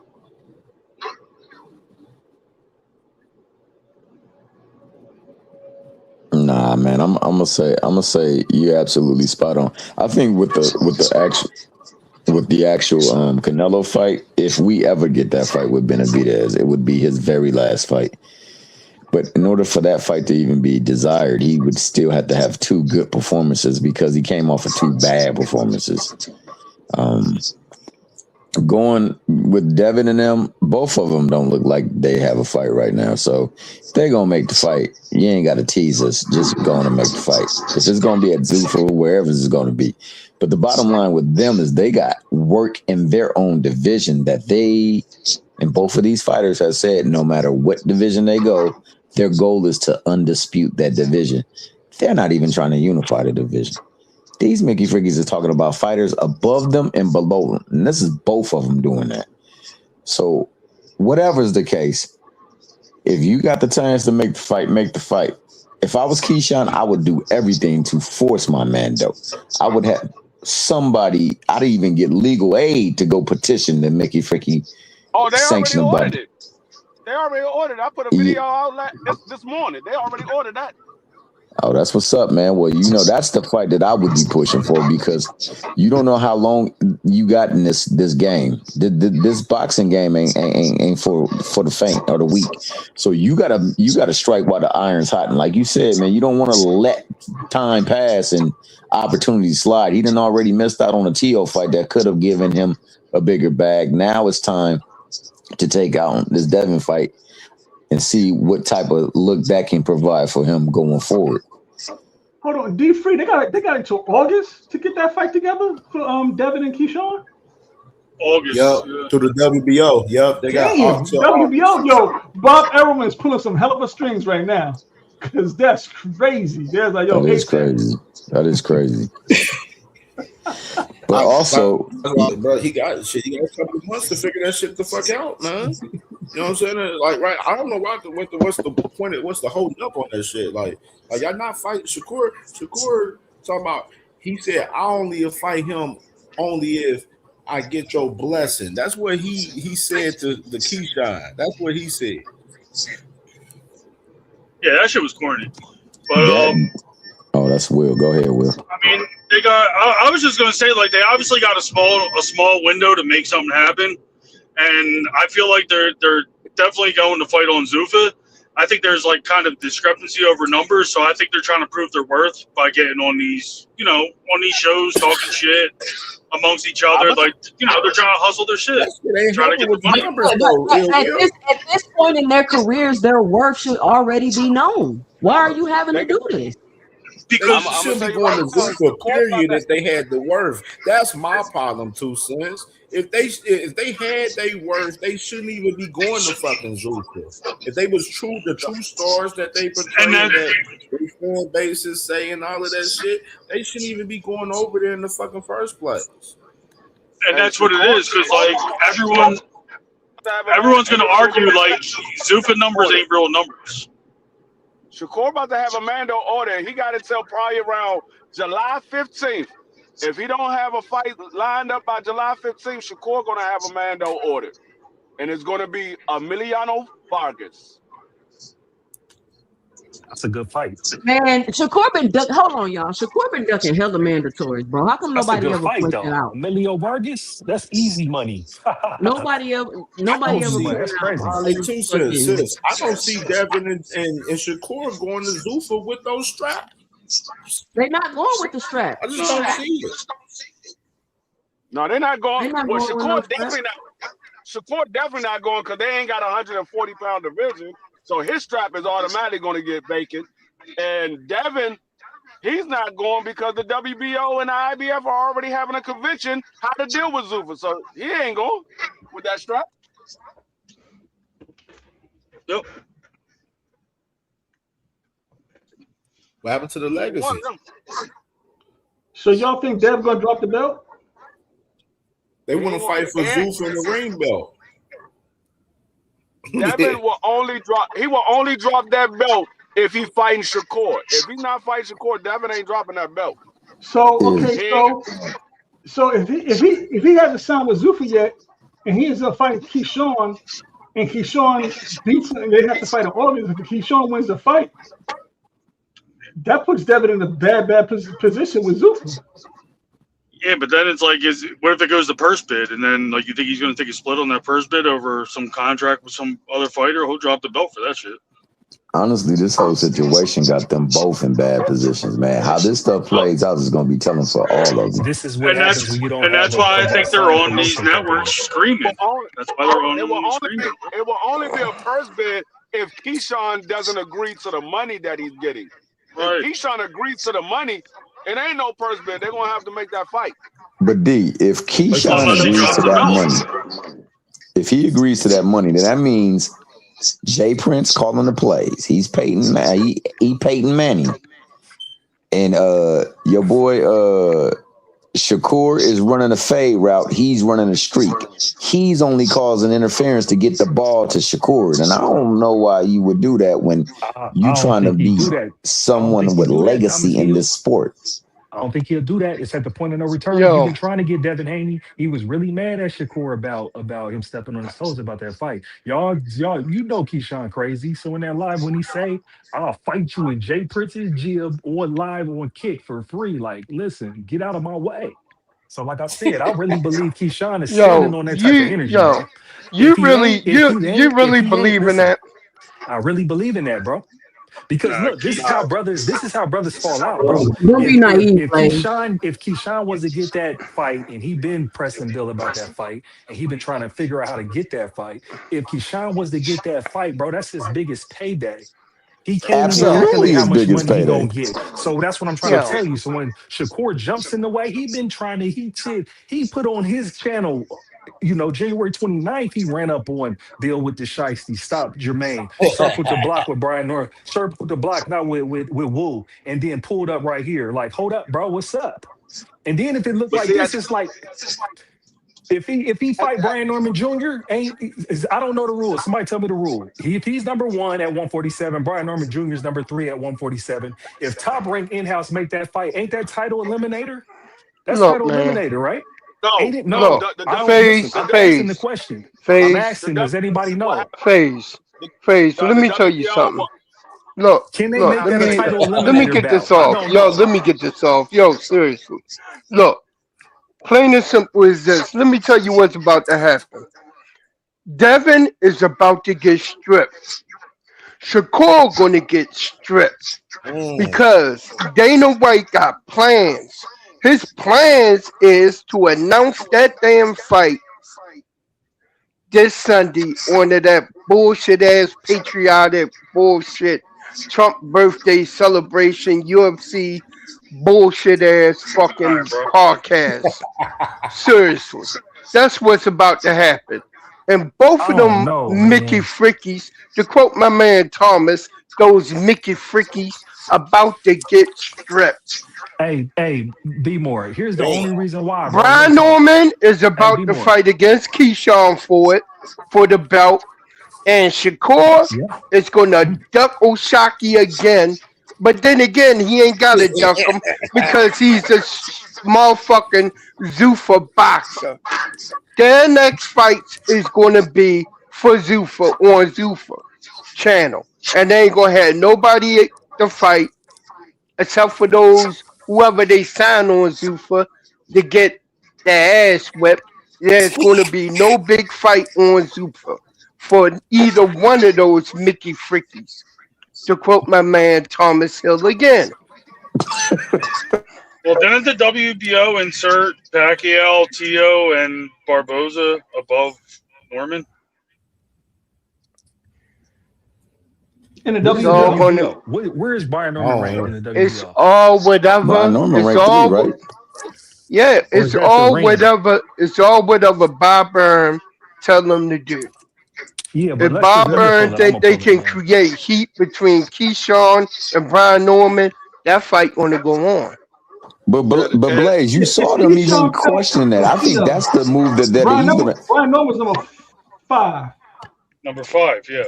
Oh, number 5. Okay, so what I saw in that interview with Keyshawn was the fact that they said, if you don't get this fight, what about the Norman fight? That's where I think they go. And I think he's running plays to get the deflection off of them because that's the fight they want. They're all, to me, they all together in this trying to figure out a way to create buzz because they in a bad situation. They stuck in a... I feel like Keyshawn's doing all that extra shit so that when he picks up a vacant belt, it's going to be like, oh, no, I wanted that fight. I was calling for it. I told Shakur to back off. Like, I didn't want the vacant belt. Like, he's just putting on...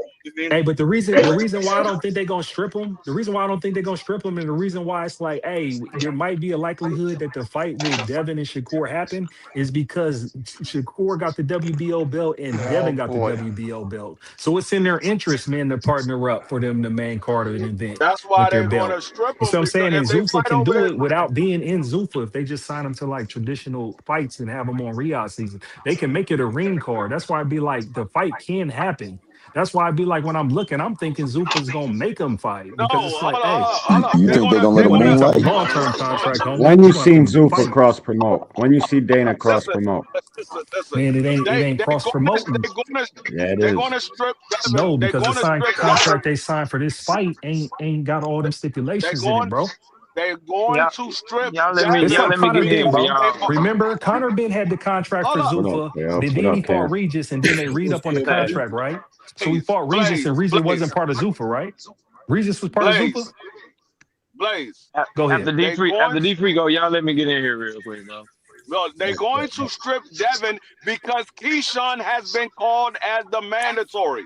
He has to fight Keyshawn. If they already said if he does not fight Keyshawn, he will be stripped. Oh, they said that publicly? Yeah, they said it. That's what you're saying, Blaze. You don't listen. I missed that part. When that come out? They called him the mandatory yesterday. They called him as the mandatory around 12 o'clock in the afternoon yesterday. Okay, see, I didn't miss it. I missed it yesterday. Okay, yep. Yeah, he's been named as the mandatory. So, yeah. Because I thought they said they was going to wait till August. That's when they got to fight. They got to fight of August. But One of y'all got background noise. Yeah, that's crazy. Yeah, somebody do got background 2 noise. months. They'll give them more months if they going to make the fight. Let me go with KO. KO was that's what I said. I don't know the Brody, rules man. like y'all know the KO rules, in the bro. building, man. Salute, bro, man. What's popping, Brody? What's happening, man? Can y'all hear me good? Yeah, we hear you good, Yeah, bro. we got you. Right. Somebody Ain't gonna got be background, long. boy. One of y'all got an echo. You got to mute. I think it's me. Is that me? No, it ain't you. It's somebody else. Are you? Okay. Y'all just let me know if I go out or something because I'm gonna make this quick, bro. Are you all good? Go ahead, bro. Yeah, D3 was 100% right, and I reported this as well yesterday. Y'all gotta understand, bro. Like, this war in boxing, bro, it's not fake. The WBO has already came out and said exactly what D3 said that they said, and that's because they know what's going on behind the scenes. They know what Devin and Shakur are up to, and what Top Rank wants, what the WBO wants, is you take your ass over there to Zuffa. That's cool. We're gonna put you in the same position Dave Benavidez put that cruiserweight champion in. Y'all go fight at the catchweight. Do y'all thing. Keyshawn fighting for the WBO belt to his next fight, regardless. That's the play right there. Real and talk. that's what's taking so long. And I that's what's like taking it. so long. And I like it. Hold on, let me finish. That's what's taking so long stopping them. for an announcement to come is because Devin and Shakur realizing, yeah, go get that Zuffa bag. That shit come with sacrifices though. From now on, that turkey bag, it comes with sacrifices. You go get that turkey bag. Just make sure you're ready to fight for that inaugural Zuffa belt. That's all. Just make sure you're ready to fight for that inaugural. But make sure you're ready to be the Zuffa champion. And you ain't gonna be able to get no fights. You ain't gonna have no leverage. Because them belts, they staying, bro. Hey, KO, the only thing I guess people thought it was a reason, game. I don't know why y'all thought it was a game. KO, It's not a game. KO, can I say something real Real quick? shit, The bro. only reason why I don't think, because it's like, man, if they negotiate right here, like this open negotiations, they can negotiate one fight outside of that shit for them for that WBO title. Or They ain't gonna let them moonlight. WBO already made their decision, though. What are you? They already made their decision, and you gotta understand, guys if suck, Devin and bro. Shakur fight, they're not gonna fight. They're not gonna fight before August. And you think Shakur gonna put himself in a position to where if he beat Devin, Keyshawn Davis is mandatory? Come on, bro. But so hold up. So Keyshawn, so he got to fight Keyshawn by August. Like the No, date got to be in August. no, the mandatory is due in August, but the Yeah, so that's WBO what I'm. ain't. So they No, gotta hold they gotta on. make the But the fight by WBO, August, right? no, but the WBO already said they know how this shit work. If they make that fight, they're not gonna fight before August. It's already June 12th. So I that's don't why they're know. saying. That's why they said if he fights Shakur Stevenson, they're stripping him because they've already called his Mando and he know his All right, Mando is I coming hear up. what you're saying. I hear what They you're saying. already said it, bro. Is it that shit's over with? So Keyshawn is gonna either be paid step aside money or Devin got to fight Keyshawn to drop that belt, and they put Shakur Stevenson in a position because he already Yeah. jumped off the porch and said, "I ain't doing it without your blessing, bro." Well, guess what? You don't have his blessing. He Keyshawn done take pushed the to be the step aside mandatory. money. He gonna get crucified. Exactly. He's gonna get crucified, or it might be more money he ever made in the fight, and he just be like, "Go ahead, go ahead, y'all fight it out."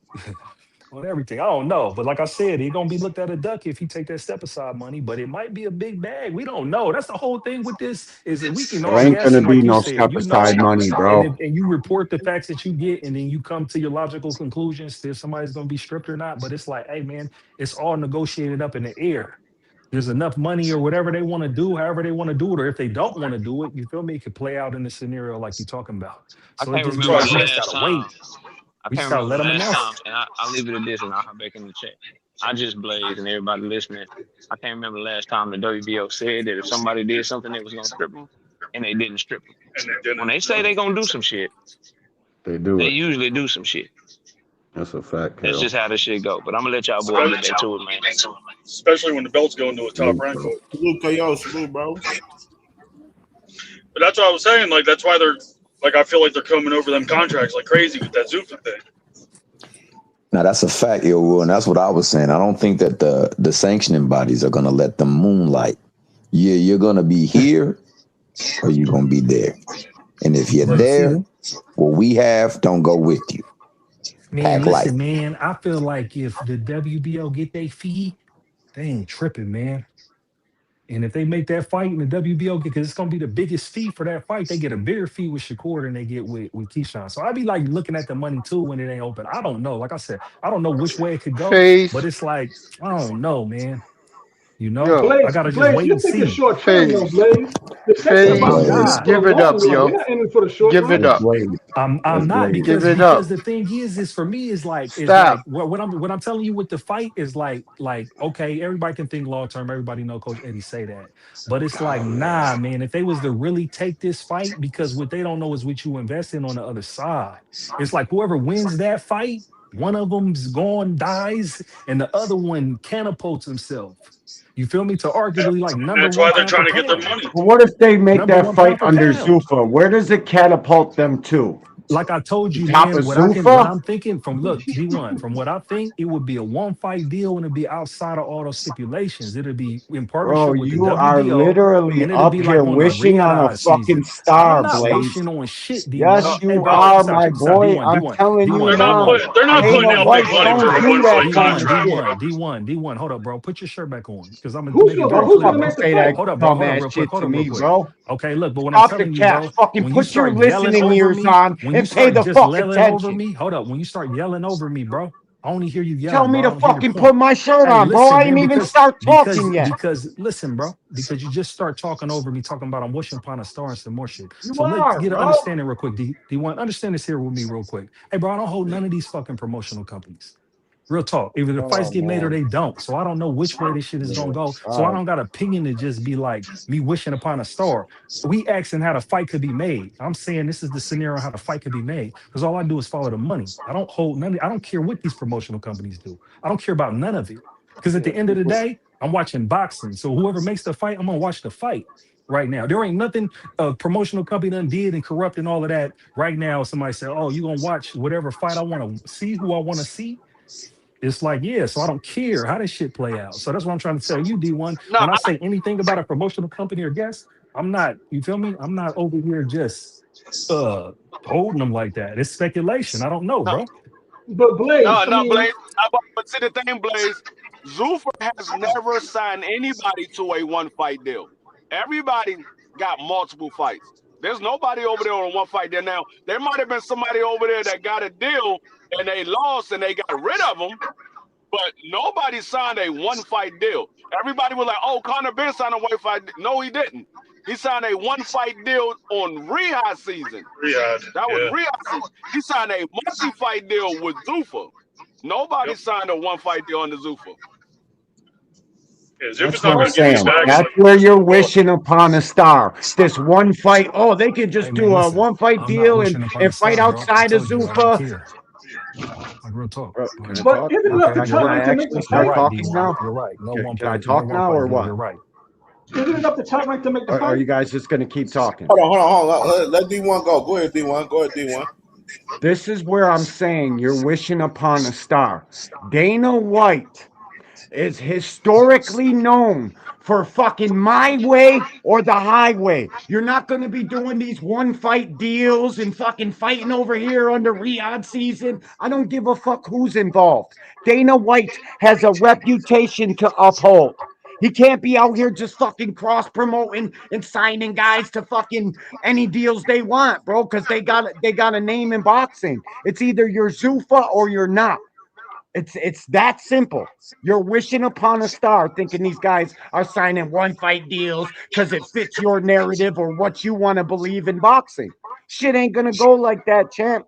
You're wishing upon a star. And Frequent, sit your bitch ass in the motherfucking corner, telling me I ripped my shirt off. I didn't even start talking yet, you fucking goofy. But this is my thing. Isn't Top Rank responsible for making a fight for the mandatory? Do you think Top Rank would let it go to purse bid? Top Rank they're not doesn't gonna let have it a go. say in the deal. They're putting Keyshawn into position to become the champion because WBO gonna rip that belt from Dana or from Devin as soon as he announces he's a Dana fighter or a Zuffa fighter. No, They're not letting it go to. They're not letting it go to a purse bid because it will be Devin that will make it go to purse bid because right now Devin is the champion. Devin is not signed to Top Rank, so Top Rank doesn't have a say in this right now. They just sitting back. If it goes to purse bid, Top Rank is going to pick it up. Okay. But they don't have a say. It's up to what Devin and his team does because he's the champion. So he's the one that got to make the fight. All Keyshawn got to do is sit back and wait for the offer.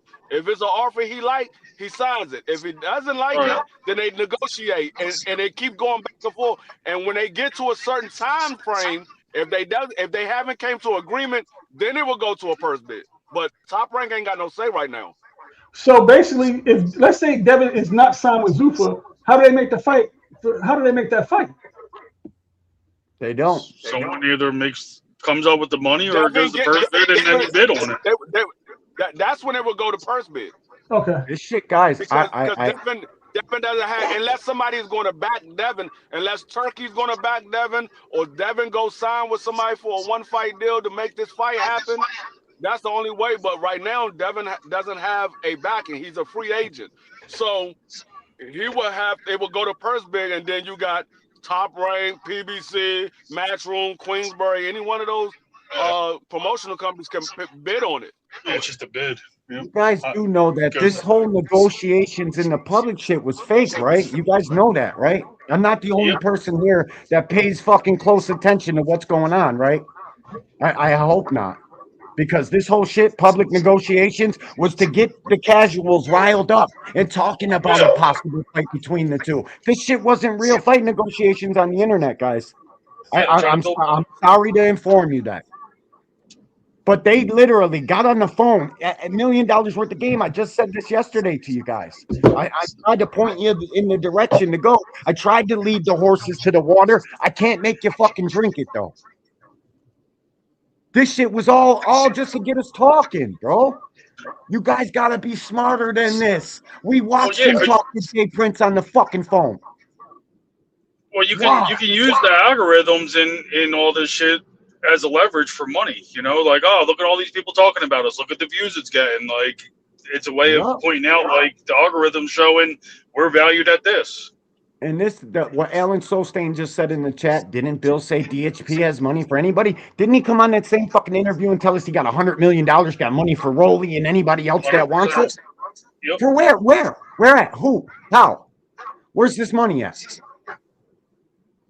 This shit's corny, bro. And y'all are being tricked. Stop believing what the fuck you see on Twitter and Bill Haney say out of his fucking lion ass mouth. Yeah, like KO said, Top Rank got Devin in the corner right now. Devin is either going to have to sign a one fight or a multi-fight deal with somebody to make the fight, or it's going to go to purse bid, or he's going to sign a Zuffa and drop the belt. Yeah, man. Why don't he just fight Pretty much, Keyshawn, man? he only got That three Zuffa options. hard. He only got three options. Let it go to purse bid and somebody picks it up. Sign with somebody to get the fight done, or drop the belt and go to Zuffa. Those are only three options that he got. Well, it's like the same thing I've been saying for 2 weeks now. Like Bob Arum, he already knows what's going on behind the scenes. Like he petitioned and paid the money for his fighter to be put number one for a reason. He knows that belt's about to be free. Like he's not a stupid guy, you know. He does it all the time. Talk to him. True that. Because Bob is not going to. Bob been dealing with them.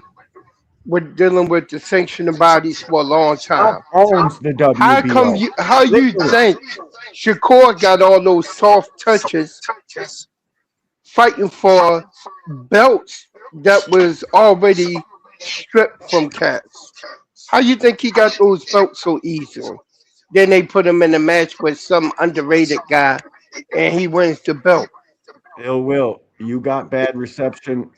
You're the only one not on mute, and it's echoing. You might have to go out and come back in, big dog. That's the only reason why. Seriously, you already know what's going down. That's why he put Keyshawn up there, so Devin can wiggle out and fight somebody else that's in the top 10 that he can get over on. Him and Bill can get over on. That's why he made them put Keyshawn number one. Yeah, And made him the owns mandatory. WBO, guys. He owns the fucking sanctioning body. He's the reason the WBO is who they are. He's the one who ushered in the WBO, just like Zuffa ushered in their belt. Bob fucking ushered in the WBO because he felt like his fighters weren't getting a proper fucking shake from the sanctioning bodies. So he worked out a deal to get the WBO as a major sanctioning body. Am I the only one that fucking pays attention to boxing? My gosh, this shit's crazy, guys. You got to stop being duped. Stop fooling for going for the fucking carrot, bro. This shit, they're literally out here pandering to casual boxing fans because they can't be pandering to me. I pay attention.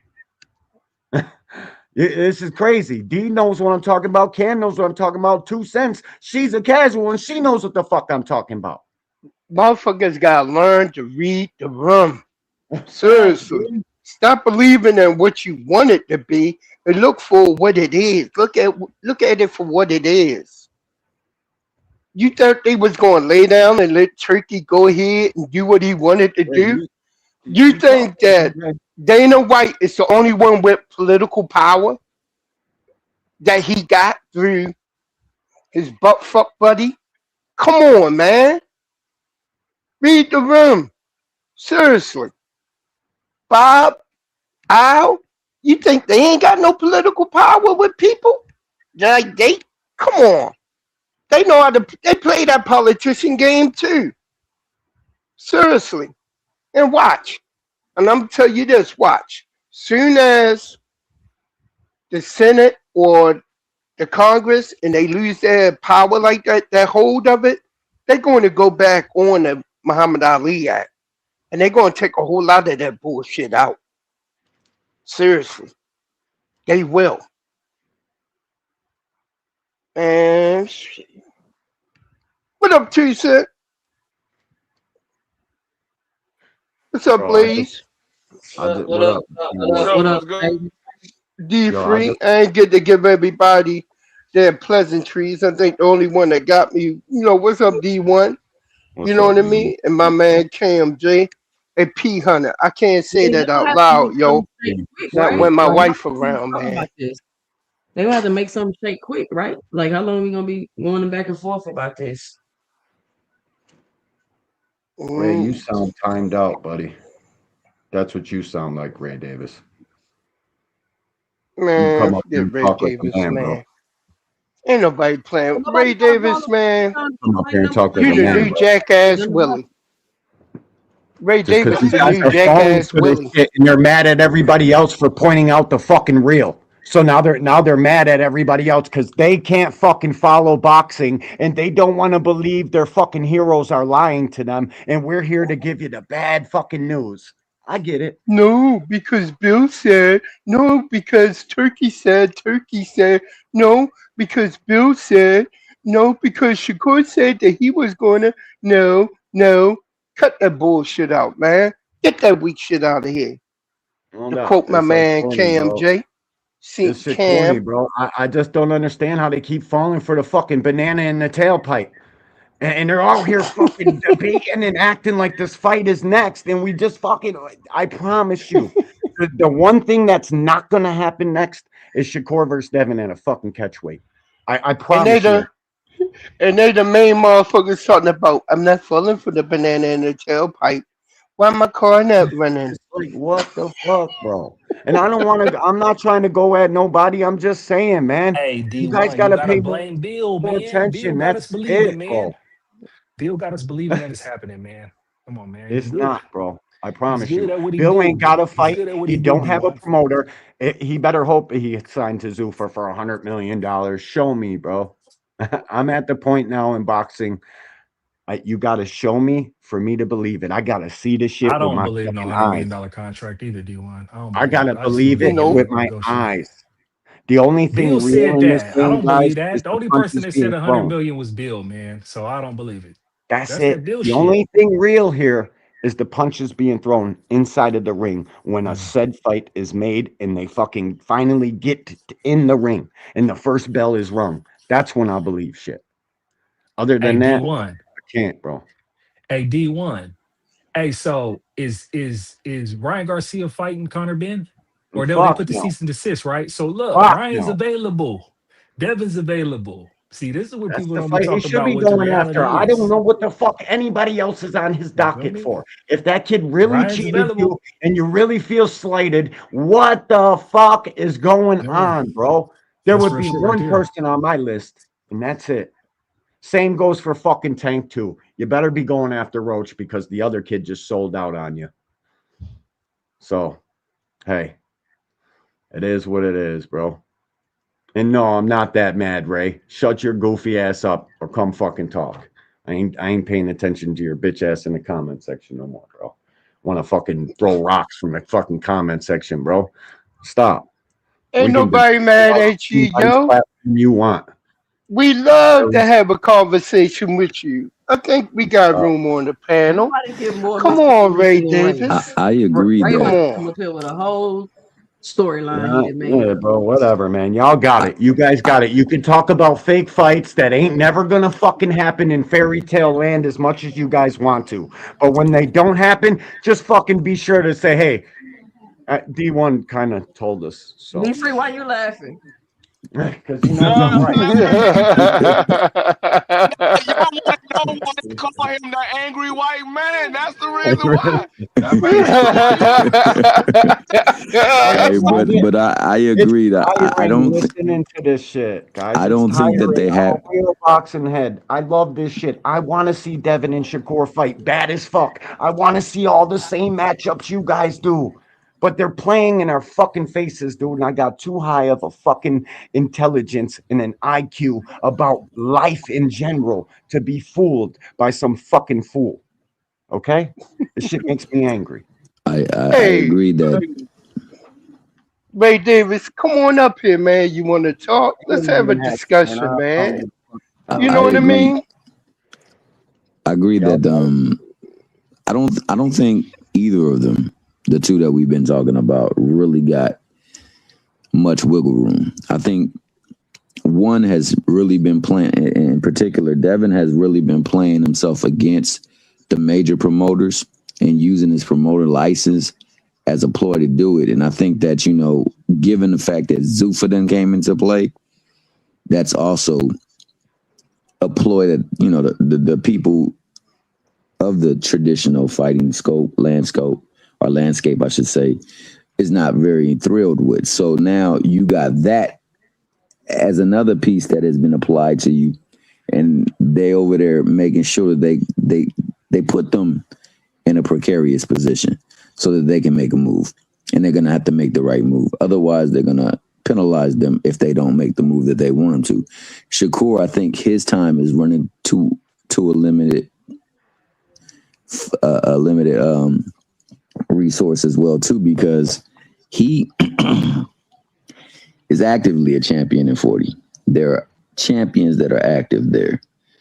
There's also fights that can be ordered to fight that are not champions to fulfill that place that he holds as a champion at that belt, with that belt. And we don't see any activity pushing towards there. We see something above him and something below him, but nothing where he is. So he just left one promoter. He is with another promoter that looks like he is now leaving that promoter. Looks like he's also cutting his ties with, quote unquote, the traditional landscape of boxing and promotion.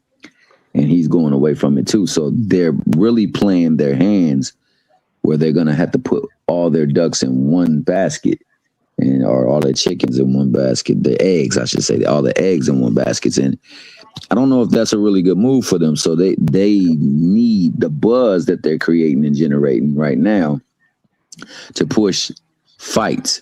And they should be trying to make fights, and especially where they are actively a champion at. And we ain't seeing that activity. I got a question, Thomas, and I don't mean to cut you off. And this is something I heard earlier being said, but I was too busy to click the link earlier. People are trying to act like there's no money for Shock in Shakur. Did somebody come out and tell us that? Did somebody say, hey, man, we would make Shakur and Shock next, but fucking the zone don't want to pay for it, or somebody doesn't want to pay for it? The only way they wouldn't pay for it is if one party is asking for way too much fucking money. That's the bullshit. 3 fights, shout out to Dragon in the chat, my dog, Wagwan Dragon. Listen, the 3 fights that should be up right now is Tank and Roach, Ryan and Devin, Shakur and Shock. That's the 3 fights that should be next. We shouldn't be talking about anything else. True Them are that. the 3 fights, bro. Grudge matches. That's what boxing is built upon. This fucking where we're going now with this corny shit, bro, and these dudes all think they're Money May at the end, like the last fucking part of Floyd Mayweather's illustrious career. These guys all want to be fucking Money May, but they don't want to go through the pretty boy stage to get there. It's all bullshit. Hey, D1, can I make a public service announcement? Since, in the history of what Cam do, you know what I mean? And, of course, our brother Dean by any means, Ray Davis, since you don't want to click the link, and come forth and lend your beautiful voice to the listeners on CamJ Network.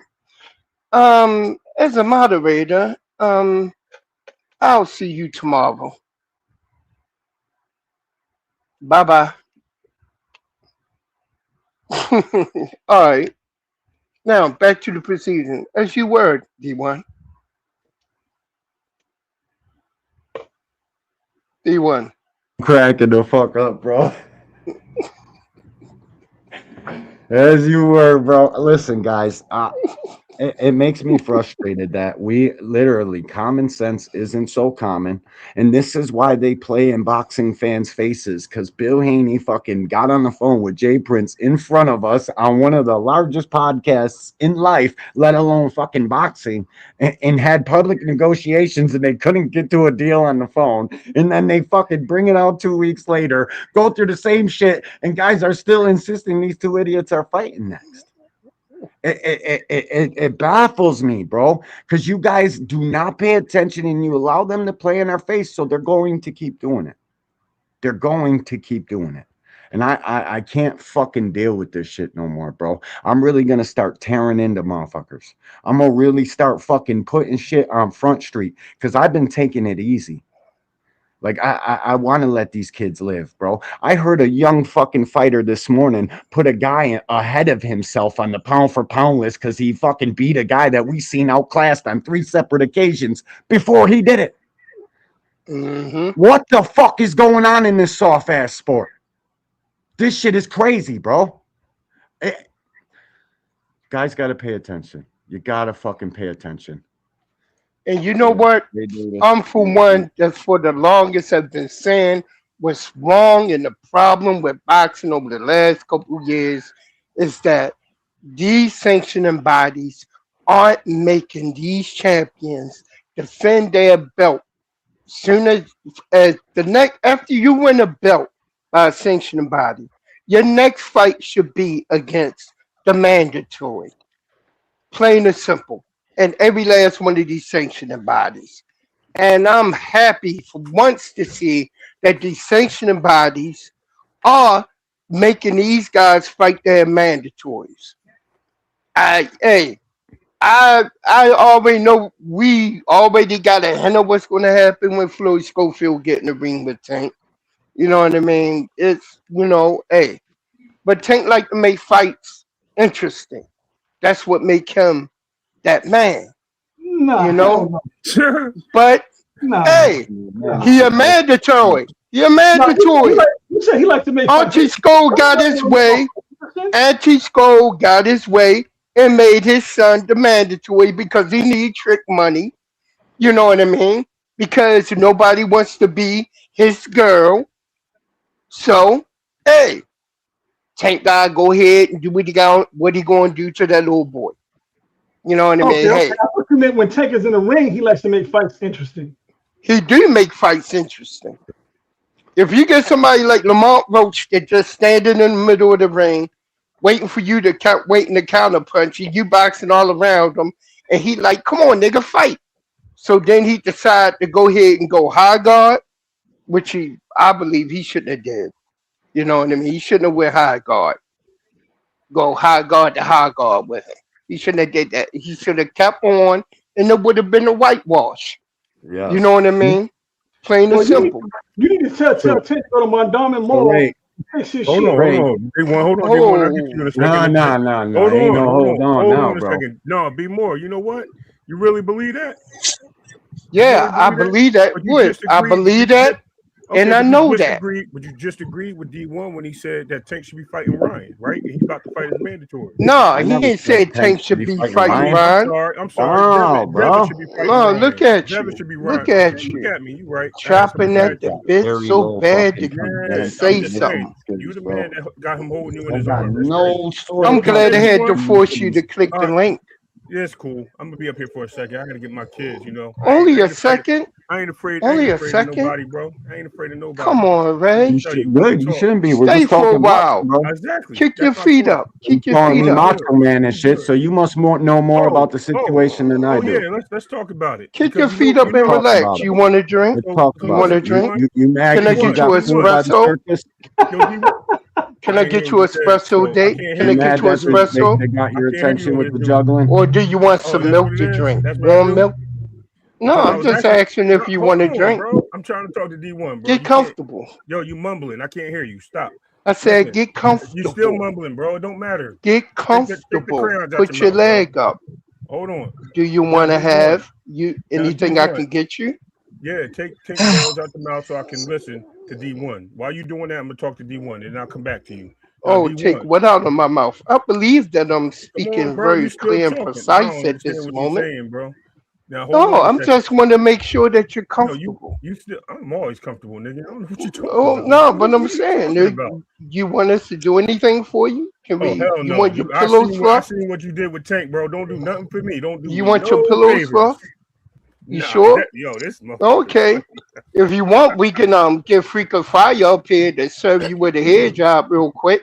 No, that's, you know how y'all knob what is gobblers wrong with- and some gay weird guys shit. like to do over there on Frequent Fire podcast. Okay. You funny as hell. All y'all fruity niggas hang together.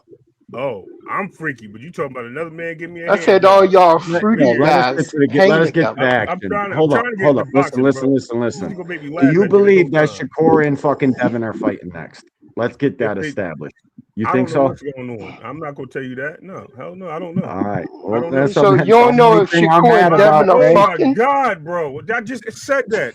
Let him fucking talk. You goofy ass motherfucker. Go ahead. You had another question, D1? Because I'm gonna talk to you. Nah, bro. That's all Okay, I'm so let me saying, bro. explain Don't to be you. fooled by the Hold fucking on. Let me juggling, bro. explain to you this Macho Man thing, bro. Don't take it personal.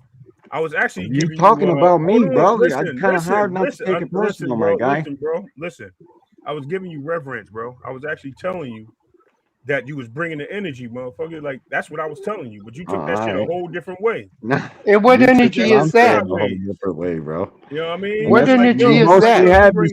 Hold on. misunderstandings. That's what Okay. it is Okay. between boxing fans. We always have Okay. All misunderstandings. right. And what Cool. And the and what faster we energy Yo, get is on, that? man, let short me bus talk, dude, bro. calm Come down, on, guys. bro. Come on, guys. Damn. Listen, bro, and the It's faster like, boxing fans all get on the same accord and start rooting and fucking asking for the same things, whether we like this guy or that guy or the other guy, who no matter who your favorite fighter is, if we get on the same accord as boxing I fans agree. and ask for the same fucking fights, we'll start winning more. But Listen, until then, we mean, keep being fooled by the circus and the I juggling and the fucking Hey, promise public you this, B1. negotiations. B1, I promise you this. I want Devin to fight Ryan just as bad as you do. I want him to hey, fight Shelton. Shakur just as much as you do. I want him to Yo, fight. All right, I get don't it. want him to Bro. fight Tank. I'm sorry. You look like you've been in the sun too long. You getting dark. Yeah, that window, that who ship me? has sailed a long The time ago. Nigga, this the is all. You know what I mean? So I don't even bring this Tank that up Appreciate in it. the California equation on that sunshine, shit. man. That's all it is. But California True that, sunshine, Shelton baby. Moore. Yes, What's up sir. with it? What's up, Shelton? So Shelton? y'all What's still going? talking about the two niggas? Y'all still talking about these two niggas, man? Nah, I it's don't not know even. It's why, not moving Shelton. needle I on don't me. Hey, know that's why, that nigga bro. Ray with that bullshit. That's that nigga Ray with that bullshit. Yo, He finally had the guts to click the link after I timed this dumb ass out. first of all, I was in the back already, you Oh, dumb nigga. You know what I mean? look, man, these Crazy as shit, dudes, man. man. Look, Nigga, look, bullshit. This is Yo, Devin bullshit. gonna find that mandatory if they these let him keep dudes his belt. them put If on he's not Shaky a Foster Zuffa in the fighter. mix, man. All these dudes is capping and full of shit, man. Let's just see who they fight. Cause Exactly. Devin that had that I he can't see last fought in boxing full of November. shit. Nigga, this is June. He need to fight somebody soon. Yeah, it's August is when we'll find out who he's fighting. It's probably going to be Keyshawn if Devin is still the champion by August, because he might have news coming up here to announce to the world that him and Shakur and the rest of these guys are fucking jumping ship and going over to Zuffa. Now, I get that the Haney fans and the Shakur fans being okay with Zuffa and wanting it, but bro, that shit damaged fucking a lot of fights, bro. And that shit's corny. Dana White is not going to be out here allowing Zuffa fighters to cross promote and fight on Riyadh. You guys got Dana White fucked all the way up. He don't do Well, that see, kind here's of the shit. thing, though. I told you this before, D1. Fighters are independent contractors. They're Not gonna over go there, they're to not. where the bag is. Whoever makes the Now most, that's gives them the Zuffa. most money, is where they gonna show up. Whoever gives As the most money. Zuffa, their I employees. They're get it. employees at Zuffa. That's why they don't The have the same, right to If, sue. if, if, same thing if over being there. an This employee motherfucker repeat makes more everything, money bro. than being on your own, guess what they gonna do? They're gonna go be an employee. That's what he telling It's them. about the bag, yo. Y'all keep thinking it's about integrity and I love of the know, I sport. know what it's Nah, These Ain't about. dudes nobody want to get say none of paid. that I shit. think It's all I think about These money dudes want to get always. paid. Shelton, And if I Zupa think gonna pay me more than Top Rank or Matchroom or whoever, I'm going to Zupa. I mean that's what Robert Garcia said. Well, you know what I think though, Sheldon. Like I said earlier, I think if these boys ain't making certain fights happen, motherfuckers Zufa ain't gonna even carry them boys on because it ain't no ROI on no motherfuckers.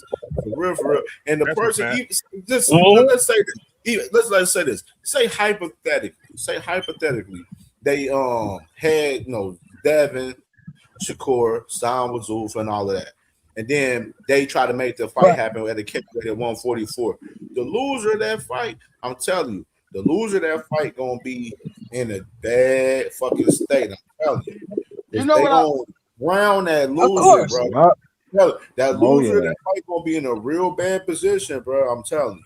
Especially You over know there what I fucking find? around What at I the find? fight over there. What I find real funny about these so-called now Zuffa fans, all of these guys that's rooting for Zuffa, are the same guys that was rooting for the demise of PBC, but now you're rooting for Zuffa. Yep. And they only rooting for Zuffa because of Turkey Yellow Sheep, mainly. For real. They only And some of these rooting guys for it. is man fans over Dana White for some fucking odd reason. I don't know why motherfuckers big Hey, Dana Cam, White. can I ask you a question, Cam? Niggas is Cam, really, I want to ask this question only to you. Hold on, Shell more. We realize seeing niggas dick Dana White out here. Like niggas is dick eating Dana White, bro. Like make this make sense. I know. And that's why I want to ask you this question, and only you. I want you to give me your honest answer. When the fuck did we become fans of promotional company? When did that happen? Because bro, you know the fans, bro, they always had a disdain for PBC since they fucking existed, honestly. You know what I mean? The motherfuckers was rooting for Eddie Hearn when he came in with the zone shit. You know what I mean? Motherfuckers was rooting for Top Rank over at PBC. You remember Top Rank at PBC? See, I've never been a fan of Don King or Bob Aaron on the black or man. nobody. I've been a fan of boxing. Running one company out of all these other motherfuckers that's white and from different races and all of that shit. But everybody hating on the black man that got the one company. Think Show about more. it. That's not true. Think about it. I ain't That's never not been true, a fan. Joe. No, T Hill, you ain't putting that on me. I ain't never. No, I'm not been saying. a I'm saying. fan of no Are they promoter. denigrating All any the other motherfuckers promoter? is full of shit. On that time. He All more of about the fights more than anything. He don't be on this shit for as a promotion. That's why he asked the question he asked. You know what I mean? But in particular, the fans made it this fucking way. The fans Right, that's what I'm saying. Yeah. They wanted to hate on Al Heyman and PBC and wanted them not to fucking succeed. You know what I mean? That's just the fact of the matter. Like nobody can get around. Right. There you go. So back in You the got day, it, Sheldon see, Moore, you was got it not okay. being Go said ahead, that Don King gave us the fights we wanted to see? That's why. Yeah, he gave us all the fights we wanted to see. Of course he I did. don't care where these guys sign at, as long as we get the fights that we want to see. I don't care where they sign at. Tell If him we be can free. get the fights Tell that we him want be to free. see, that's all that matters. But see, the problem with Zuffa is we're not getting the fights that we want to see because there's a war between Zuffa and the sanctioning bodies. So I even add to that, D Free. I even add to it. We ain't getting the fights over there at Zuffa because the fighters that they got over there ain't fighters that motherfuckers want to see. Yo, Cam, I gotta jet out, bro. I'll check me out 7:30. I'll be angry as a bitch today. Be good, be safe. You got a couple guys over there, Zuffa, that you want to see, but the rest of them dudes you don't give two fucks about. Well, I mean, the motherfuckers don't really care. Like, of course, we gonna watch. Like me and D1 last night was watching Wilkin fucking Mathu and fucking Fasal last night on Eye of the Tiger in Canada last night. Motherfuckers ain't watching Right. Like that's just the, you know what I mean? That's just the fact of the matter. Nobody You're a ain't watching boxing fan, that. of course. But there are people that are actively out there trying to go against Al Heyman and what he got going on. Exactly. And we know that to be true. They don't talk that ill about any other promoter and there are promoters doing far worse than what he has ever been even talked about. I don't know if he's even a promoter, so to speak. You know what I'm saying? I think he's an advisor. I hear you, but the bottom line is, who gives a fuck? You know what? The problem with a lot of motherfuckers, one of the biggest problems we have in the boxing. But you know what the problem is, and what gets me is the fact we got these guys. Oh, go ahead, Cam. Go ahead, get in there, baby. Hold on, B-boy. All right, I got you. Go ahead. Biggest things right now is the fans. A lot of the fans don't do their homework and research to know a lot of these other fighters that's out there in the culture for real. Everybody's just so sought off the fucking 5 or 10 fucking fighters, and they're not doing their research and watching these other fights and watching these prospects and watching these up and coming guys to know about what the fuck going on. You know what I mean? Like y'all gotta expand y'all brand on a lot of the other fighters, you know what I'm saying, that's out there on all of these other different weight classes. Like everybody sought off on them one motherfucking fighters, and then the fighters that we talking about, these motherfuckers ain't even fucking fighting for real. They just talking out here. They capping and chatting. You know what I mean? Like capping and chatting. Like that's why I said that the old school, new school shit. Like these guys ain't from that cloth at all. None of these Nope. guys. There's only a few of these guys that we like. Bam, he's from that cloth. Boots from that cloth. DB, he's from that True that. cloth. It's only a few. It's only a few guys that's coming from that real cloth, from the old school cloth for real. Like, you know what I'm saying? And that's why I celebrate those guys. I don't like celebrating these motherfuckers that's on these goofy ass time that's up here trying to fucking find advantages and fucking fight all the fucking time. Because that's all I'm seeing from these dudes. Devin trying to find advantage in Shakur trying to find advantage in Devin, and Devin trying to find an advantage in fucking Keyshawn. Like all of this weird ass, goofy ass shit from these niggas, bro. And all of them complained about the advantages another fighter tried to find in other fights. It's just way too much, man. I just want to see the fights, bro, and I'm trying to see a way to get them in the ring. And there's one who makes. Oh, go ahead, Thomas. No, I'm just saying we go too often about why fights ain't being made, because they're not being made. And a lot of it has to do with the people putting on the fights, because we don't get the fights without them. And unfortunately, they play a big key in it. And some of the biggest fights was being made by one of these people, and they've been pushing against it. And it's been clear as day. But that being the case, we got two people right now talking about making a fight that don't seem like it's going to get made. And they have chatter of going to a place that it doesn't seem like fights with belts, these belts that they hold, are going to be able to be in play. So it's just the conundrum that boxing is in right now. All of that has been taking place while they could have been making their brand even that much more established and more prominent within the ranks of the folks that pay and fight to watch these fights. And this is the conversations that we are talking about. And this is the activity we've been getting from them. So this is the time to take over. True that.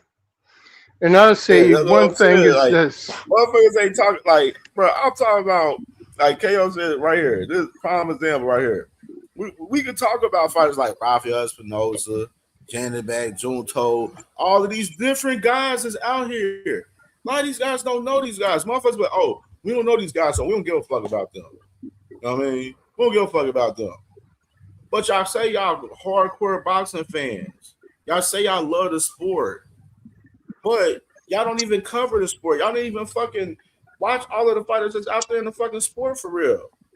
Motherfuckers just be dick eating for their favorite fighter per usual, man. And then motherfuckers be mad when I call them dick eaters and shit. Like, I'm trying to refrain from calling a lot of people dick eaters. I'm trying to refrain it, you know what I'm saying? And have better words from people so I make it sound better, you know what I mean? But that's what I see from these guys, though. Like, I'm just calling how I see it. Like, that's just what it be, man. Like, a lot of these dudes is not real boxing fans the way they say they truly are for real. A lot of these dudes is capping. All of these dudes just like fighters. They just not really fans of the sports, man. And it's proven with the conversations that we having with these guys. That's the crazy part about it. Like, True that. But I was going to say, and not even watching Zuffa fights, like, you know what I mean? Like, because I know we fought all night. He watched UFC. He loved Dana White, so I know he watching everything with Zuffa. But a lot of these guys that's talking about Zuffa not even watching these niggas for real. Like,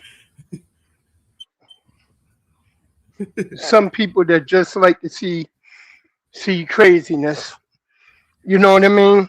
I see the same people who love Zuffa, like you were saying earlier, that I wanted to get to, that want to see the PBC fall, but I don't see them wanting to see Top Rank fall. I don't see them wanting to tell Eddie Hearns to pack his bags and go across the pond.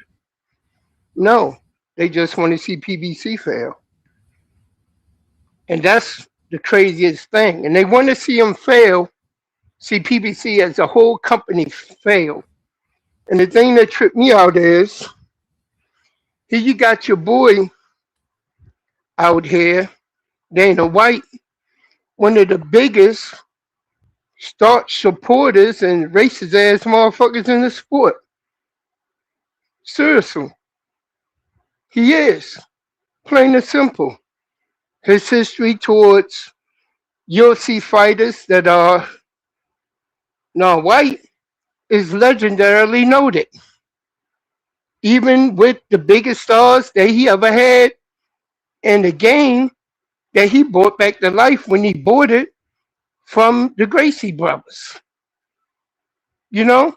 And that's sad. We don't even we're the latest Brazilian champion. Alexander Pierre, I think that's how you say his name. You know what I mean?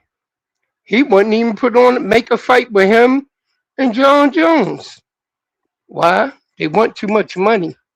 They making that much money. They don't even want to give like what a mil, maybe two, to the ones who cause people to come and watch the fights. That's ridiculous. That's an example of what's going to happen with Zuffa boxing. You don't believe me? Watch. Watch. The past, when it comes to people like Dana White, always repeats itself. And at UBO, they strengthening the purse strings to make sure that you won't have no rights. You can't sue them. You're just an employee. You do whatever we say. It's the equivalent of shut up and dribble. Plain and simple.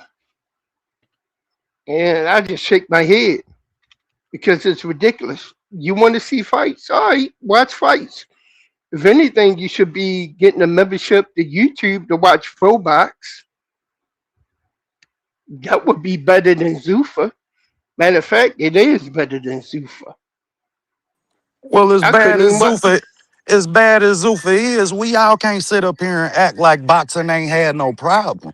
Like PBC Yeah, don't have a problem keeping their fighters active. Like Top Rank don't architect people career and just give us fights whenever the fuck they want to give us fights. Boxing has a problem. yeah, it been had a problem, I and a think what whole y'all, lot I don't of think it what deal people with understand is those that's boxing promoters. and Zuffa gonna be doing the same thing. Yeah, They're gonna do those the same thing. promoters and sanctioning bodies is the reason why boxing is right where it's at right now. But Seriously. I said this thing though. I said this the other day though. It's too much complaining about what motherfuckers is not doing, rather than what motherfuckers is doing and what the fights that are actually happening. Like there's great fights actually happening going on. It's just a lot of people isn't supporting the fights that's happening because everybody's concerned about their fucking favorite fighter. What the fuck they doing? You know what I mean? That's the Talk that shit, Cam. problem with a lot of motherfuckers right there, for real. True that. For real, like I mean, And that's a Zuffa, problem in the we've seen community. it. They've been acting. Has Zuffa been throwing crazy events? You know what I'm saying? They're throwing a couple decent events. You know what I mean? We looking at Matchroom. They've been doing. They did it. What? Matchroom just did a great event with fucking Ashaki and Ray Ford a couple weeks ago. Yep. We got fucking about to come up fighting June 27th. Bam! Tomorrow night we got the ladies. O'Shea Jones from Toledo, Ohio, and Tierra Brown. The ladies getting it cracking tomorrow night. Like it, Abdullah, July 4th, you know what I mean? The OTV, I know you're gonna be in the building. I'm gonna be in the building in Cleveland, July 4th. Like it's hella shit going on. Like, you know what I Man, mean? There's every shit going content on. creator from Ohio better be there on July 4th. Like, I don't give a fuck if all you making shorts. Facts, bro. Like, OTB said, be there. You better be there. Like, just fucking with what's going on. True that. Well, being there ain't just about supporting Abdullah Mason. It's about supporting the sport of boxing when we got a chance to host, an event in Ohio where y'all already know who run the boxing. So shit, it's mandatory that we there to support the sport, to support our athletes who gonna be on that card and to help our promote them athletes. So yeah, y'all need to be there. Damn, you just exposed something. Like we got these big fights going on. Like we know the Boots Xander fight coming up. Everybody anticipating, can't wait for that fight. We talk about that fight. You got Abdullah Mason about the fight. You got Bam. Those guys don't have to have all of this drama to stay relevant. That's really True what this that. is all about. Like that's what you literally just said. Like you just said in the very and like nigga, they don't need all this drama to stay relevant. You feel me? What I'm saying? So that's the reason why it's all of this negotiating in the public and because like Bill, the Keyshawn, like Jay, like yeah, I'm not doing this in the public. Why are you doing this in the public, Bill?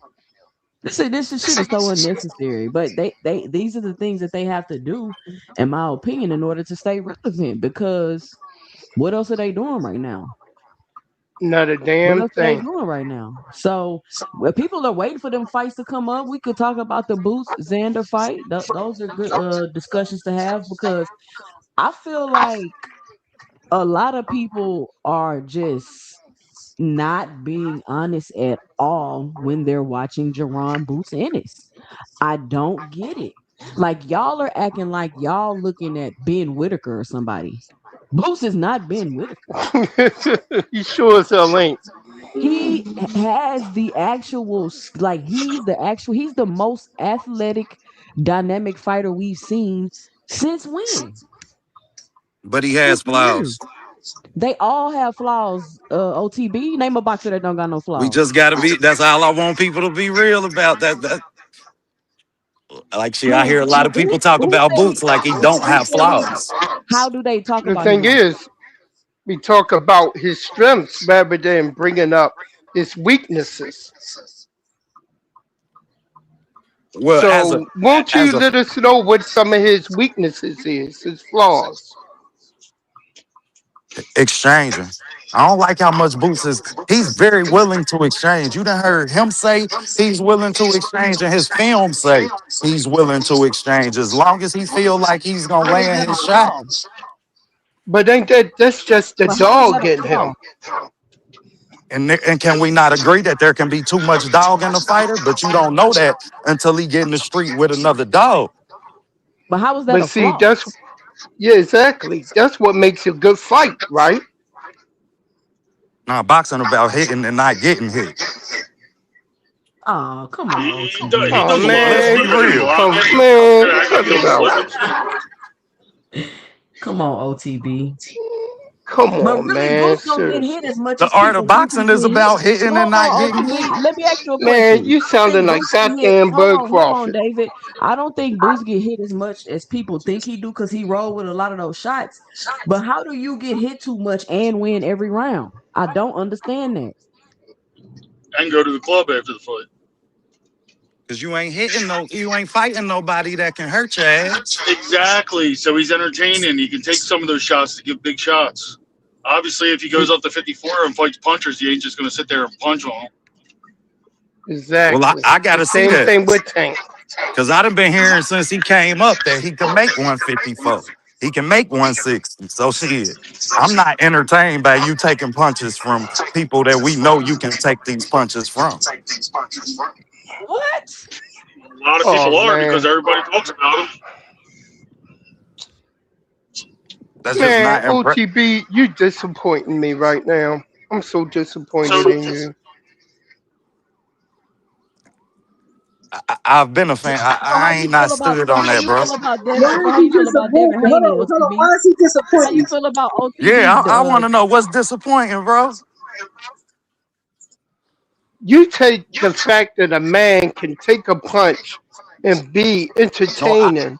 no, I Don't said you he's too realize that? willing to take a punch. I'm hearing about But how see, talented yeah, he is and then at and the how same time, gifted people he look. but is. you told me that it's not a. Some people can have too much dog in them to want to take a hit. Or matter of fact, and Two Cent just let you know a lot of those punches he rolling with, so he's not actually getting hurt or hit. So are It's y'all about telling me that I entertaining ain't the never seen crowd, this man man. get punched flush? And all he It's came about back with is I I entertaining ain't the know never he got seen crowd. his punched name a willingness flush. to boxer. watch another Name fighter a in front boxer of you him. haven't. Name a boxer you haven't seen get hit flush.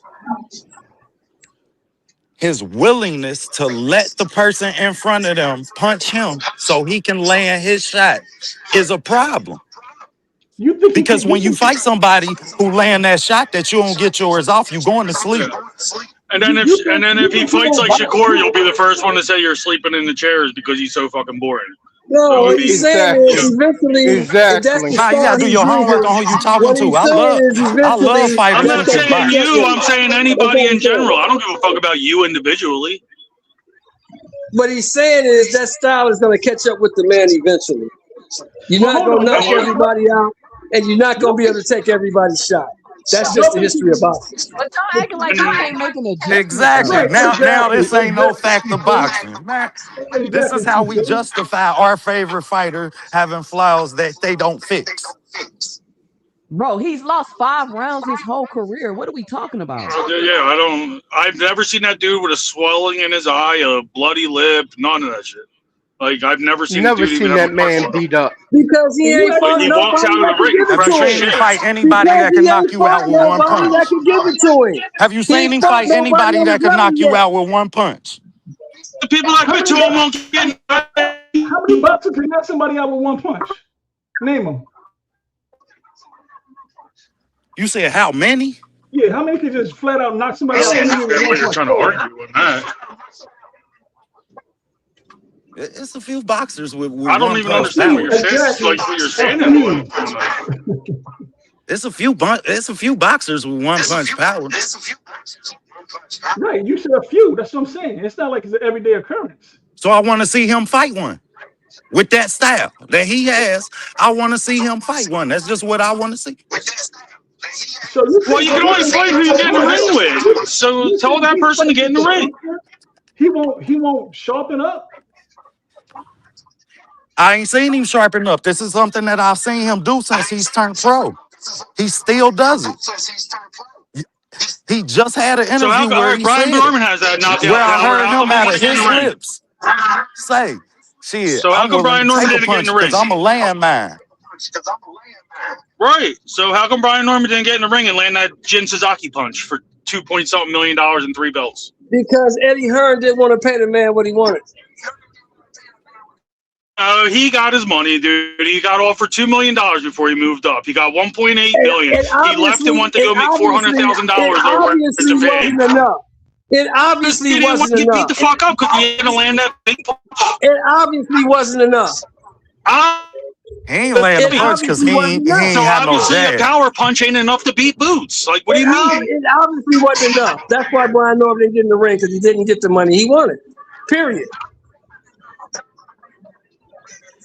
So, All right, well, if Boots don't have defense and he takes flush punches and someone can knock him out with a punch, then why wouldn't Brian Norman get in the ring? Why take $400,000 and go to Because he Japan didn't get the for money no he belt? wanted to get in the ring. What part of that are you missing?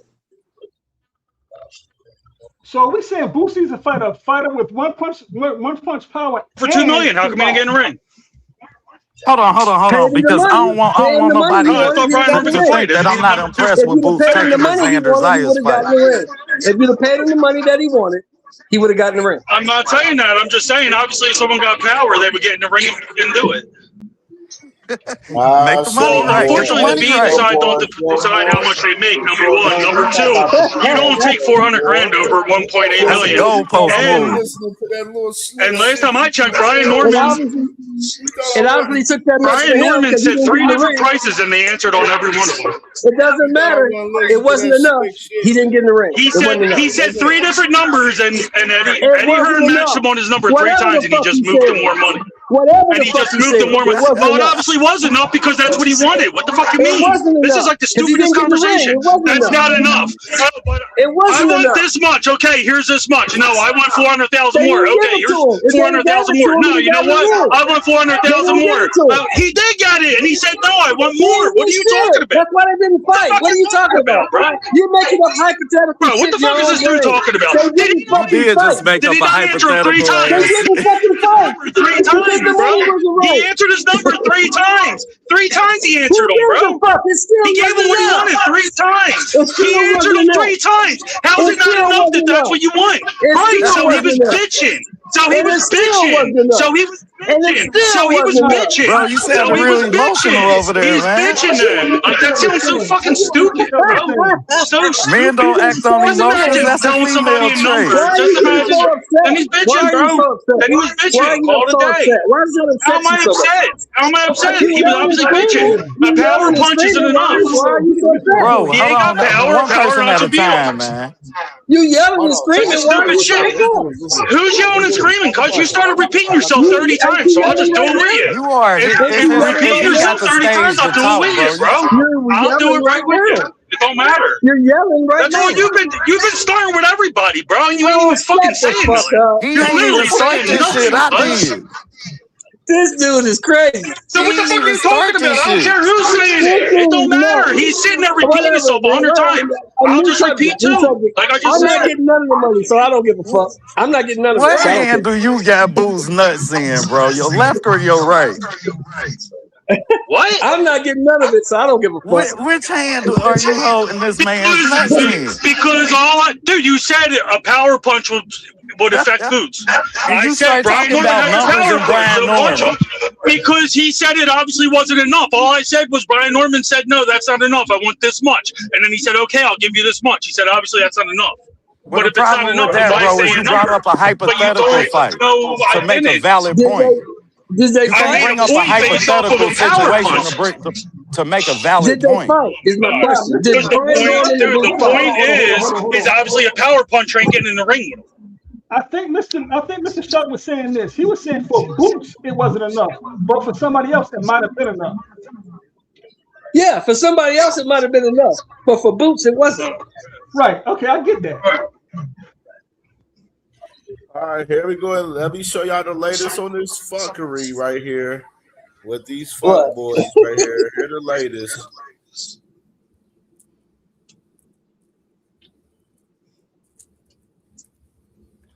$144 wasn't enough. Still don't want to fight. Damn. Shakur Stevenson.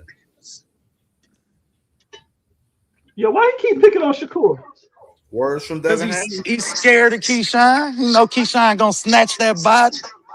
And fighting Shakur is the only way that he can get some money. Because he don't have a promotional company. Nobody's funding him now. I can agree with that, but that fight is also a jab fest. So, And I'm like this. Well, Devin's saying 144 ain't enough. Okay, why don't you just go ahead and drop your belt? Since you're trying to fight Shakur so bad, drop the belt. Yeah, drop the belt or fight Keyshawn. You got two choices. You can fight Keyshawn or you can drop the belt. The only bag you're going to get is to fight Keyshawn or Ryan Garcia. And it seems like he not trying to do. He not. No, he don't. That shit fell apart.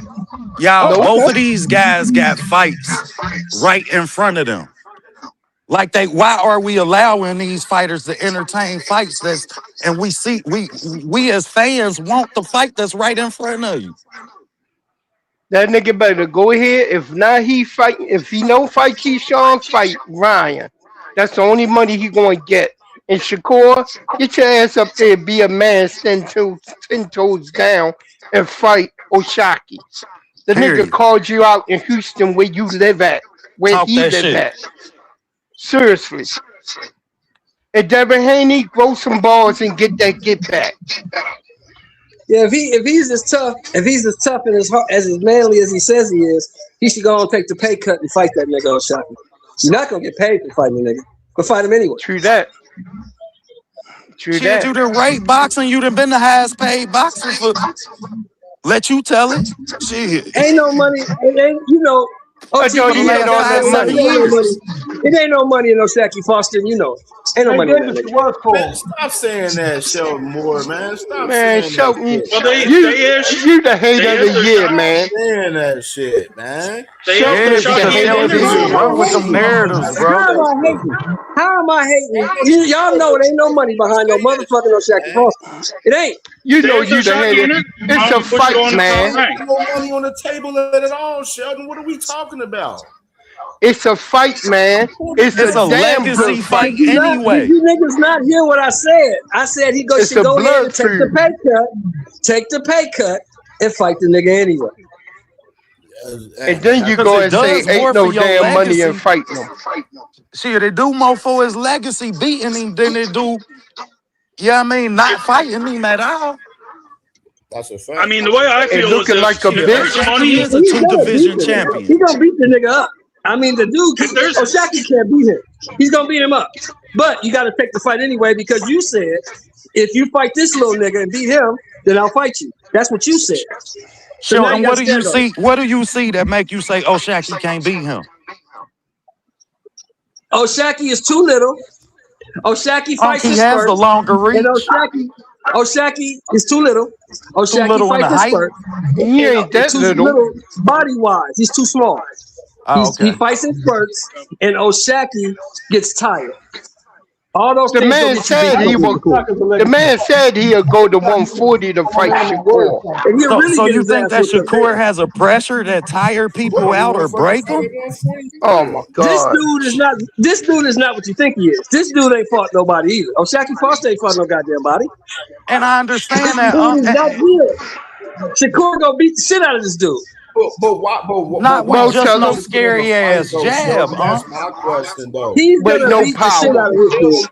Fight. With no power.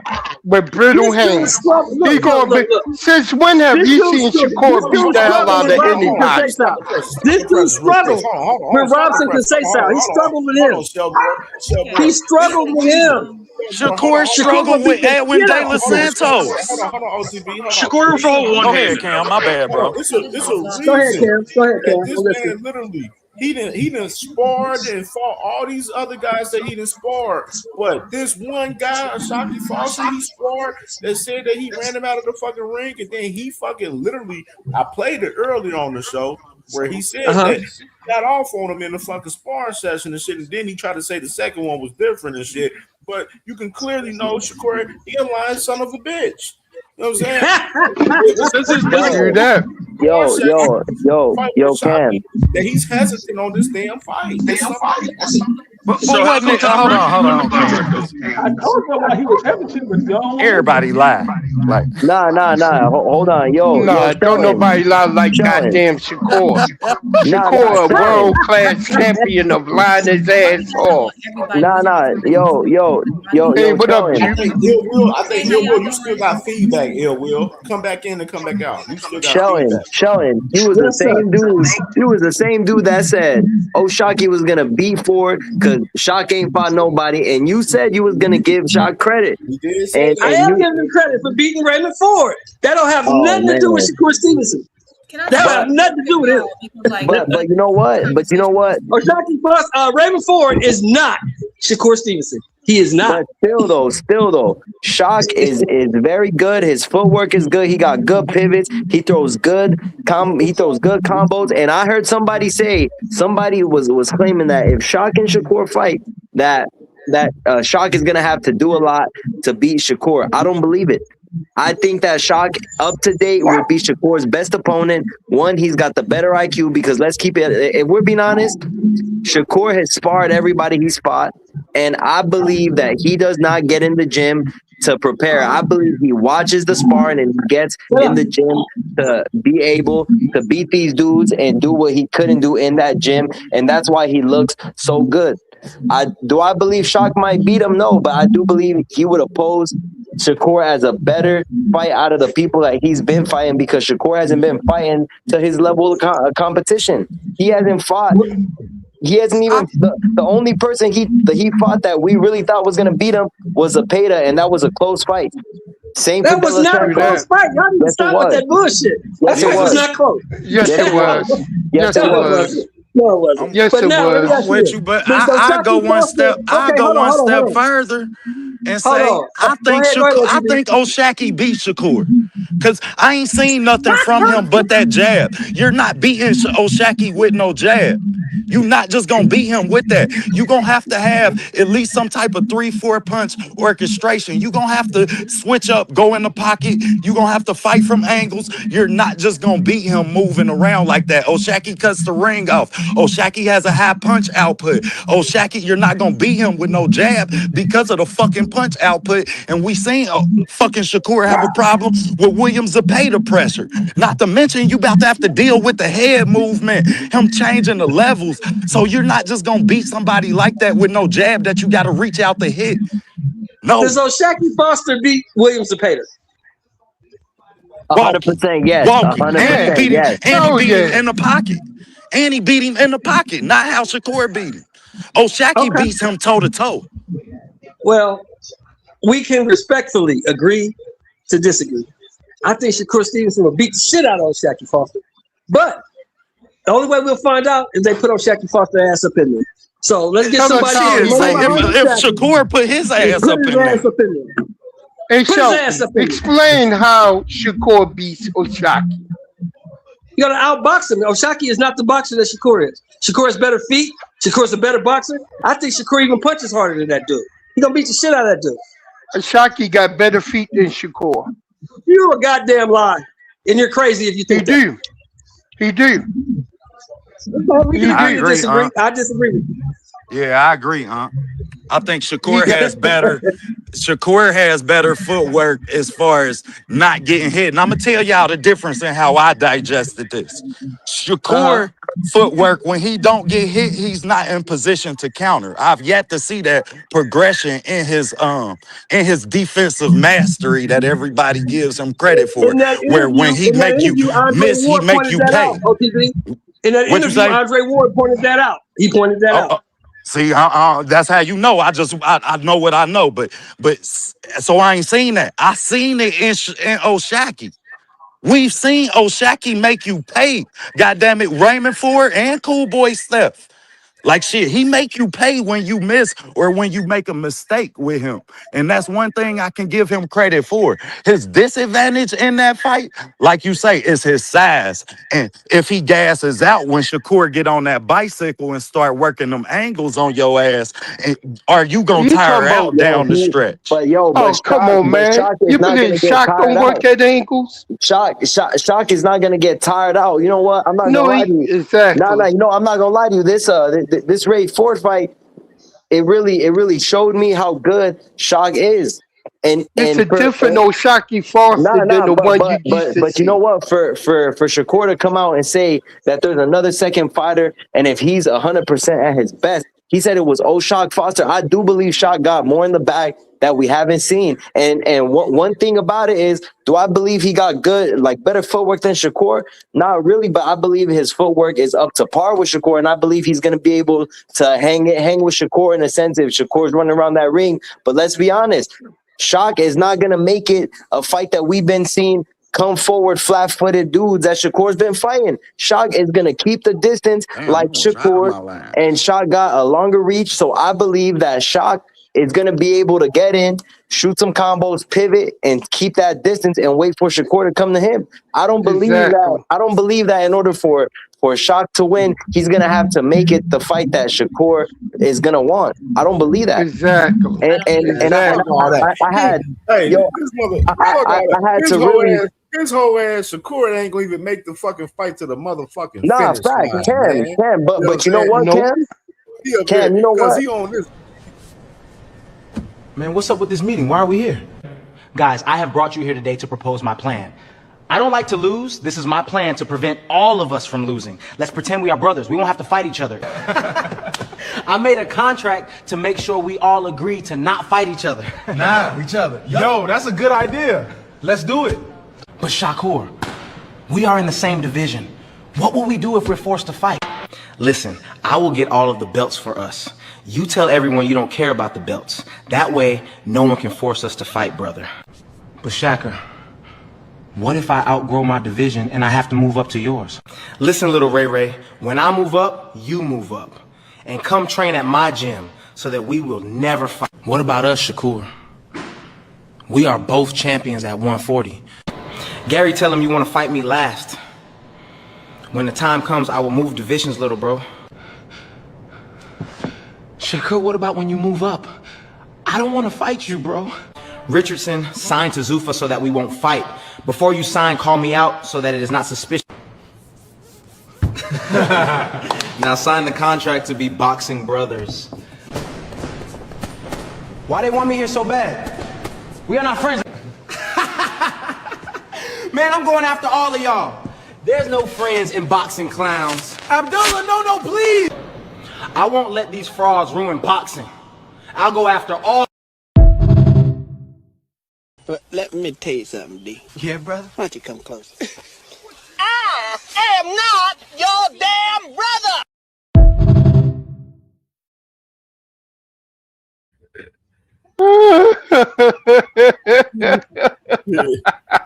That was fucked up. Y'all funny. That's ridiculous. Whoever made that needs something to do with their time, man. That video is 100% accurate. So whoever made that, shout out to them. Some of it is, but I don't say all of it. But I just want to say something real quick about the Oshaki fight, y'all. What I don't understand is why people like trying to pour cold water on Shakur versus Oshaki, because like I don't get it. Like, oh, he's gonna beat him up. Okay, but we've said that about every fight Shakur's been in. Shakur has never been the underdog, right? We still got to see him make these fights, and if we think he's gonna win, that's why upsets happen in boxing. Now, do I pick Shakur to win? Yes. I still want to see the fight because I think it's a good fight, and I haven't seen Shakur fight anyone like Oshaki Foster. And like people are like, oh yeah, Zepeda. Foster has better footwork than any of the last 3 people that Shakur fought. I'm not saying his last fight weren't good. Teal's a good win, but Teal's a good name. The Pater fight was good. I get all that.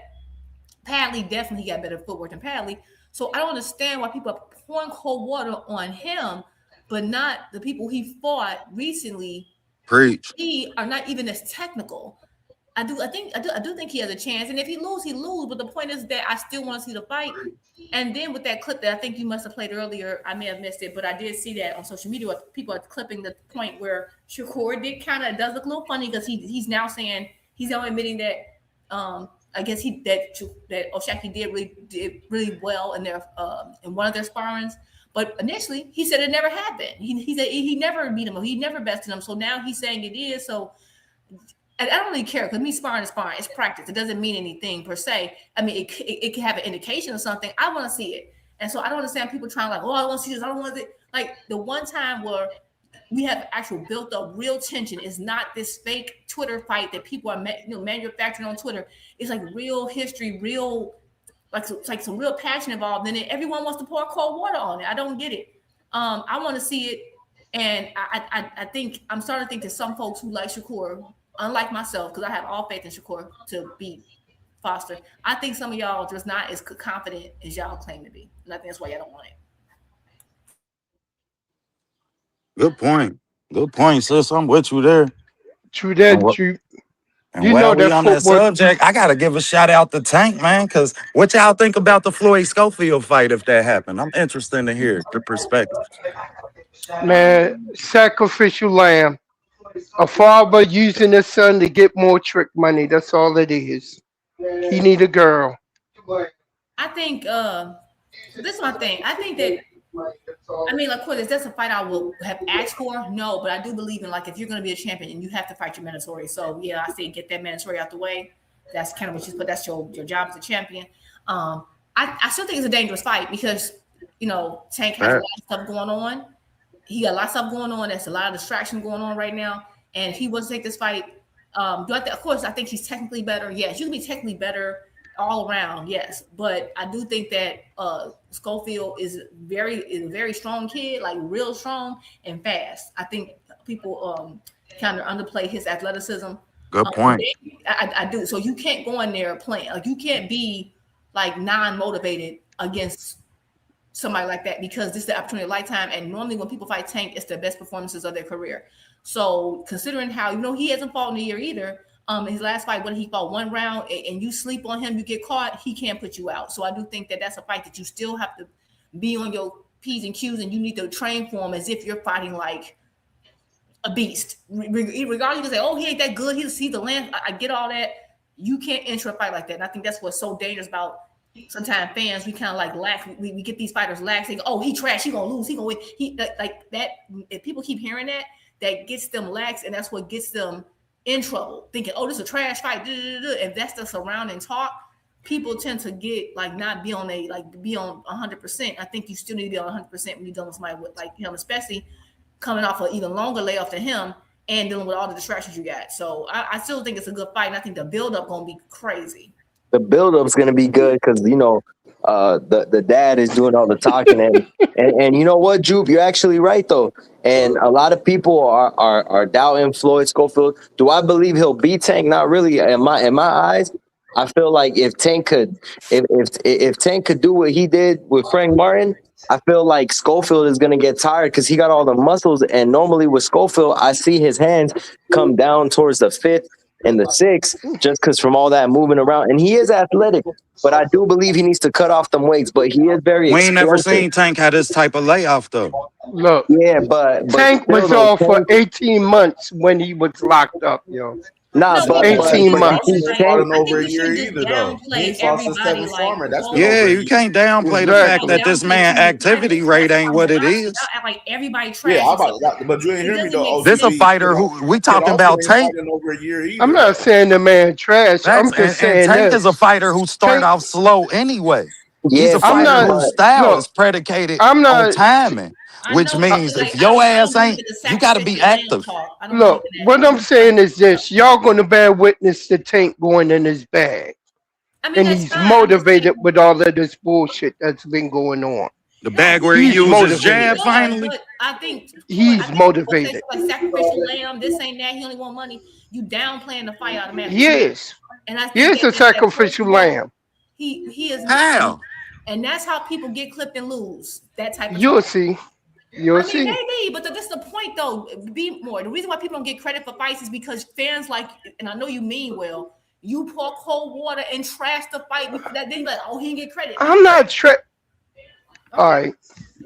He's saying sacrificial because Jupe. I think he's saying sacrificial because he talking about his father sacrificing him. Yeah, I mean, yeah. I don't think he's saying he basically there for a payday, pretty much. I mean, exactly. And he already said it that he just want to see his son survive. Every fighter is here. Come on, it's prize fighting. Every fighter is here for payday. They saying that Roach is better than Kid. Like even if Kid didn't win, if Kid make it 12 rounds, his value go up. Even if he don't win, if he could make it 12 rounds with Tank, his value skyrocket. Everybody, Tank knocked out dudes and their value went up. You know what I'm saying? They for real. And they going 12, it's definitely gonna go up. That's Tank is the measuring stick. So for me, my goal is make sure my son make it out of there alive. That's the whole thing. My son haven't been hit by somebody explosive like Tank. Right. But that's the fun part of boxing. I think Tank should fight at 140. If that was me though. His biggest fights is at 140. Like with the Shakur and all of them. But it's on Tank. Tank is a businessman. He gonna make the right decision and everybody gonna move when he decide to move.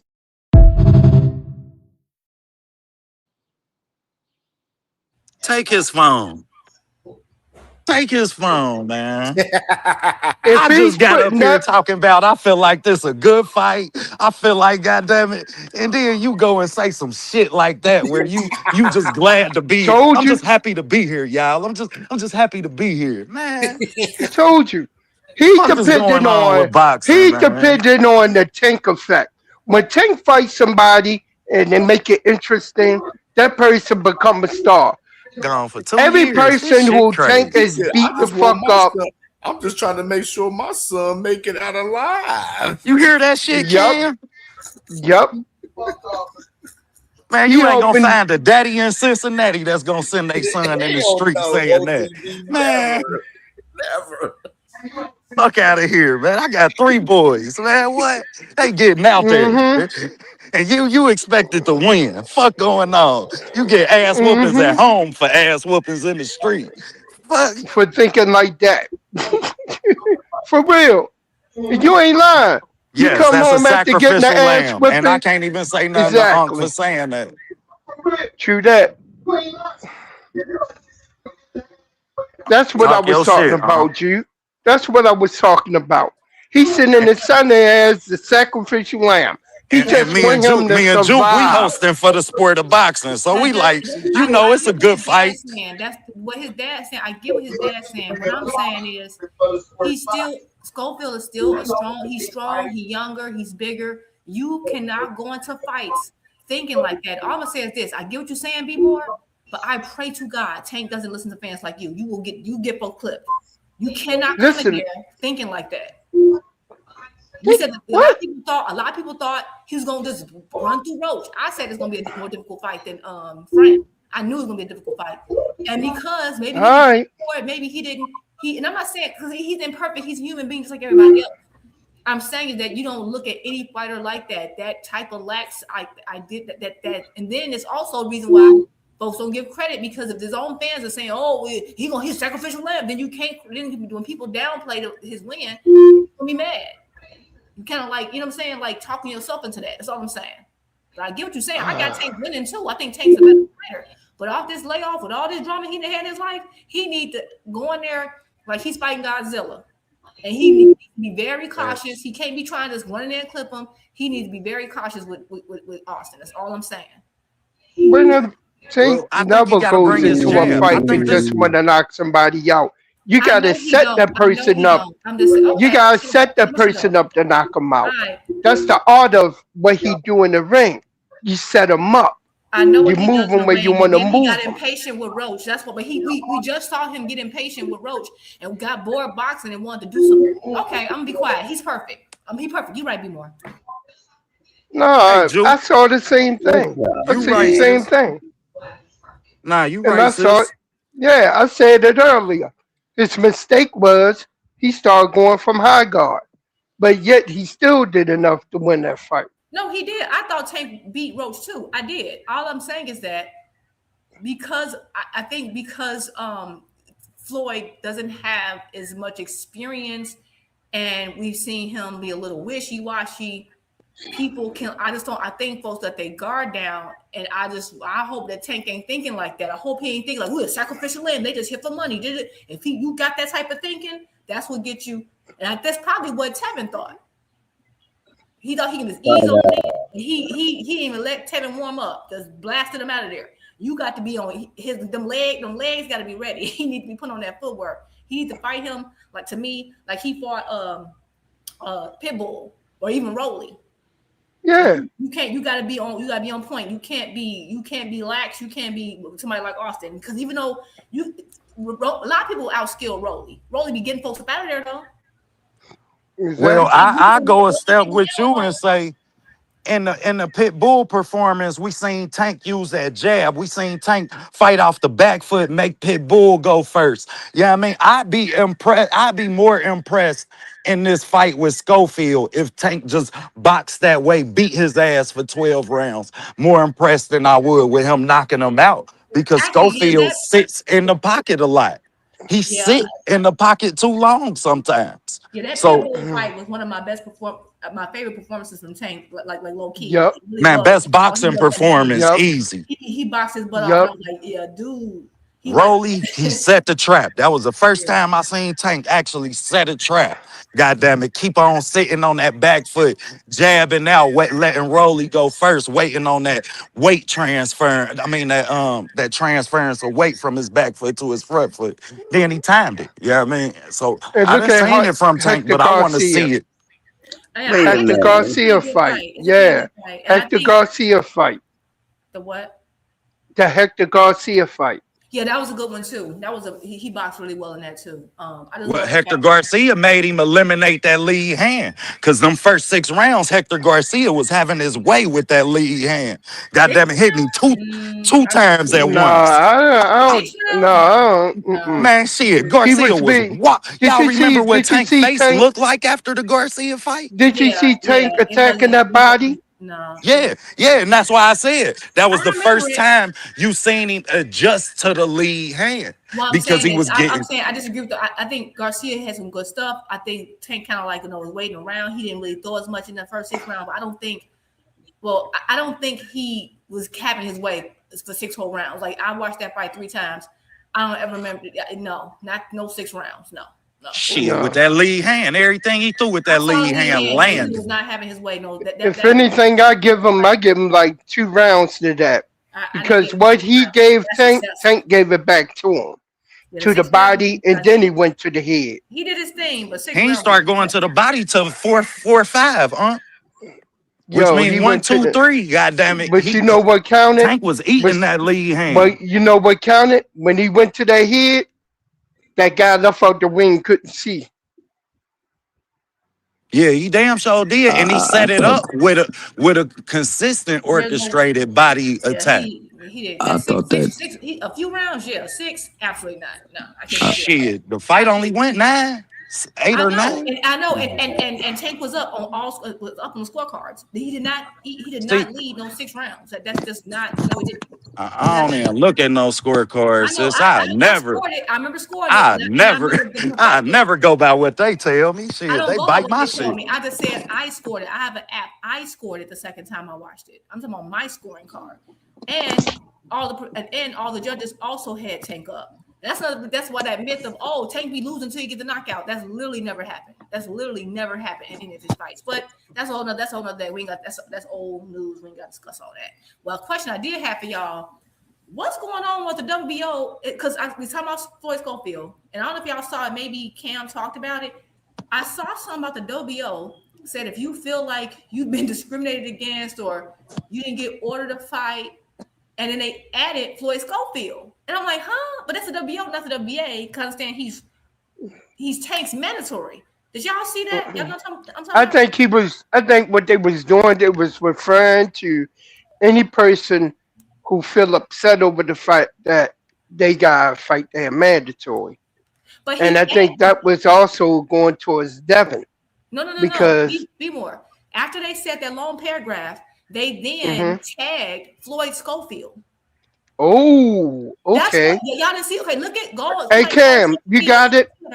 And look at the president of the WBO, and he was on this Twitter? long diatribe, and then he Floyd Schofield, and I'm like, huh? What's going on with WBO and Floyd Schofield? I thought Floyd Schofield was Tank's mandatory for the WBA. Unless I'm confused. Did y'all see that? Or they could be referring to him because RT Schofield been saying a whole lot of bullshit. He been on Mill City every damn day for the last 3 weeks. What that got to do with the WBO? And he's saying something about. Let me see if I can find it, y'all. Because he did say something about he had to go to the lawyers. And that the WBO didn't do it. That Gustavo, that I see from Gustavo. Okay, he did tag his name towards the end. This was about 4 hours ago. He said, "Hey champ," speaking to Kid Austin, he said, "If you have credible evidence, documentation, witness testimony, or other reliable information suggesting corruption, robbery, fraud, abuse of authority, or any other unlawful conduct involving a WBO official, I encourage you to present such information to the appropriate law enforcement authorities, including the FBI or the other agencies with jurisdiction, so that it may be properly reviewed and investigated." That nigga got raped. Hold up, I got it. If you believe you have been unfairly denied opportunities by another sanctioned body, you may wish to consult with an attorney experienced in boxing to evaluate your situation and advise you regarding any rights or remedies that may be available to you. Additionally, I encourage you to review the WBO regulations, which are publicly available on the official WBO website. The regulations are accessible free of charge and can be easily reviewed from any mobile device or computer. All the best, Kid Austin. That's because of Auntie Schofield. Auntie Schofield was saying that he was saying something to the effect on one of the posts that are saying he said on Mill City that it wasn't the WBO who got us this fight. I had to by going to my lawyers and my attorneys, and he said something about did it twisted or something that But the I WBO don't don't know. have nothing to do with the He was fight, saying though. WBO was like a corrupt. pawn, y'all. Auntie Sco sound like a pawn. Ain't gonna lie to you. Yeah. I think he's starting to try to talk his way out that fight. That's probably what it is. Y'all, with the WBO. Floyd Schofield is not ranked in the WBO. I just looked. That's what I'm like, huh? Right. This is WBA business. This ain't WBO Right. business. Oh, Right. yeah. This is WBO, right? This is not the WBA. The WBA mandated Tank versus Floyd Schofield. The WBO president talking. So what? And he ain't even ranked in the WBO. Let me just Who the WBO champion? And what is he ranked? I'm sorry, not Navarrete, my bad. Mason. Abdullah Mason. Yeah, Abdullah Mason. Yeah. Oh, I'm wrong. He is ranked. They ain't trying to fight Abdullah. Floyd Schofield is number 9. We know that. We know they ain't trying to fight Abdullah. The WBO is Abdullah Mason, and he's ranked number 9 in the WBO, but he's ranked number 1 for the WBA. That's why I'm like, and I know it's in part of it. It said if you feel like, if you believe you've been unfairly denied opportunities by another sanctioned body, you may wish to consult with an attorney experience. Like, what? Why are you getting in the WBA business? I don't know what the heck going on. I just thought that was weird, and I was like, what the heck's going on? Maybe he mad because they only ranked number 9 in the WBO. That could be what. But didn't he say he wanted $1 gazillion to fight Mason anyway? So why do you not care? Exactly. Who knows when it come to that guy? Seriously, who knows when it come to him? Exactly. Who Let me bring knows? on Crush the Legend, man. Crush the Legend ain't said nothing, man. Crush was goody, bro. Crush, what up? What up, Ron? What's going on, Yoda? Man, what's going on, man? I hear y'all up there cooking. I've been busy the last 2 days, so I'll come in and get in some words where I can get them in at. And just waiting for this fight tomorrow with Bam and Antonio Vargas, which is going to be a bar burner. I got Bam coming out, but it's going to be a tough fight. I got Bam by probably about split decision, unless we see somebody powering someone else. But I hear y'all was talking about Kid Schofield. Let me tell y'all something in my honest opinion. He ain't too much to fucking worry about, my honest opinion, because he ain't showed me too much of anything with what he's working with, and he's damn sure not worthy of what he can do because he's always coming up short and not showing up when it's showtime. Far as what Tank mindset should be, we know he don't even think the fuck like that. We know he don't even think like that, so we ain't got to worry about that with Schofield or anybody else. Sometimes being out of the ring, we seen with some fighters where it don't affect them as much as we think it would. Don't necessarily mean it's going to happen to him. But we'll see whenever he turns to the ring, but he ain't fighting right now, so fuck him. But the thing is, we getting close to June the 27th. That's all I give a fuck about. I don't give a fuck about who ain't fighting right now. Don't give a damn who their name is. He ain't fighting right now. We'll see when he comes back, and we'll see where he's at, what he's working with, what's next for him. But I'm waiting for June 27th, and we getting goddamn close. That's all I'm waiting for because I hear a lot of people talking shit. I hear y'all talking shit. Yoda speaking now. Talk to me at the fight night. I'm telling y'all, this fight is not going to be as competitive. Understand what I'm saying? A lot of y'all slow with definitions and shit. The fight is not going to be as competitive as you think. And I'm going to give you 2 things that's going to put that in place. IQ and athleticism. Y'all could put that shit, the rest of that shit together like a puzzle. But I can't wait for that. And then they just gonna be hating more because, something was wrong with it. I'm waiting for the excuses because I know where them belts is coming at. I know where them belts, they coming back to Philly. I'm waiting for the fucking excuses. So y'all might would just start giving them to me now on my show all the way up to the fight. Y'all start giving y'all goddamn excuses. I want y'all to hate on every goddamn show that I do next week. It's hate on Boots week. Y'all can come on and hate all the fuck y'all want. I ain't gonna even say too much, y'all. I'm gonna laugh at you motherfuckers. I'm gonna say a couple words and come fight night. We're gonna have a different conversation. That's all I got, man, for right now. But that, other than that, man, that whole brotherhood was going on with those dudes over there. I don't know what the fuck they got going on. Damn, Shakur, this, that. I'm tired of that shit. The Hollywood Shuffle, I don't know what's going on. But they need to do something, and somebody needs to fight some damn body, because they none of them dudes doing a goddamn thing right now. So everybody slow down with what they doing, because they ain't been doing a damn thing lately. The last time I checked the weather report. So, you know, hold these fighters accountable for what they doing and what they ain't doing. And a lot of y'all are always skipping that shit. Like this whole brotherhood situation. Y'all should all be knocking your heads upside the wall. I don't see the war with these dudes. It's supposed to be a fight with these damn brothers. Because, you know, ain't no integrity and, you know, motherfuckers getting, you know, snaked and all that. Man, brother fight, he snake me. You snake me, bro, we rumbling. Big bro, little bro, middle bro, you snake me, you lied to me in interview. I got a problem with that. You betrayed me. Now I got to whoop your ass.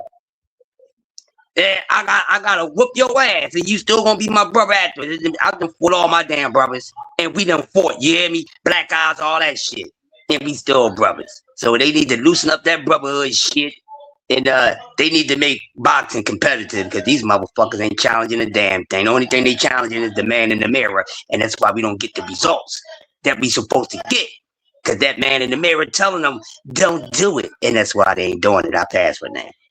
Do anybody up here got a brother that they never fought? Me, I ain't never fought my brother. What the fuck?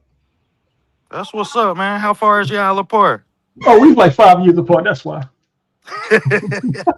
Shit, me and my brother, shit, we 1 year apart. Shit, we fought all the damn time growing up. Shit. Man, I got a brother that's 5 years older than me. For free. Motherfuckers arguing about motherfuckers who his ass ain't cleaning up the room and shit like that. Yeah, I mean, motherfuckers itching because of that. Like, And me and my brother's hitting over Jungle Juice. How many of y'all remember Jungle Juice, man? Shit. Over Project, baby. Oh man, what? yo. Oh shit. God damn, man, this shit is bad.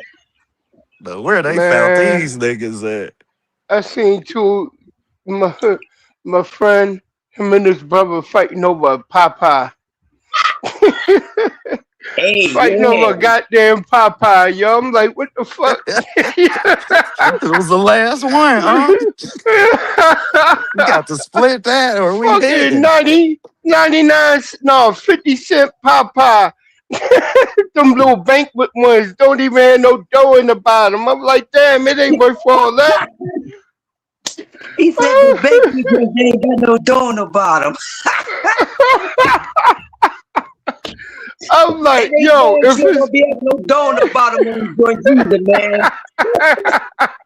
That shit had hella peas with one piece of chicken in that motherfucker. Hell yeah, though. Fucking piece of chicken, man. Had a gravy bowl and shit. Oh shit! I used to mix that shit with motherfucking oodles and noodles, yo.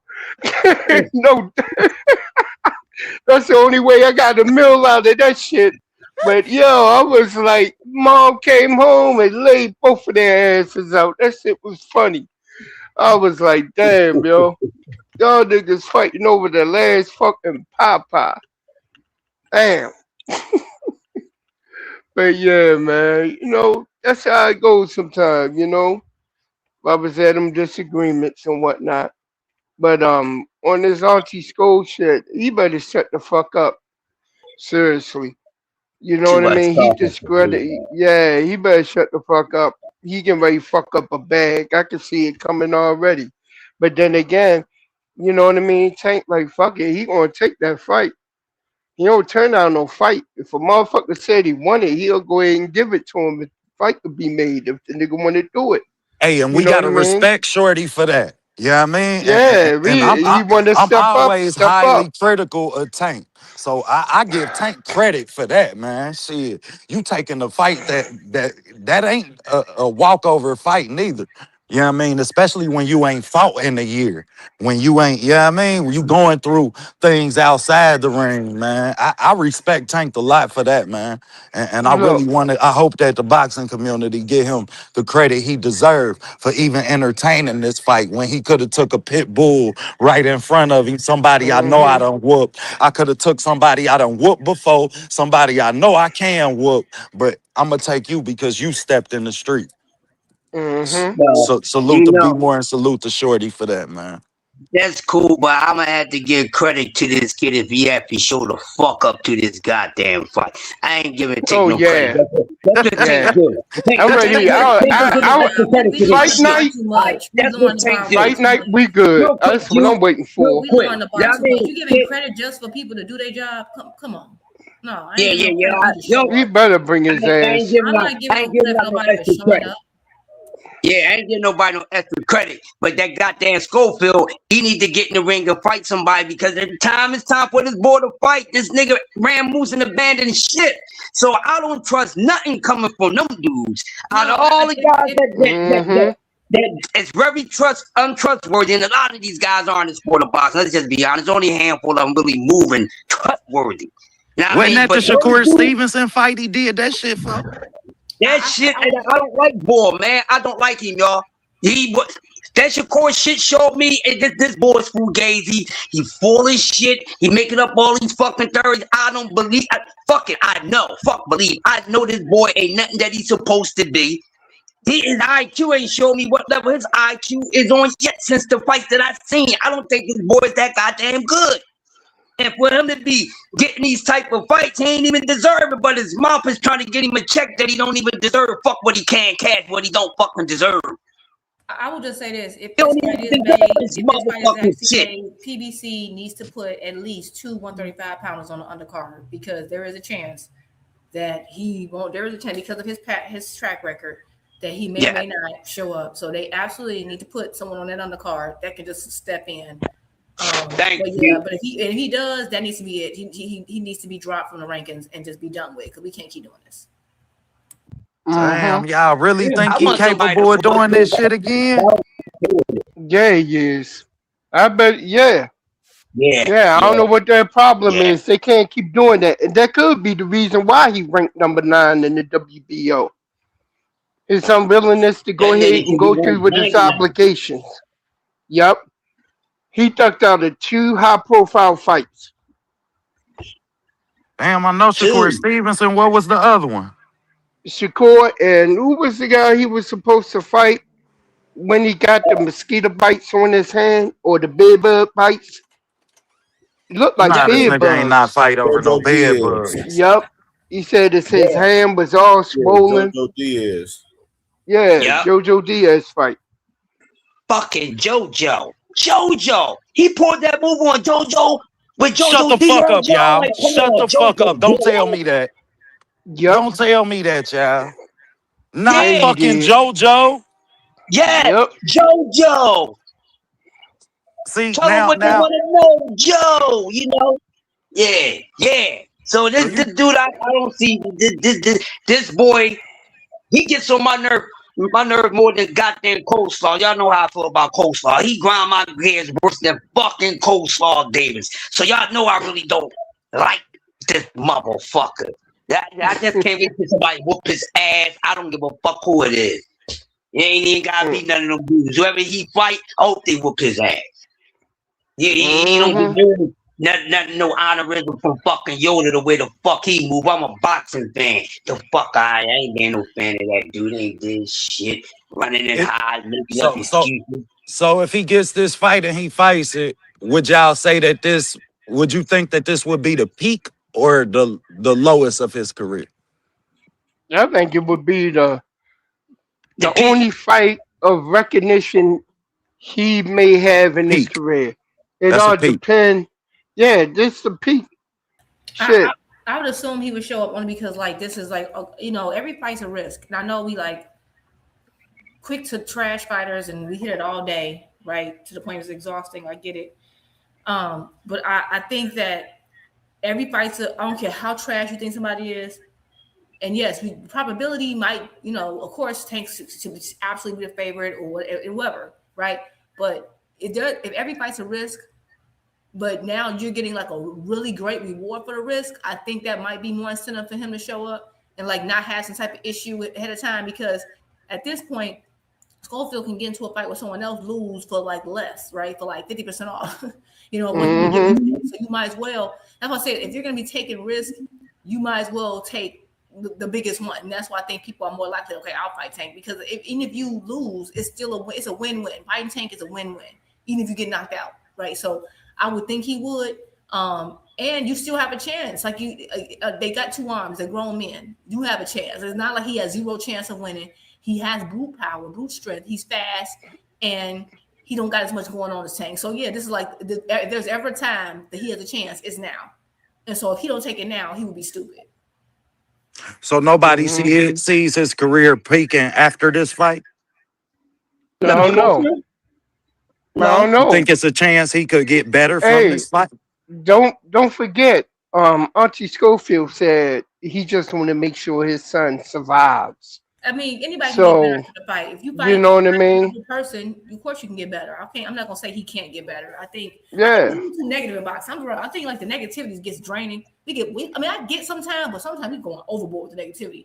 Yeah. I mean, it's a question, Jupe. It ain't. Yeah, I mean, I ain't not saying you. I'm saying I'm agreeing. Like, yes, I think it's a possibility. It's a possibility he can decline. Facts. It's a possibility he can plateau or peak. We don't know. That's why we want to see the actual fights.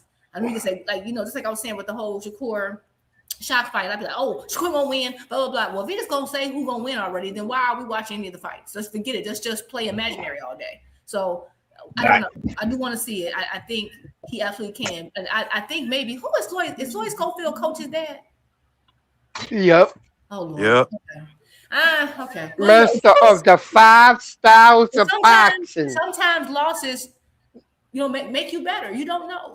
Exactly. Stylistically, now I'll give everybody the perspective that she's noting that. He's a fighter who likes to fight in the pocket. Yeah, I mean, if he takes a shot from Tank, he goes in this fight and then he learns what he needs to do to polish up, to get tighter in the pocket. Now his jab is more active. Then he could peak after this fight with Tank, which I haven't seen fighters exactly do inside the ring.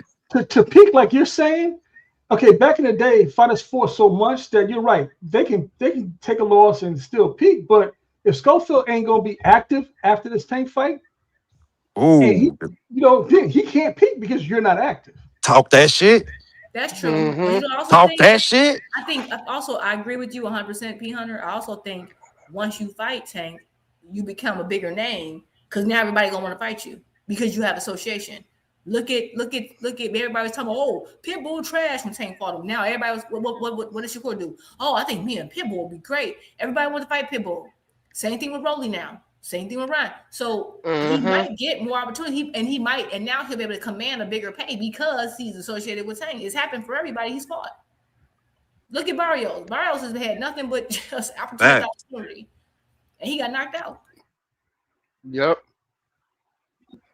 Facts. And I think that if he do take that fight and take what ways the survival tactic, if you trying to get better and you looking at the longevity of his career and his work ethic matches, which matches his progression, which we haven't seen so far. The problems Floyd Schofield had the first time I seen him is still the same problems that he have. So, if anybody gonna fix that problem, Tank is, or he's not. And I think that's the optimism and what we love about the sport of boxing is that he can take this fight, lose, and actually get better, and and perfect this flaws. But one of the biggest flaws Floyd Schofield has is that sometimes he started to fight slow, and he was open for that straight right. When they guy hit him with it and he put him down, then he got back up. Yeah, you know what I mean, and dust off. And then in the next couple rounds, I think he went on and not took over. He can't start out slow against Tank. He can't. He needs to be cautious.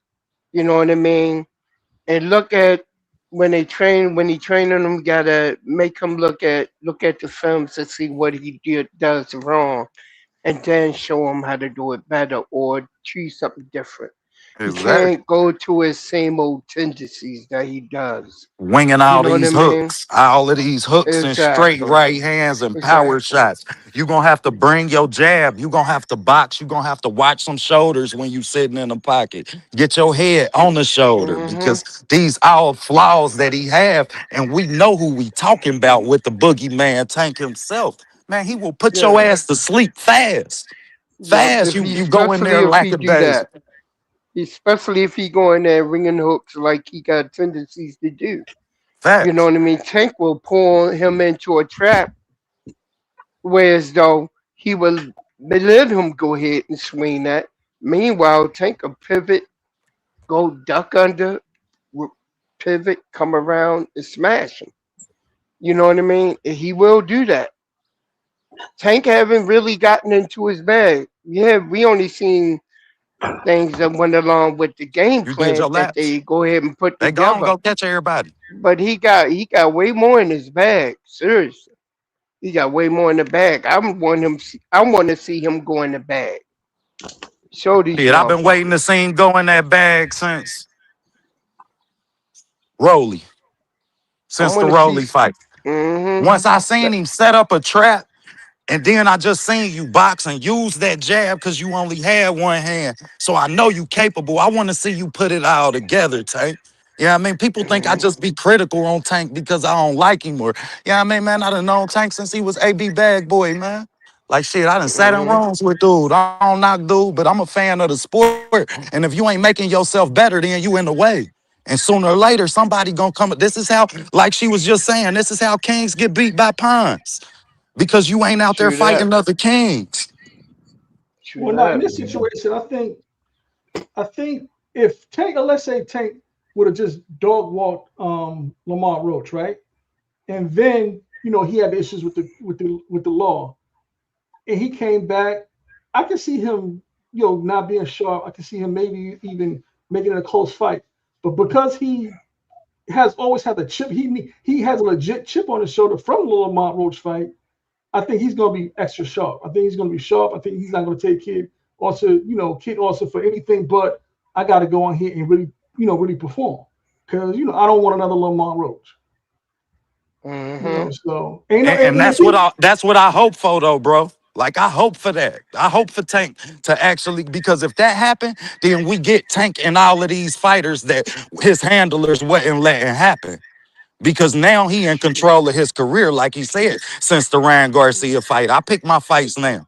So I know that once you get to that point, then shit, it's on the flow. Yeah, I think he'll be sharp. I think he'll be sharp. I also think that he has a higher bar than some of the people that they claim they want to see him fight. He has a much higher bar. Only was like we always talk about, oh, he ain't fighting the killers, he ain't fighting all these people. But then when other people fight those same guys, oh, that's an excellent fight. It's really crazy. Like I remember I was watching Pro Box and they had Paulie interviewing Lamont Roach, and that's when they interviewed. That's when they were talking about him fighting Pitbull. And I promise you, I kid you not, Paulie was like, oh, that's a legacy fight. But when Tank fought him, it was trash. When Devin wanted to fight Rolly, oh, that's a good fight. This is good. So I just think that at the end of the day, I just think it's just a bar thing.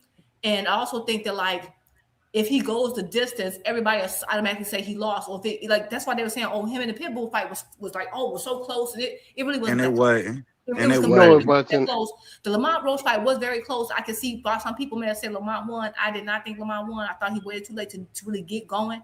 I thought Tank Yep. was boxing beautifully. And I think by the time he came on, I feel like Tank bagged enough points, but that's just my opinion. Saved by I the just True think bell. that, that. but the same thing. Like it doesn't. Ooh, somebody need to mute. Whoa. Somebody need to mute. I don't know who. But at the same time, like when Devin goes like the distance, or Shakur goes the distance, and they box well.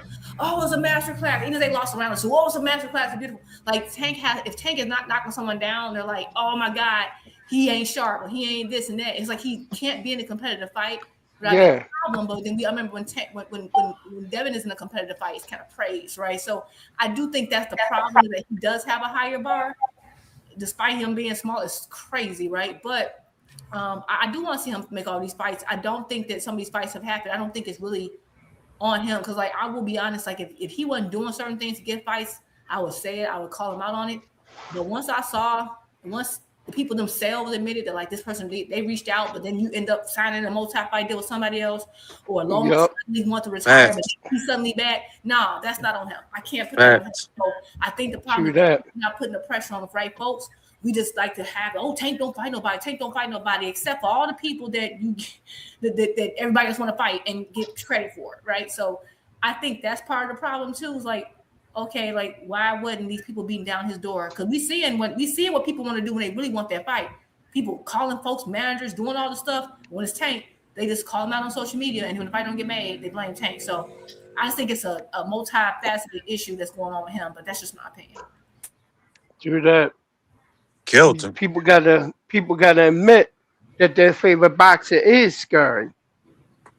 You know what I mean? Once Tank knocked that tooth out, scary. He decided that he. Once he Even if they just moving funny, just be real about that. Like shit, ain't nothing wrong with it. Call a duck. Can't make it a goose. I mean, but shit, I'm about to start practice. My kids running their laps and shit, man. Y'all enjoy. Love y'all, man. Y'all know what it is. All right, Keep cooking. OTB. All right, OTB. Peace. Oh, what was you saying, Chu? Go ahead, Chu. I just these fighters want the most for the least risk. That's really what it boils down to.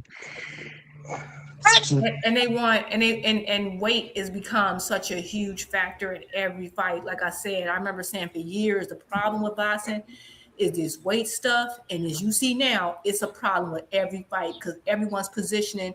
That's why, and this is why I said I want the IBF rules across the board because we wouldn't have all this mess. People would be forced to fight in the real divisions. Exactly. Everybody wanted to, you got to come up here. This can't do all this stuff. I want to fight you. Move here, move there. And then we're blaming the guys. We're like championing the guys who want to cut all the weight and blow up, but not the guys who like just trying to fight in their real weight classes. And all I'm saying is that reason why I said that people thought I was tripping is because now every fight is an issue with weight. Now we're having all these weight discussions that we shouldn't even have to have, and it's because people are trying to use it as some huge advantage when it shouldn't be a thing. So they want little risk, huge gigantic rewards, which I think Turkey exacerbated, and now you also got the weight thing. If you fix those two, we wouldn't even need Zuffa. We're in business. True that.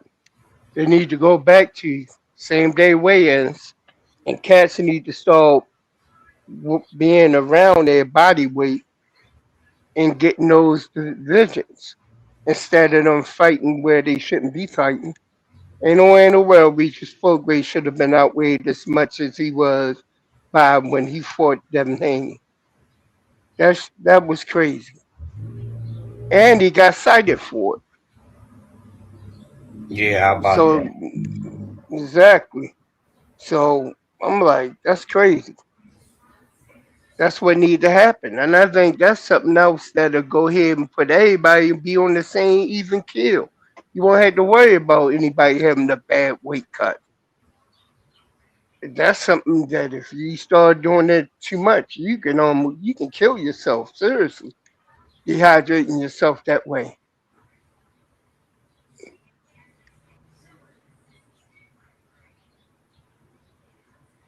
Yo, where everybody go?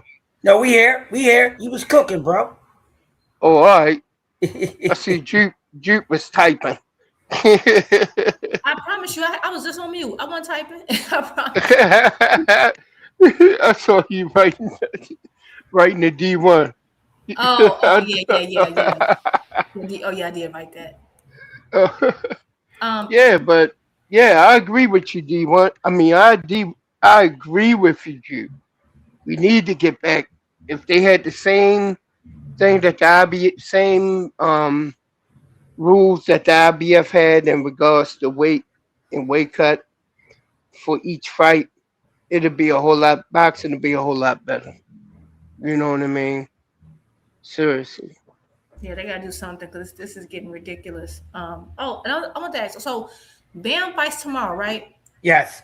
The guy he fighting, I'm not so okay. I'm not saying I got Bam, of course, but the guy he fighting, and I know he's been talking a lot about the inner ways. I'm like, he need to lock in because I think this guy's kind of good. Yeah, Antonio Vargas. Yeah, Yeah. that's why. Real quick, Duke, before you cook on it, that's why. For some people who've been speaking about it, they've been giving Antonio Vargas respect, and this is a fight that Bam could lose, but you know, hey, if you rocking with him, you rocking with him. But this is what it's about. Legacy guys stepping up, taking on challenges. They know they have a percentage of losing. So salute to Bam and salute to Antonio Vargas. But yeah, he's nice. So you know this is going to be a bar burner tomorrow. I'll probably get my final prediction sometime tomorrow. Yeah, I might need to watch a little bit more Vargas fights just to make sure. So I mean, I'm leaning Bam, but I need to look a little bit more at Vargas. I've seen him fight before. I'm like, oh, he's kind of nice. I think it's gonna be a good fight too. I think this is like I think we're kind of like it's getting lost in the sauce with all the boxing topics, but I think it's gonna be a real good one. And I don't know if y'all watch women boxing. I think O'Shea Jones fights tomorrow too. I think it's on ESPN Plus. Yeah, I watch women's boxing, Jude. I talk. Okay, yeah, I think that she fighting tomorrow too. I'm trying to make sure the times don't conflict. I gotta look. Oh, there you go. Okay. Thanks, Cam. MVP card. Oh, that's a pretty good card. Okay. What you think about these matchups, Jude? Give us a breakdown. I like it, and I love Tierra Brown. I really like Tierra Brown. I think this is gonna be a good fight. Of course, I got my girl O'Shea. I'm a fan of Jones and Brown, so I'm really, really excited to see this. But I do think that Tierra is in for a really, really good fight with Rap. I think this is still the 2-rounder. I don't think they're doing the 3 rounds yet, or are they? Are they doing the 3-minute rounds? I'm not sure. I believe they're doing 2 for this fight. Okay. Then she good. Yeah, right, cool. I like O'Shea. I think O'Shea sometimes gets a little tired. That's why I was worried about. If this is 3-minute rounder, I don't know, but I think she should be good. With long as she got the 2 minutes, I think she's got to work herself up to that. She carries kind of a lot of muscle, but she's also kind of curvy shape. So I think sometimes that gets in the way. But with her accuracy, sometimes. But other than that, she's a dog and she can really punch. I don't know too much about some of these people in the card, like Artiga and Delgado. I've seen Delgado before. Jasmine Artiga. I don't know that much about her. What weight class is that? Super flyweight. Okay, yeah. I don't think I've seen. I remember Delgado though. And that Poker versus Medina fight, I think it's gonna be really, really good. I think Leanna Cruz too. Leanna Cruz. I can't wait to see her. I think this is she one of the hot prospects for MVP too. Oh, that's yeah. She is. Yes. Oh, yeah, that's going to be good. Oh, yeah. That one too. Yeah, it's a pretty good fights on here. They do the guys too. They pretty good matchups real quick. My prospect of the day was Kino Morbely from Brazil. He's on this card as a cruiserweight. He on this card on the prelims. Okay, cool. Who now? Cool. Which one? Kino Morbely. Oh, yeah, I see that one. Oh, yeah, dude, he fight looking crazy in that picture, man. The guy the fight, he looked crazy. Yeah. Now I'm about to watch just because of the way he looked. He looked like he just on his mind. I want to see that. Yep, they got the prelims at 4:45 p.m. Eastern time tomorrow on ESPN Plus. Then the main card is at 9. I hate why they had that main card so late, man. I really do, because them fights probably ain't gonna fucking end till probably fucking 12:30, 1 o'clock in the fucking morning tomorrow. True that. Yeah. As far as the main card, I got O'Shea, Tierra. She's in a tough one against Rap. I'll give her that one. But it can go either way. Ortega and Delgado. That's gonna be a good fight. I've seen them both of them fight. Yeah, that's gonna be a banger. That might be the banger of bangers. And the one after that with Aguero and Bermudez, that's gonna be a nice fight. That's a good matchup too. I got that a 50-50 fight. Bermudez and Ajaria and Ortega and Delgado. That's a 50-50 fight too. But I take Brown over Rap, and I'm gonna give Jones the victory over Carrazanza. Now down at the bottom, we got Brown L making her pro debut. I seen some amateur work on her. She's going up against a 1-3 Felix, I haven't seen Felix, but I got Brian L. She fuck around and stop her. Oh yeah, this her debut. Oh yeah, I didn't realize Yeah. that. Oh, I'm gonna try to catch that one. I'm gonna try to catch that one then. Yeah. Somebody was talking about her on the amateur side of things, and she looks pretty good. I gotta do more research on it, and that Sims and Cardenas fight is gonna be a good one too. This little 8-rounder, that's gonna be a good one. But I got I don't know. I might have to favor Cardenas, but it could go either way, 50-50 fight. And I don't know about the two guys too much right here with Davis and Addison. I don't know too much about those guys, but I forgot Brittany Sims. I've seen her fight before. Yeah. I like her too. I like Sims. So they are good matchups. They definitely good I kind of want to see eventually Tierra Brown. I know Tierra might need a little bit more seasoning maybe, but I would love to see her move up and fight Baumgartner. That's just me. Because isn't Baumgartner? No, they're the same division. Wait a minute, they both at? No, Baumgartner's 30. Tierra Brown at 26 and AB at 30. Right, so I want to see her move up. Yeah, fight. I mean, when she ready, of course. But that's a fight I would like to see. Yeah, they got that, and then they got. I know was that fight already happened? Elise Turhan, the champion at 130, she fighting on this band card tomorrow night. That's in she in Caroline Dubois' division. Yeah, she is. Right. 135 lightweight. Yep, at 135. And she fighting on this card. She been calling out Caroline Dubois. Caroline Dubois said she a fighter, but it ain't been so much motion towards the Turhan shit towards more so than AB. And then I said Caroline Dubois, she about to fight this girl Amelia Moore coming up on August 29th. Yeah, the ladies fights are moving. I'm liking it. That's one thing I will give MVP. They've been doing their thing with the ladies. Yeah. Amelia Moore. Caroline Dubois, Amelia Moore, then Michaela Mayer and Chantel Cameron right That's here. That's gonna be a good one. Who got in that fight? Who you got in that fight? Mayer Cameron. I gotta think about it. I'm leaning Mayer, but I don't know. Cameron can fight. I like Chantel. I'm a fan of both of them, man. I'm not gonna even pick a winner for this one. I'm gonna say I'm gonna review tape, but that's a good fight. I really like that. That's a good fight. Good matchup. Oh, they're 150. Why am I thinking they were 154 now? I don't know why I'm thinking they were lower than that. Okay. I think I'm starting to confuse the weights with these ladies. I feel like they just move up quicker or something. Yeah, that's a good one. And that's what day is that? That's the 29th? Okay. Yep, they got UK versus USA. That's the theme of the card that they're doing. I definitely gotta look over there. I gotta move for Mayor. But yeah, Cameron Chantel is no easy work. No easy work at all. That's a good one.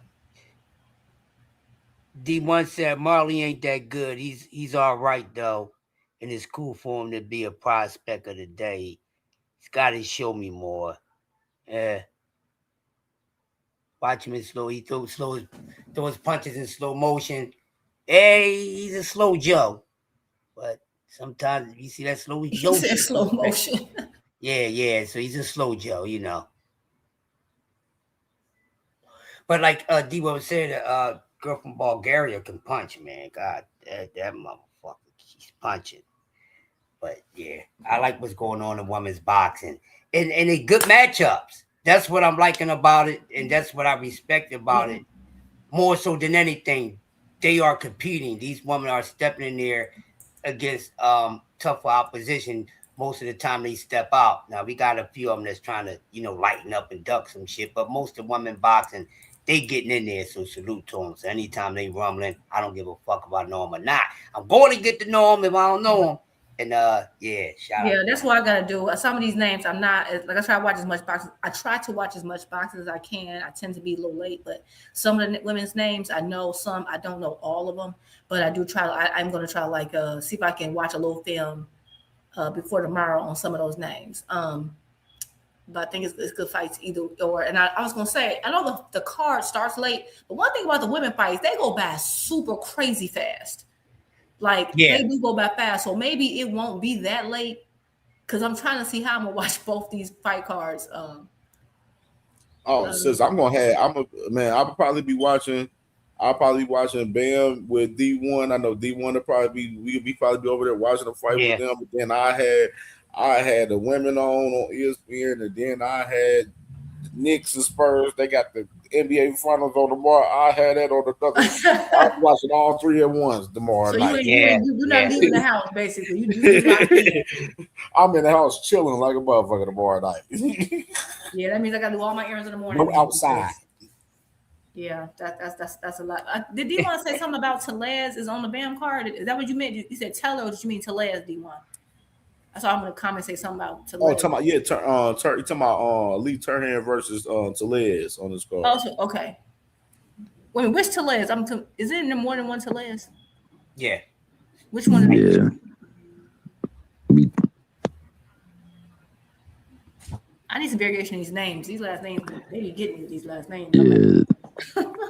Hey, Tommy Hill, I seen what you chatted. You know, they say the resumes don't matter. Well, your opponents is a track sheet of who you got in the ring with, so they do goddamn matter.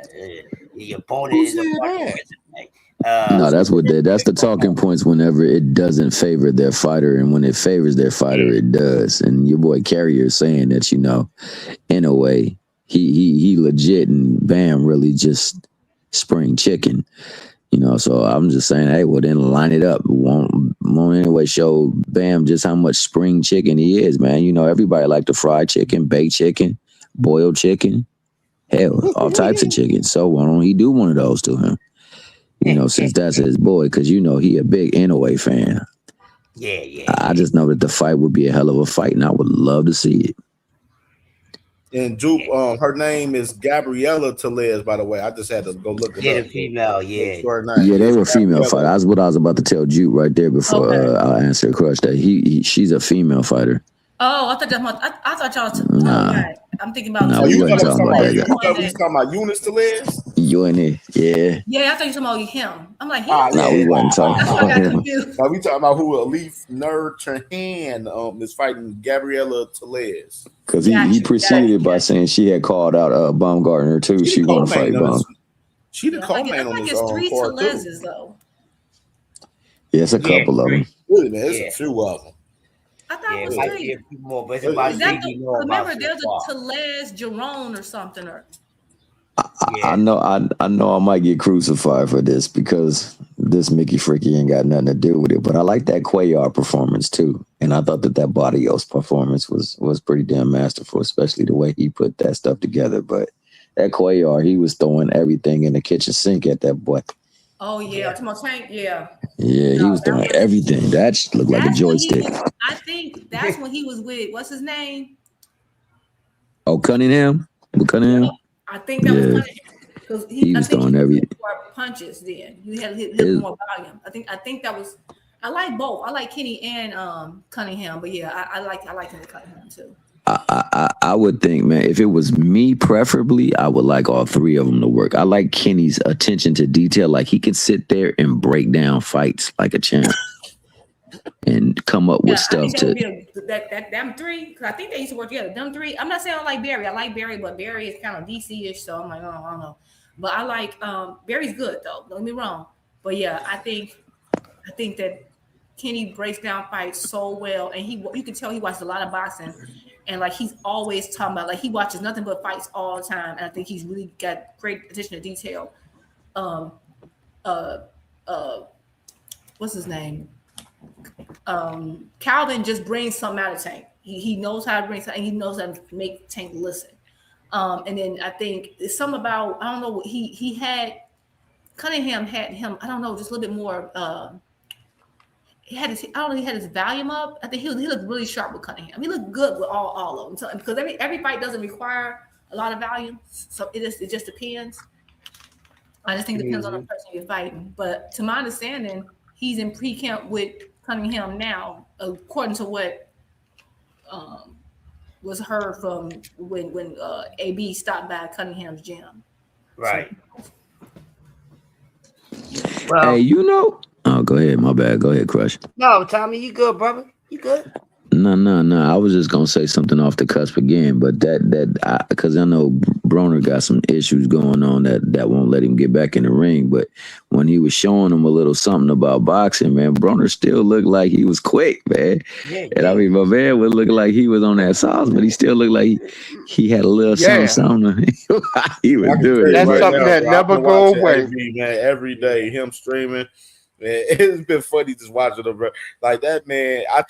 Everybody like, because I be seeing media, they be like, "Oh, AB's gonna come back." I'm like, bro, AB ain't. He's getting fucking thousands of dollars to do nothing right now. He's not boxing no more, bro. Y'all can go ahead and stop asking me. He's not boxing, bro. He is satisfied what he's doing right now, bro. Like I'm telling you, he got that call though, Cam. He got that call. He said he don't have to box no more. Shit, After Bud said what he said about he'll come on there like right now, like AB right now, they're streaming that like they did a 7-day, 24-hour stream marathon. Then they extended it, so Yeah. now they're doing another 7 days. So they're doing 14-day, 24-hour stream marathon. They're getting paid by the hour. You know what I'm saying? Doing what the fuck they're doing over there on Kick right now, bro. Like, let me get paid by the hour doing what the fuck they do. Just sitting around, just walking around, playing around, going to the fucking video, to the motherfucking the game stores and shit, playing around, just bullshitting around. Like, just doing what, bro. They streaming, just showing what they doing in their regular life, just fucking around, partying and shit, just chilling, getting money for it. Hey, I'm just saying, bro. Like, he's not boxing no more, bro. No. He's not. If he does anything, real quick, if he does anything that and is involved boxing, it would be him commentating. And don't get it twisted, AB would be a hell of a fucking trainer, man. Yeah, he been helping Dean on the boxing side a little bit, Crush. Yeah, he know on the boxing side a little bit. Yeah, that's why I said that. And I see it in him. And as talented as he is, and we know those demons is not allowing him to display those in the most healthiest way for himself and you know, for the fans. But that's why he's still so likable, because everybody know he's really dealing with some demons, man. We know it's a problem with AB. You know what I mean? So we not hard on him like that no more. I never was, because I understand where the brother is coming from. But I also see that he still has that fucking boxing IQ. When he talks about fighters and stuff, I listen. I listen to all those fighters because it's interesting. But AB is one that I really listen to because he really knows that sport. And when he's helping guys and telling them how to do shit and all that, he know that shit, man. If he buckled down, wanted to lock in on being a trainer, he fuck around and has some shit going on. Yeah, I can tell you, like Rasheed Warren right now. Rasheed Warren, he's training the Cincinnati Golden Gloves out here in Cincinnati, where like he took after Mike Stafford, like AB's and Rasheed Warren coach that passed away, and that's the reason why. That's the big reason why AB won't come back boxing for real, is because I've heard him say this shit, you know, a lot of times recently in these streams where he said, no, it's hard for me to box because I don't hear that voice in my ear. I don't hear Mike Stafford in my ear anymore. You know what I mean? So like that's been a big issue too, because that's what I was. I mean, like that he was like Mike Stafford was with him since he was fucking 5 years old out here in Cincinnati. Yeah, that's a huge loss. Total difference. That loss was big. Like, you know what I mean? And no, real rap, Cam, because that's ultimately, man, it affected the Russell brothers. Remember, they lost their pops. Yeah. And they didn't look good. None of them looked good. And for the longest time, it took a while for them to get back to the point where they could be. Mike Stafford, like losing Mike Stafford affected all of us in Cincinnati, like because he was like a major figure in Cincinnati. Because overall, with like a lot of amateurs throughout the city here, so like that affected everybody. You know what I'm saying? In Cincinnati for real, everybody in Ohio for real too, majority, because he helped out with so many people. Like he's even helping with Tank, like man, Coach Calvin had a relationship. You know what I mean? So. Oh, and that's another thing I want to point out too, man, because I remember there's a lot of times where it'd be a lot of people talking about how there's so much animosity between these folks. And you can sit there and listen to these trainers. These trainers talk to one another, and about the fighters, they tell you a totally different story. Like, I will never believe with somebody that is like myself talking about somebody that is like them getting in the ring and doing what they do, that they know better than what they know. The people that really do these things, they know. And they be saying like, yo, it really ain't like that between them, man. But you know, the ring ultimately is the proving ground. It is the final say. And we just need to get fighters to get in that ring. And however we can get it, that's what I'm for. I'm not for all the nonsense. I do like to entertain some of the nonsense. And some of the people that do the nonsense, hella funny to entertain them. But it do get to be a little bit innocuous at times. Man. Sometimes we just got to hit the reset button. So, yeah man. It's refreshing to be able to talk and have good conversation, man, because that's what we here for. True that. True that. You know, I heard AB and Dean, they were saying something about they might go to Netflix. Netflix is trying to get them to do a show. Dean and AB. Oh, that's what's up. Yeah. Hey, if they I heard them talking about it on the live stream. Oh, that's what's up. That's what's up, man. Yep, somebody came to them. Motherfuckers a bag, man. That's what I said. They got shit going on, man, with that streaming. They blowing up. I've been sitting up here thinking about me going on kick streaming and shit the last fucking time. Hey, tell AB to come through, dog. Let's put the network on, dog.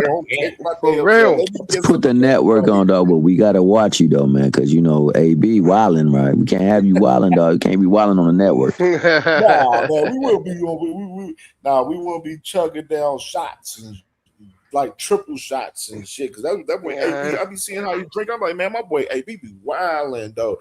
But like I told y'all before, like y'all gotta understand. Out here in Cincinnati, like it's a big party culture, like in our bar and club scene out here. Like, so a lot of us party crazy, like heavy, like on the party side, like you know what I mean. Yeah. So like that. Like that, the way. So they're the same like niggas in B-more. They just drown every damn thing. Yeah. Yeah. Cats like to take it to the head. I was like, yo, I got out of doing that shit. I was like, yo, fuck that. Ain't nothing like getting pissy drunk. I can't do no, can't do that shit. Shit, my pops used to be like, he used to be so fucked up sitting on the couch with guns in each pocket. And I gotta go over there and get the guns out his pocket while he passed out sleeping pissy. Man, shit. What's up? The motherfucker 38 was caught. Cincinnati, everybody day drinking and shit on the weekends, day partying and shit. Motherfuckers out at the nighttime going to spots and shit. Like, you know what I mean? But it's all day partying out here, all day in Cincinnati, really, in the summertime. For real. Hey Cam, was you guys doing breakdowns on the fight that you had on the screen, or was you guys doing your takes, or what? What was that? I can talk about them and shit. I know. I mean, I tell you right now that this week, we got this week is with these fights, and then next week is kind of like it's a light week in a sense, but I mean it's still action next week, but like. The 27th, like 27th and then July 4th, those 2 weeks back to back with Boots and Xander and Abdullah, like that's gonna set boxing on fire those 2 weeks, man. Like, I mean, so like that's why I said the heavy hitters coming back on shit for real. Man, I've been trying to. Leon Pyro and Lewis Crocker fights June 24th. I mean, they got to fight next June 24th. So y'all we're gonna be at D1s for that, right? They're gonna have yeah, all right. So I got next Saturday with Oscar Collazo next week. Mickey Bay fighting next week. Mickey Bay back in the ring? Yeah, man. Mickey Bay is fighting next week, man. Oh, that's what's up. Out here in Ohio, man. He's fighting this guy, Alexander Espinosa. Hey, we watching the weigh-ins? Well, want to know if we're going to be watching the weigh-ins. Third or the day. I guess the weigh-ins today for Saturday fights. 7 with that dude up there in Greece. I think Cormel Moulton fighting on that card with him too. I think. Hold on, let me check. Cormel Moulton. Check on my other tablet. Said he was fighting June 27th. What card he fighting on?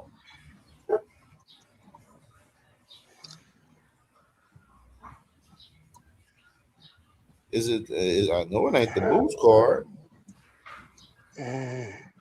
I seen Cormel Moulton talking about he fighting June 27th. What card you fighting on? Unless he capping. You on next? They be throwing him Is he still with Mayweather? Yeah. That's crazy, man. See, that is also an example what's fucking him up right now. He been with Mayweather since he was like 7, 8 years old. He been since he was little. So let me ask you this: do you think that I won't even say it that way. Do you think that he is advanced further than his competition in the Golden Gloves title, Zaquan Moses? Yeah. Oh hell yeah, man! He killed Zaquan, yo. I just watched. No. I'm saying in their careers. I'm not saying in the ring. In their careers, getting the fights and things like that.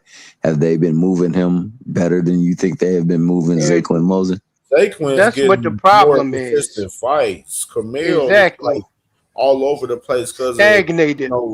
Floyd Mayweather has no structure with his fighters right now. He don't have no structure within himself right now. So there's no structure with TMC, fighters.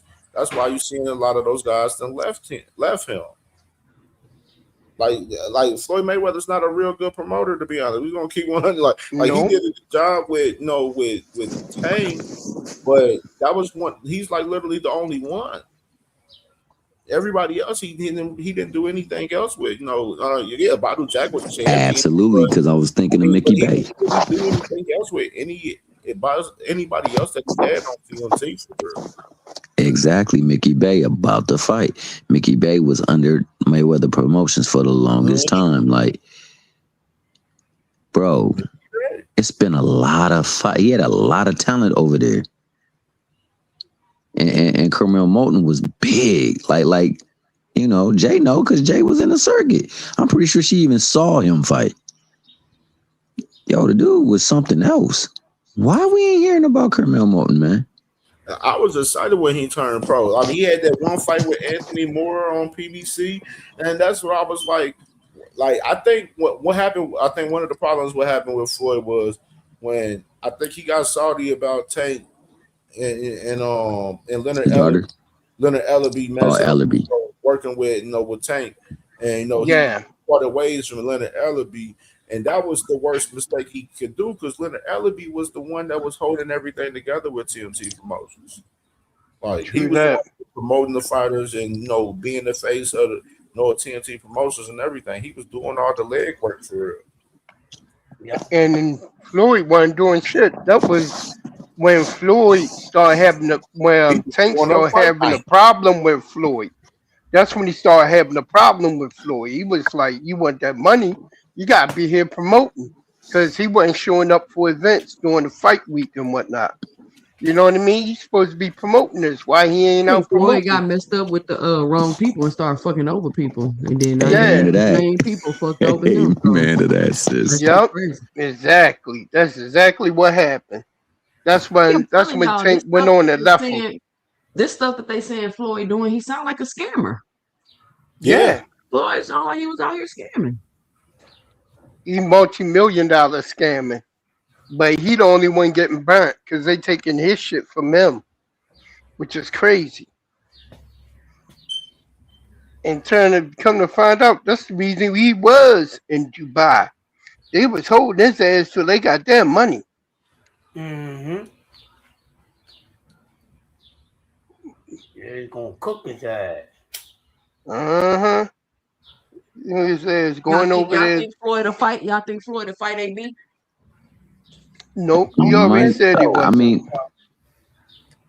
AB will fight now. If they offer that fight, AB will come back and fight him because he already said that. He like, hey, AB got a whole let's make y'all. AB got a brand new market, y'all. a whole new That market. would be so crazy, Floyd and Exactly. AB. And think about like the whole turn of events. Imagine Floyd Mayweather needing AB for a fight to get a huge paycheck. Can y'all see that? Is that I not the could definitely see craziest it. shit I was you've just ever about to heard? say it. Hey, Ain't that's that something the that could happen. craziest shit you've That's real ever shit. Some heard? shit that could happen, sis. They talk about a swan song. No lie. That's some shit that could happen. Real shit. And it can help both of them out. That's the coldest thing about it. It can help both of them. Yeah, I agree. I think I think considering what they both got going on, that's the best thing they can do for each other right now. Look AB kind of up on the cut. No, he's okay. I'm not saying like just because Floyd got some stuff, financial lawsuits going on, don't mean he's broke. He's still richer than the average person. I'm just saying that thing that would bring a lot of money. And you're right too, saying like because he got this streamer audience, whoever the heck that is, I don't even know. So I don't know who watch streamers all day, but because he got that audience, I think that's the best thing he can do. I mean, I'm assuming the pack fight's still going through too. I don't know, but look at like y'all can say whatever y'all want about AB, but look at AB being back on top in a position and then willing to put. Oh, we And then love AB. willing to lend out a hand and be like, "Hey, let's get this money." Versus when Mayweather was on top, Hey, and that's a fact. somebody to Say lend that out a again. hand, 2 and cents. he Say ain't that used again. it. 2 cents. And this is why people continue to rock with AB. And I honestly believe, even though he a scumbag, he be doing fuck shit, cheating people out of dice games and all that. I honestly believe this is why the universe continue to give this man chance after chance after chance. Why does AB get so many chances, y'all? Like for real. I've never seen nobody get so many fucking chances. It's unbelievable. And I know somebody real quick 2 cents, and you can continue. I know somebody just like that do all the fuck shit, but they still perform good deeds and shit in the universe. It blesses them. So yeah. It's because he's genuine, man. He's He genuine. is. Like whether he genuinely fucking up, whether he genuinely being an asshole, whether he genuinely being a drunk, whatever AB is doing, he's being genuine. And I just think it says a lot. And I'm gonna talk about this on my show tonight. I think that says like a whole lot for him to be willing, like, hey, I get it. He'll get a big paycheck too fighting Floyd, but he ain't even have to mention that. Like he can get a big paycheck fighting anybody at this point with the audience he has garnered and the attention he's getting right now. And think about how big that celebrity boxing shit is. He's a celebrity boxer now, y'all. Talk about He it. could be on some Jake Paul shit for real. Oh, Talk about it. as a matter of fact, Holy Hands is in camp right now training for her next fight. I gotta find out who she's about to fight. Talking about Krishan. Training. Hey man, it's a girl out here in training Cincinnati. Hey, it's this girl named AK She out wouldn't here have in Cincinnati that called her out. What's her name? Holy Hands. Won't smoke with her, man. that girl alone. Have she you working seen good too. Hey Cam, have you seen her fight like on TV?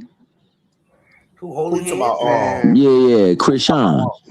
Yeah, I seen her She be tell, right? You see the difference it is when you're in the ring, man. That ring be wearing people out. You gotta have some freaking stamina to be throwing them punches. Hey, Like they putting it toward right now, yo. She fought, didn't know how to fight. Think about it. The average for real. fight So probably lasts. she didn't get to really show her skills for real to me because of the girl that she fought didn't have skills for real. Yeah, Treach's daughter. Yeah. No, it wasn't Treach's daughter. You can fight real well like in a street fight, but it's like even though I fight real well, that shit's still gonna take some experience and some time to translate in an actual fight. Like I'm not gonna look sharp. I'm Now, not that's a gonna look fact. because I'm Yeah, still. it But what is I going to did take notice was time. she used her feet very well. Yeah, She she used her did. Yeah, feet very I well in that got a fight. video of her doing working on her footwork drill, Yeah. hopping from each box to box, and then standing on another box, going back and forth. She working on her It's footwork. that no fear. The fact that it's the no fear and no fear of getting hit. Right. So you already ahead of a bunch of people in boxing with that. Cause believe it or not, these boxers don't want to get hit, y'all. Like That's a they good they point. they will do, and I'm telling you, because I tell my son when you go in the ring, just punch them, punch their arm, punch them. They don't want to be hit. Punch them. So the fact that because she been in so many street fights and all of that, she don't have that. You know what I'm saying? She don't have that fear of that. So if she could get her skill up, and she's athletic. So if she could get her skill Yep, up and learn the skill of boxing and take it serious, I think she got a shot. Yeah, I think she's so true too. that. extremely athletic. I do too, and I'm happy that she's kind of like back in sport, but she's an athlete. I think it's good for her. I could just tell even when she won, she was like crying. Like, you could tell that she was just proud of herself. I hope she keeps at it. Yeah, no, right. And on top of that, like you said, it was a humbling experience for her And too, because boxing is hard, bro. you don't see how difficult it is to get in that ring. That's what I was telling. Like, it's a lot of people who be calling folks trash, and that AB stint where he was showing folks what he know, he was showing folks what he know, inebriated, and he still was nice. Like, That man still got hands. AB still got hands. I like, yo, He these still people got be that calling people speed, trash. yo. They don't have That no shit ain't idea what next, it. man. You I still agree, got the Thomas. skills. Yeah. AB, he got them hands, man. Some cats are just born with it. He's one of them. He's one out of a few that we've seen in our lifetime, no matter if it's on the street level or on a professional level. He's one of them. He's godly gifted, man. None of them dudes on the stream that won't never try him. They never try him. They better not. They would get sent off to a shadow realm that we ain't heard about yet. Yeah. Mm-hmm. And that's another reason, like you were saying, Thomas. I try my best. Sometimes I know we get into little debates and things get heated, but I try my best not to call people bums, just because like that's a hard sport. Cause think about it, the average street fight won't last like no more than 15 to 30 seconds. Like that's a long time to be fighting. That's a long time to keep your hands up. That's a long time to be taking punches and still keep coming forward. Like I think boxing is probably the most difficult sport in the world. And so like I try my best not to like disrespect him like that. And that skill stays with you. Like y'all talking about like AB. I saw that clip. AB looked crazy dumb fast. It didn't even look natural. I thought that the tape was sped up. I thought that they manipulated the tape. Ain't no real rap. I thought the same thing. I like that wasn't because he was inebriated and he was moving like that. He'll mess somebody up. Somebody thinking that because he tipsy or whatever. And and that wasn't even at his top speed because he had been drinking. Crazy. And it was yeah, that's what I'm saying. He was visibly inebriated. His words was a little. The kids, man, they talk about them boys was having drunk camps and everything, man. Hey. That shit ain't nothing new. They morning came in the camp hungover and everything. Hey, you know the song "Living My Best Life," dog? That's just that's his theme song right now, man. That make you freaky happy as hell, dog. You look some kind of strong if you having a drunk camp. You know you got to be built some special way to be having a drunk camp. Like, let's think about that for a second before we move. Listen, I mean, they really be having a drunk camp. Like you take the average dude you see at the bar every week, like he drink everybody under the table. Send him over there to drunk camp. It's gonna be a different ball game because them dudes is, man. Listen, You gotta spend a month detoxing. Just watching them. He gotta spend a month detoxing. About to damn near kill himself, probably, because you ain't never lied about that. Stop drinking alcohol. That shit dangerous as fuck. Yes, it is. That boy got that toxic waste in his belly. You can see by the way it hangs. His stomach going down. Y'all peep that? That nigga's stomach starting to go down. I'm like, okay. Hey, that's what I'm saying. I don't know, Cam. He got that call. He said, "Yo, Al gave me that call, fam." That Aiden Ross Get trying it. to get him to fight on brand wrist. I'm like, man, AB's not fighting on no brand wrist, bro. Hey, he gonna go on that. He gonna go on that celebrity circuit. You better believe that. He It in ain't that no celebrity BBC, circuit. no, you know what I'm saying? Some shit like, you know what I mean? Like, he ain't fucking with that. He ain't doing no brand wrist shit, man. Unless they give a crazy bag. That if the bag is crazy, Aiden Ross got some money, man. So I don't know. He might throw his ass a crazy bag or something to get him in there or something, probably, man. You never know. He already be having Bang, his boy Bang Williams on fight on the cards and shit. It's just crazy, man. If I they don't know about that brand wrist. if that brand rich shit, they gonna have to do something. They listen, AB selling out crazy, y'all. If he do a fight, I'm talking about Yup. on some Vegas big venue shit. That's what I'm thinking. Y'all let me know if I'm exaggerating. They live right now. You're not They got exaggerating. they literally got like 20,000 people watching them on Kick right now. Him and Dean the Great right now. Yup. Damn. 25,000. They I got seen like consistent, 25 to 20, 27,000 that 25,000 night. people watching them throughout the Hey, day on Kick. Hey, Big Supreme is out of pocket. Talk about we gonna see AB crying on Ayana. Oh, Big Supreme diabolical. Not on Ayana's show. hey, Supreme been gone for a long time. He came back on his BS stuff like he normally. Yeah, that nigga came back clowning like a chap. Hey, I'm gonna say this, man. He got a kick. They both got a kick when they had a special guest show up, man. But they killing the game right now. They on their damn Kaiser net tip. Hey, whatchamacallem, Krishan, she's streaming too. She got a Hey, 24 that hour night they stream had going Tank on. come on there. It was crazy. When Tank came on there that night, I was weak as hell because I was sitting there smoking my joint, watching the stream and shit that night. And then I seen that Ferrari pull up. I'm like, I know that's the Tank right there. Yo, Tank he get out the hopped out car. I'm that like, little this ride. I I'm was like, like, oh I'm like, shit. the internet about to blow up fucking Hell yeah. I crazy. said, my AB and boy Tank on stepping here out. tonight. Watch I'm this. like, oh my God, I'm gonna have to do a show about this tomorrow. Their stream jumped up by 30,000 soon as Tank went on there. 30,000 more people joined. You know That your shit boy. was crazy. You know your boy Blue Blood already had his shocking with his little pose up there with the Ferrari, dog. Like it was crazy, man. It was crazy, but I'm glad that like the whole Kick, that shit damn near shut down. That motherfucker Tank, that shit went up like 70K damn near. It was like 70,000 people watching when Tank came on that motherfucker. They like, hey, 30,000 Tank boots. here, the fucking chat was fucked up. Like, couldn't even see a comment in that motherfucker. Yeah, it just was flying. But I'm gonna tell you what though, man. I really hope that this actually helps him get, because like you said, man, and it can't be overstated enough that loss that he got, man. He that was a big loss, and like you said, it was a big loss for all of Ohio, man. My man was really huge for them in the sport of boxing. And he kept so many of them grounded, man. And AB one of those ones that need to be grounded.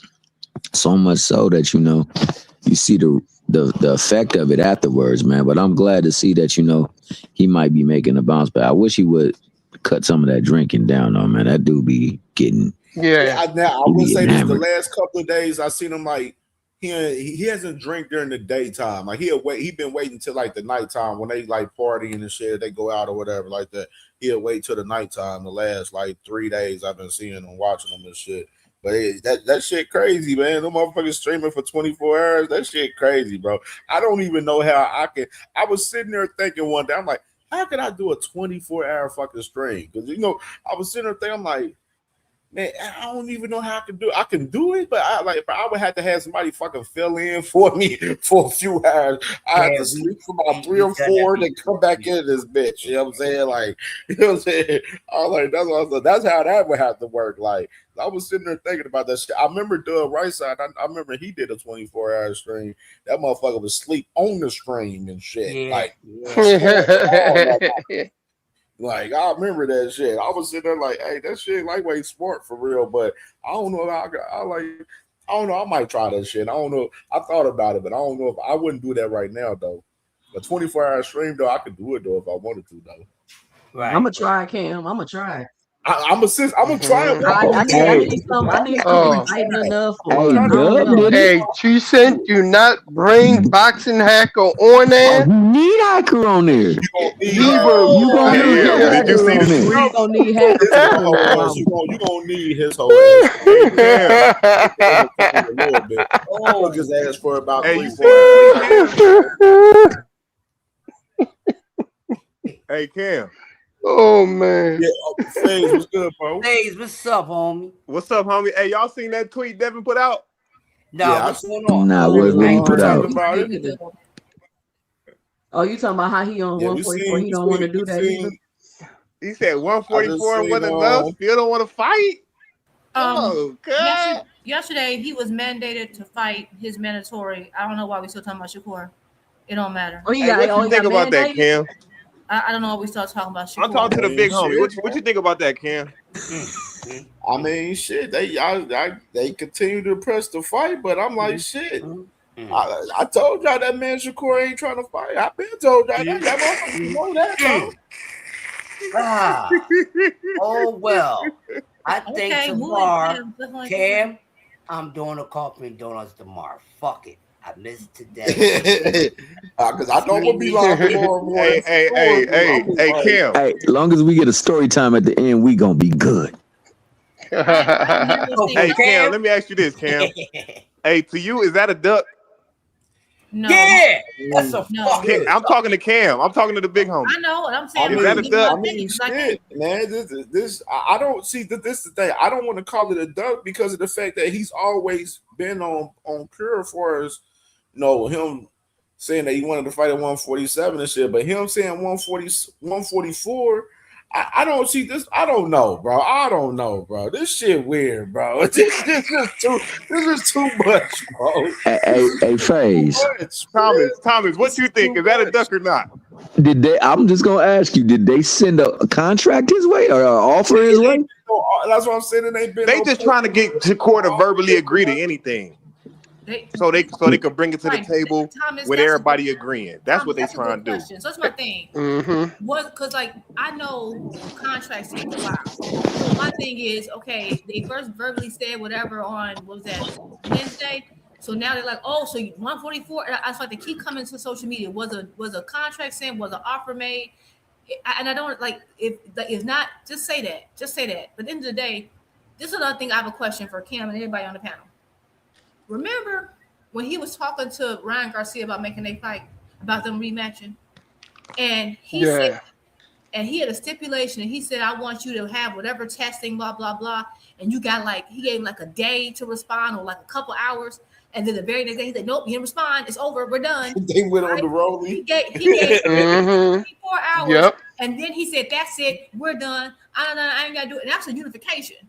But when it comes to a guy at a lower weight class, you're counting it day after day after day after day after day. That's all I'm saying. That's real. It's making you look crazy because this man said he preferred to fight at 135. So now he said, okay, I can fight 144. Then Key becomes your mandatory, right? And he said, I'm not moving whatever unless I'm not doing anything unless I get your blessing, Key, which is still a whole bunch of this whole theatrics, all this stuff. Take Key out of it. What did Shakur say? I'm not done. Hold on. I got you right here, Drew. Right here. Even better, Drew. Right here. Right. So once this happened, I don't even care. We don't even know what Shakur got an offer. But my point was that we seen Devin Gold. He's going out his way to make a fight with somebody in a smaller division. When it came to unifying with a guy who you should get your get back with, you counted down to 5. He's like 1, 2, 3, 4, 5. Okay, you didn't say nothing. Okay, I'm moving on. But when it's Shakur, you hounding him every day. Again, this is what he's saying. Why you think that, Juke? Why you think that he reaching out to Shakur rather than, you know what I'm saying? It's got to be some money behind it. Because he needs fights because he don't like fighting people his size, apparently. Period. Oh, man. He don't like it. This is further proof. Then why when it's Ryan, he everything got to be cleared up in like 30 seconds, 30 minutes, an hour deadline. But when it's Shakur, you dragging this out. Well, you're right, Jube. I'll just leave it on. Hey, hey, man. It looked like a duck to me. When the man say he want to fight at How's it a 34 and he duck? say let's fight, I can't see it not being a duck, man. You can't duck someone because he's not your. You can only duck a person if it's your mandatory. Or you can only duck your mandatory. I said you can only duck someone if it's your you can duck your mandatory or someone you're supposed to be fighting in your division. He can't duck. Shakur can't duck Devin. He can't duck Devin because he's not supposed to fight him.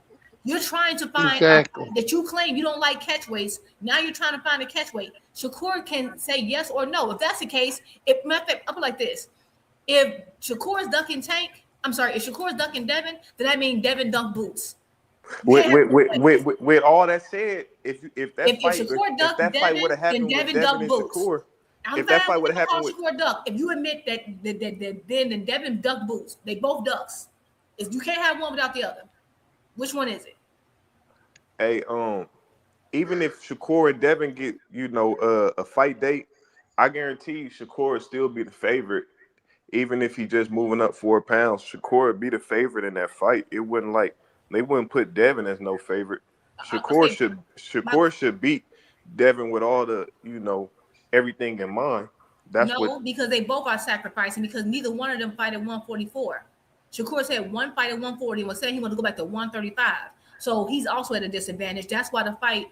That's a whole thing. If you have to make all these stipulations to fight, why are you going this hard? Meanwhile, you had a unification. You had 2 unifications available to you that you didn't want to fight. You gave Ryan a 1-day situation. Then I'm moving on. When it came to Rolly, you want to be a co-promoter, but you don't want to put up the fees that comes with becoming a co-promoter.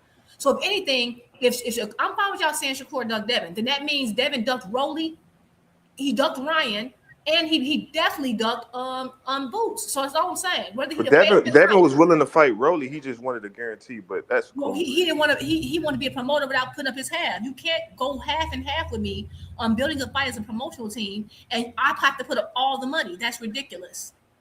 Yeah, it's been done before where fighters. It has not been. No, that's not how co-promotion works. That's not how co-promotion works. I've seen PBC get fighters and pay the fighters and stuff, give them guarantees. No, when he fought Ryan, when Tank fought Ryan, Golden Boy paid for his guarantee. No, not that fight, but just different fights. But which one? Hey, name it. So did they order the 30-day like how they did Tank for Devin? Yes, it's due in August. Oh yeah, okay. Hey, good. I just wanted to know phase. But I'm saying does that mean that Devin ducked Boots? I just want a yes or no. I mean, it's different circumstances because if Devin was at 147 and he said, "Hey Boots, I want to fight you at 151," and Boots said, "Nah," and then Boots turned around and said, "You know what, Devin? If we fight at 151, we got to fight." And Devin say yes. But that's not what happened. And then Devin moonwalk. That's the fight was offered at 152. The fight was offered at 152. It wasn't like it was only targeting who had the belts. It wasn't targeting Boots just because he Boots. It was targeting the fight was the biggest champion. At 152 initially. Even the Devin belts wouldn't have been on that line for that. So that's the thing. Okay, the fight was offered at 152. So yeah, the 147 lineal, none of that would have been on the line. Devin moving up.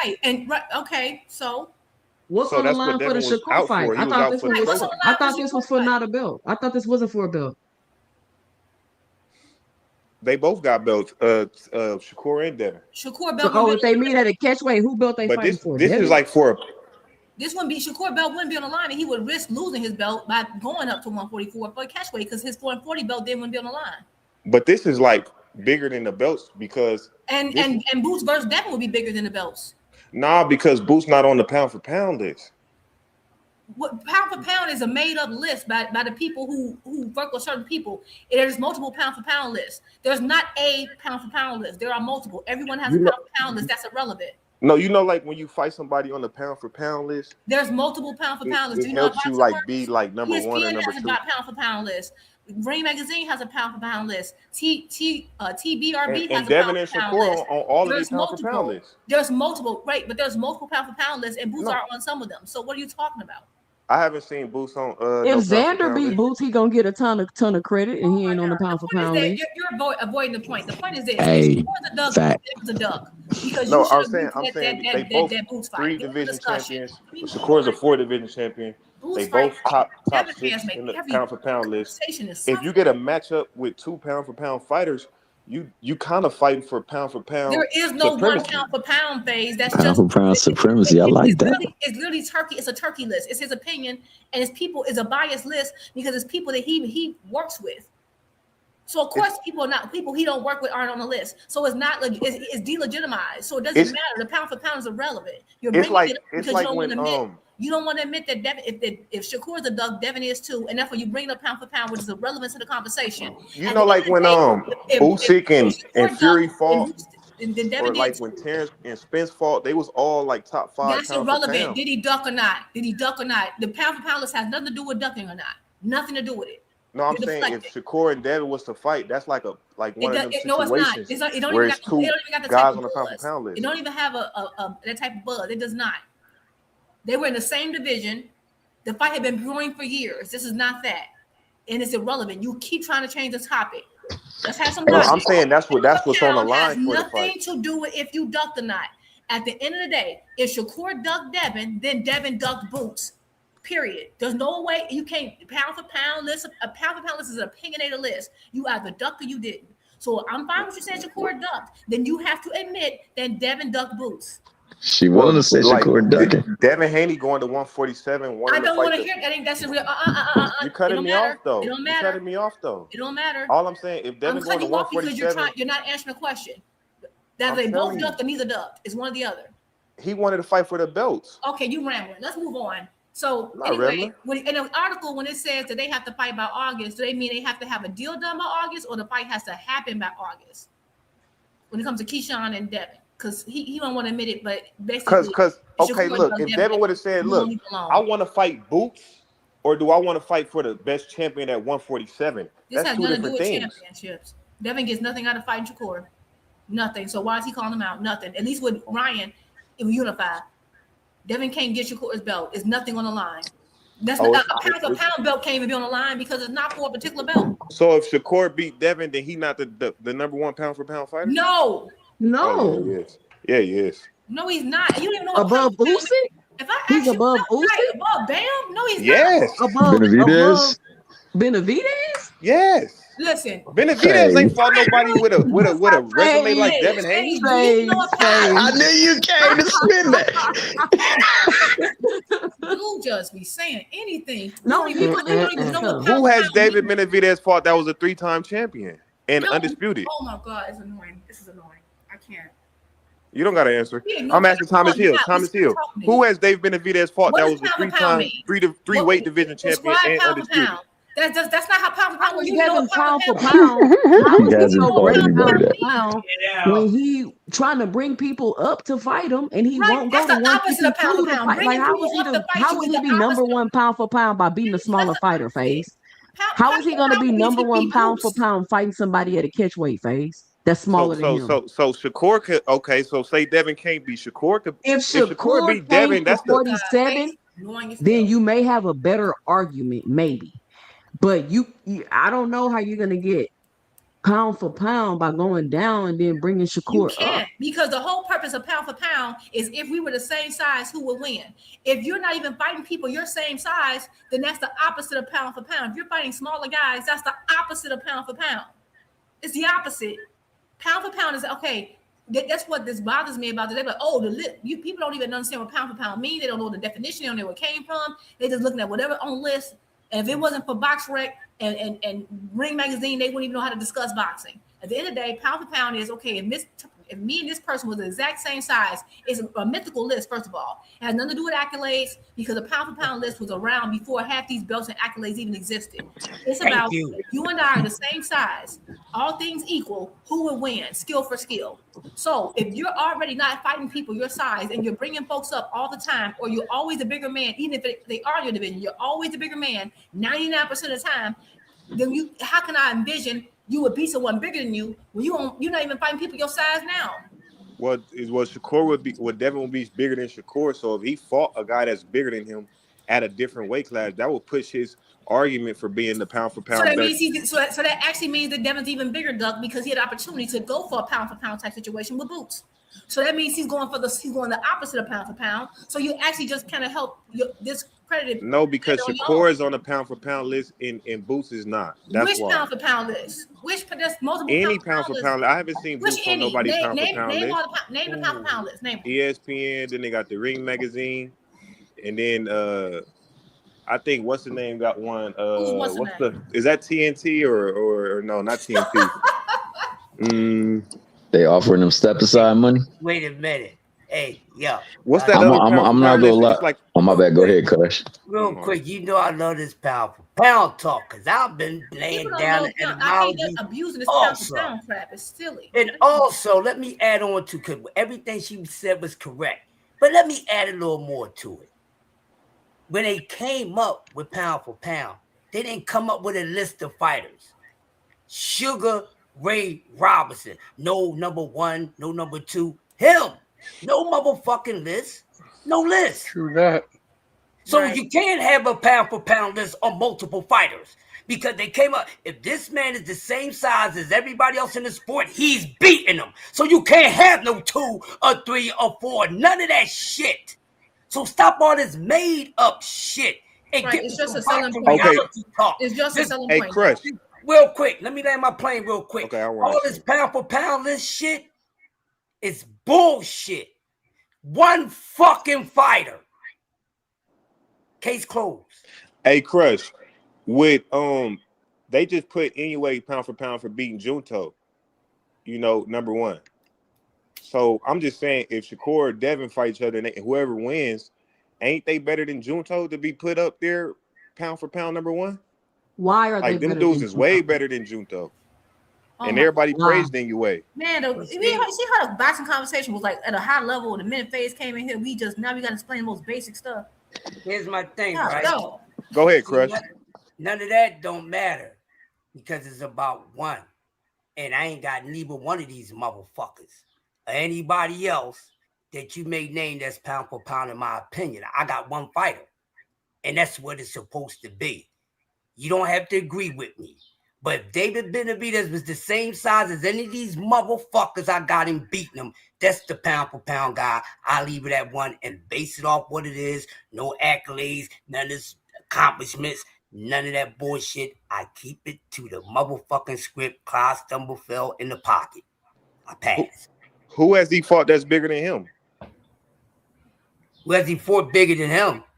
Yeah. Who's he fought smaller than him? He fought people his size. He's just went up in weight.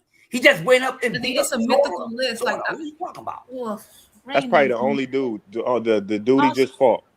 That's it. Can we stop? Same size or bigger, not smaller. Annoying. What are you talking about? Was you listening?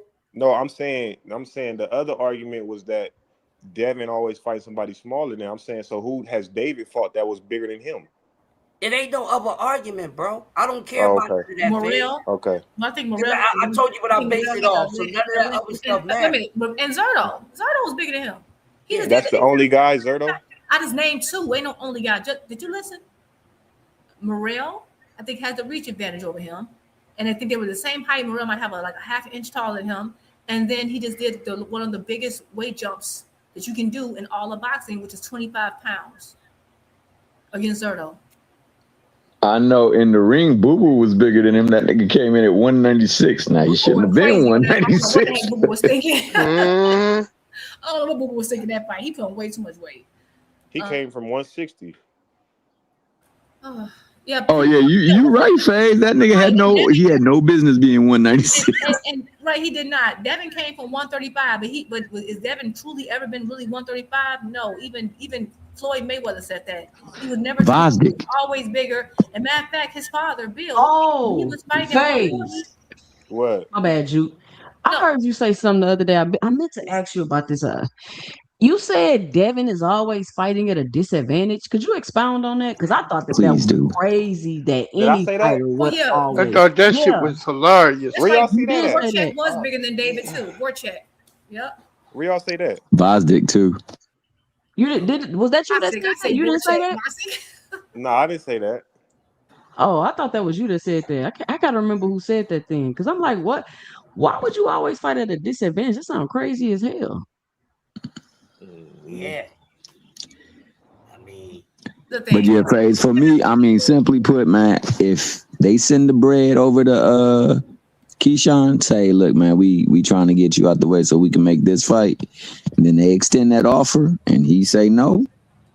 Yeah, he gonna have Duck. But right now, I don't even think there's a fight actually on the table. I don't think there's anything going for both of these guys. And it's a shame because both of these guys are champions, tried and true. And they got people at their division that got belts too. And you know, both of them said when they was leaving their previous divisions that everywhere they go, they gonna either unify or undispute the division. So they got some wreck. I want to see them. So if they're not gonna fight each other, who they gonna fight? That's what we really want to know. I think these type of fights are also the reason why casual fans, why a lot of people like why boxing is losing casual fans, because there was a time where everybody understood who was the best at this division, that division, and everybody within the division was fighting each other for supremacy. But now you got all these like willy-nilly fights. Oh, I'm at 147. I know you fought 140, one fight at 140, and you trying to go back to 135, but no, let me fight you here. Meanwhile, 147, nothing's happening. There's no wreck, nothing's happening. That's an opportunity for you to kind of like get 147 back popping, but it's not doing that. So all the glory divisions or the past glory divisions, they're not trying to do nothing. You're up there searching for everyone below you. You need to like electrify those different divisions, and that's why it's so confusing. And for casuals to follow, because we got all this mess. And again, if you got mandated to fight someone, like you have a mandatory in your division, why would you? I'm gonna pay to get out of the fight to fight someone who's trying to go back to 135. And I'm not saying like people can say Shakur Duck. I don't know. That's Shakur shouldn't have said what he said. I agree. I just don't get like this Devin and Ryan. This Devin and Shakur thing doesn't even have the casual buzz. Like remember how like Tank and Ryan had, or how Bud and Spence had. They don't even have that type of buzz to be taking up this much energy on boxing talk. And I feel like we won't even talk about it, but we keep having Haney fans. Just keep this because they need to make someone a duck 24/7, and they've been doing this for years. They'll fight Ryan and shut up. I'm sick of this, or fight your mandatory. Get 147 back popping. Tired of this. T Hill. Y'all niggas still cooking. Keyshawn, but I don't know who. I don't know who Shakur gonna fight. Back forced to the Devin conversation. Yeah, annoyed. Oh, you know who Haney fighting? Who Haney fighting then? Play it. He don't have to fight Keyshawn. If he dropped that belt, he's a duck. If you don't fight Keyshawn, he got to drop that belt, according to the WBO. He a duck if you don't fight Keyshawn. But I don't know who Shakur gonna fight. Shakur gonna fight O'Shaquie. Nobody at 147 should be worried about what Shakur gonna do when he tell me he want to go back to 135. That's why I don't understand the obsession that he has. You didn't go this hard to get back with Ryan. You gave him 30 seconds to reply, and when he didn't, you said, fight's off, I don't have to fight you anymore, and ran away. Like, but you've been stalking a 135 pounder. Let me ask y'all this. Who you say he gonna fight? Let me ask y'all this. You think he cares about getting stripped? You think he gives a shit? I don't care. That's not better. If he don't fight Keyshawn, he's a duck. Period. I think Devin on that. I think Devin cares about getting stripped because right now he can't get a fight with a championship. What makes you think he's gonna get a fight without one? He could get a fight. He wants to. Well, the WBO said you gonna fight this nigga, or we taking the belt, and you got a week to decide. But you're gonna fight him, or we taking the belt. That's what they said. The reason I say he can't get a fight with the belt is because the only fight that Turkey wants to make for him is the Ryan fight. There's no other fight that anybody wants to make for Devin Haney outside of the Ryan fight. That's the only fight that anybody wants to make for him. He can't get any. Well, looks like he's gonna be dropping that belt then. Looks like that belt finna drop. So don't tell me dropping the belt. Hold on. I'm no longer a fan. Is that what's happening? Nobody is willing to fund a fight unless it's Ryan Garcia. No, I don't think so. I think this is what I think. I think the thing is that the Haneys want to remain. Somebody need to mute. I don't know what that is. The Haneys want to remain independent, which I respect. That's fine. The problem is that people don't want to fund being independent. When you are trying to, so my thing is he could have got a unification with Rolly. And looking at the situation now, that would have been his best bet, because this mandatory could have gotten called had he been on the books to fight Rolly already, because it's unification, right? So now he put himself in a situation. You are an independent fighter, so that means you're saying, hey, it's DHP, and that means you have to fund your own guarantee, just like TGB was going to fund Rolly's, and then y'all make, but you have a part in promoting it, making sure it sells, and you got the money at the back end. I think I did the math on 2 Cents channel one time. Even if they had sold like 200,000 pay-per-views, they made a profit, so they've been all good. You'd have made your money back plus some. So I don't understand why you didn't do that now, because you didn't unify with Rolly and you didn't unify with Ryan. Now you're looking at a mandatory. You could have pushed that mandatory back for a while, but the WBO like, oh, you ain't got nothing cracking, we're gonna go ahead and order this mandatory. But you remember when Rolly He should cooked have took Ryan? that fight. He should have took it. You remember when Rolly cooked Ryan, and then Devin said, well, shit, me and Rolly could get it going.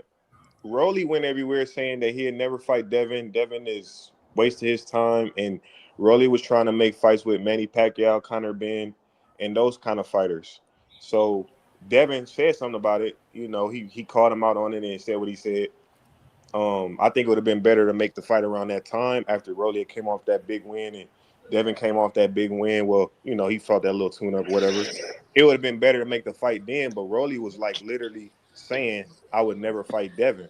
Right, but you remember, you missing one thing, FaZe. When Ryan fought Rolly and he beat Rolly, Ryan, that's not exactly when Devin said, I'll go ahead and fight Rolly. He was saying all day, he dropped the bag. Rolly was like, okay, well, y'all go ahead and get y'all still got to finish business, go ahead and handle it. Because remember, Rolly wasn't the champion in. Devin had started saying he wanted to fight Rolly until Rolly got that belt. Yeah, he got the belt in the Ryan fight. Y'all leaving out a key part. Right. He got the only belt in Ryan reason. fight. Yeah, it was The only reason I'm just saying that Devin wasn't immediately saying he wanted to fight Rolly after he beat Ryan. That's not what happened. Y'all leaving out a key part. The only reason why Rolly and Devin was ever going to fight is because PBC wanted that fight. And because Bruce went up. What I'm saying is PBC sent Devin an offer. Devin didn't send Rolly no offer. He didn't have anybody to send him an offer. He didn't have, like, that's what I was saying when everybody said, is he going to get the Keyshawn fight? The only way he's What about DHP Promotions? Free? Once again, the only way he's going to get the Keyshawn fight is he's going to have to deal with Bob Earn. He's going to have to sign to Bob Earn to get that fight. Remember, he was trying to get the fight with Xander Zayas. He was going to have to sign the Top Rank to get that fight. He didn't have anybody backing him at that time. Wow. So DHP Promotions is just an LLC, is what you're telling me? See, there you go, Sheldon. Look at you, boy. You came I'm up just here to do asking your questions, thing. brother. Nah, you know Am I exactly wrong? what you're trying to do. You ain't wrong, brother. Hey, 2 Cent, you could ask that question to my man FaZe again. My man Carrier, he many things, but a liar he is not. He said he heard my man FaZe say that, dog. So FaZe, you said Man, that? I thought I heard it too, but you know what? I ain't one to tell somebody Throw it up real fast. if they say they ain't said, I don't remember, so I can't definitively say it. But I strongly feel like he actually did say that. But if somebody can go find me the clip, that'd be great. You say you don't remember 2 Cents, you remember everything. What you mean you don't remember? I wanted to comment on something that FaZe said Hold on earlier. real fast. Hey, FaZe, I got a question, yo. Yo, you good, yo? You got like a rock in your shoe or something, yo?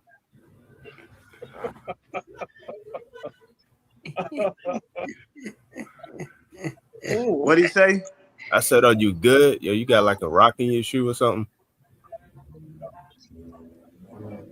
Nah, I just know you on your knees. All right. Okay. I wanted to comment Stop on talking what to me. Look, you trying to say something real quick. When Go ahead, FaZe Frank. was talking about man. this whole pound for pound situation. Remember how Shakur got on the pound for pound? He fought Tio. How? Shakur and Tio was not on the pound for pound. He beat Tio, and all of a sudden they made him number 3 pound for pound. He wasn't on there before that. He was lower. He wasn't on there for He was Cepeda? just like 8 He or wasn't 9. on there for Cepeda? No, he was not on there at all. So when you say because the guy's not on a pound for pound, he's not going to be on there. Shakur got on there by fighting somebody who was not on the pound for pound.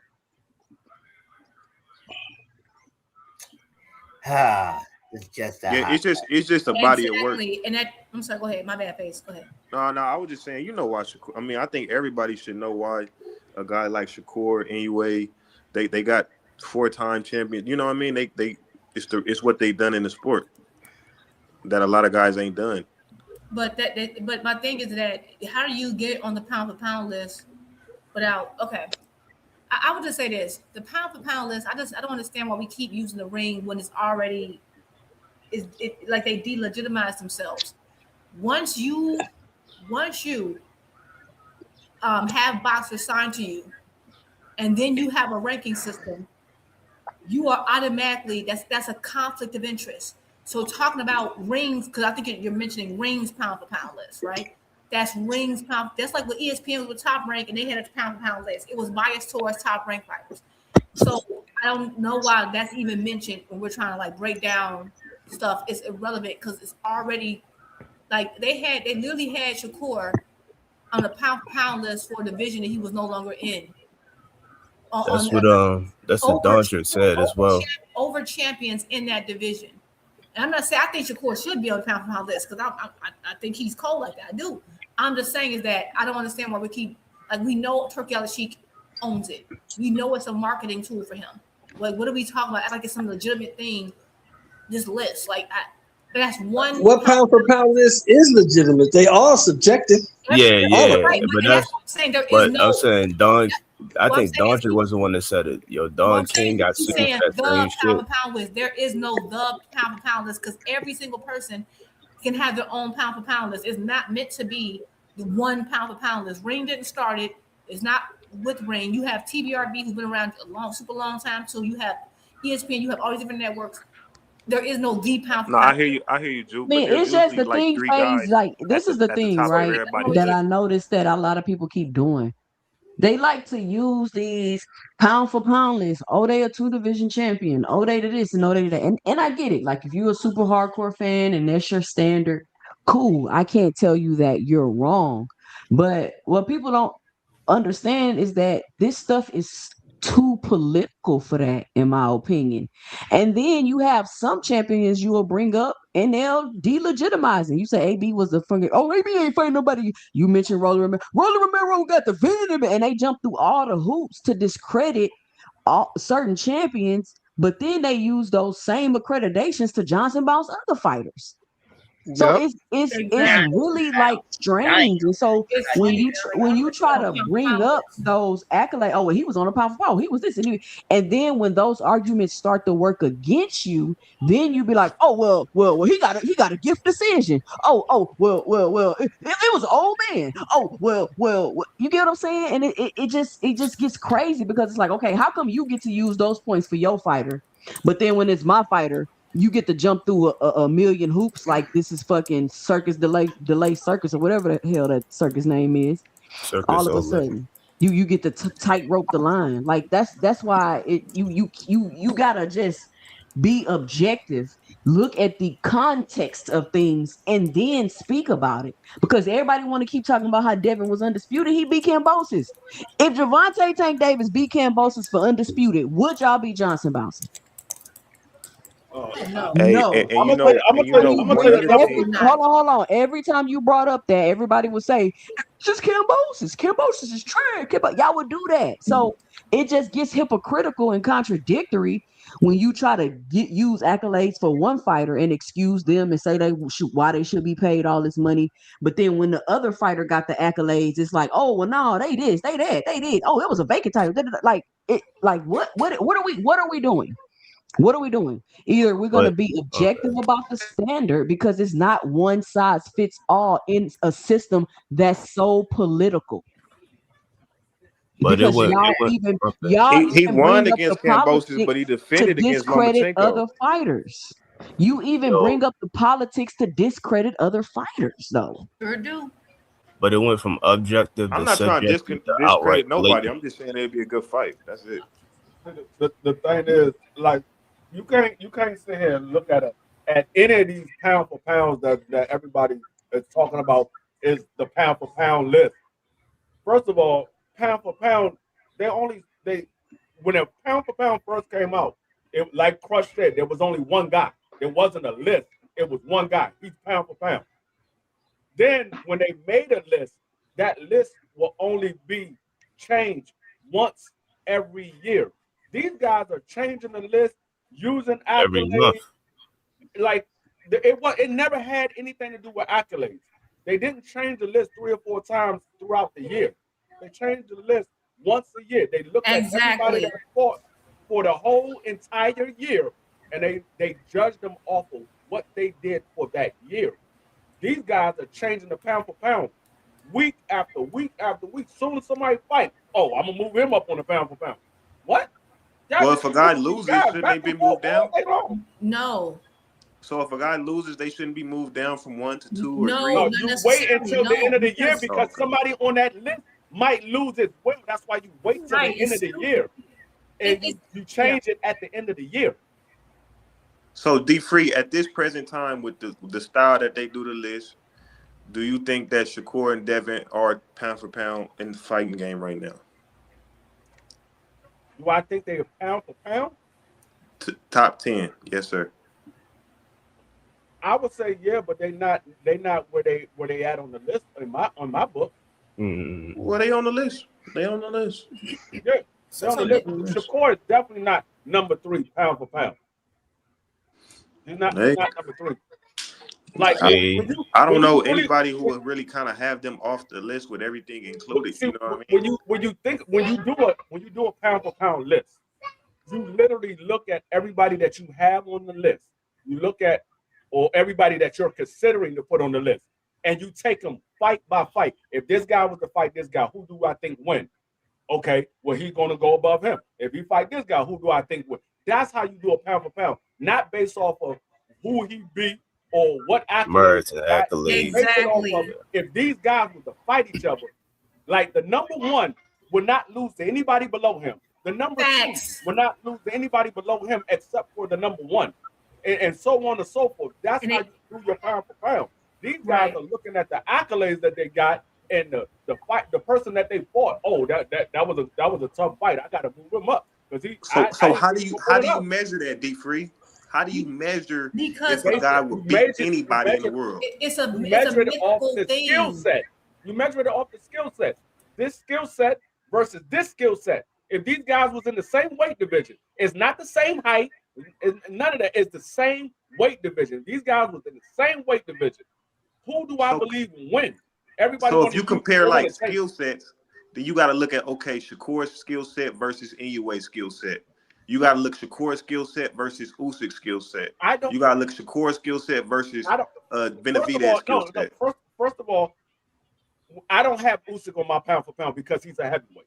I don't have him on my pound for pound. He's a heavyweight. That's how you know that he used to be cruiserweight. I don't care that he used to be cruiserweight and he moved to heavyweight. Once he gets into the heavyweight, he's eliminated from the pound for pound list. Once you become a heavyweight, you're eliminated because it was for everybody below heavyweight, not guys that was below heavyweight. They moved to heavyweight. It was everybody below heavyweight. Once you move there, you're eliminated. You're not part of the pound for pound list anymore.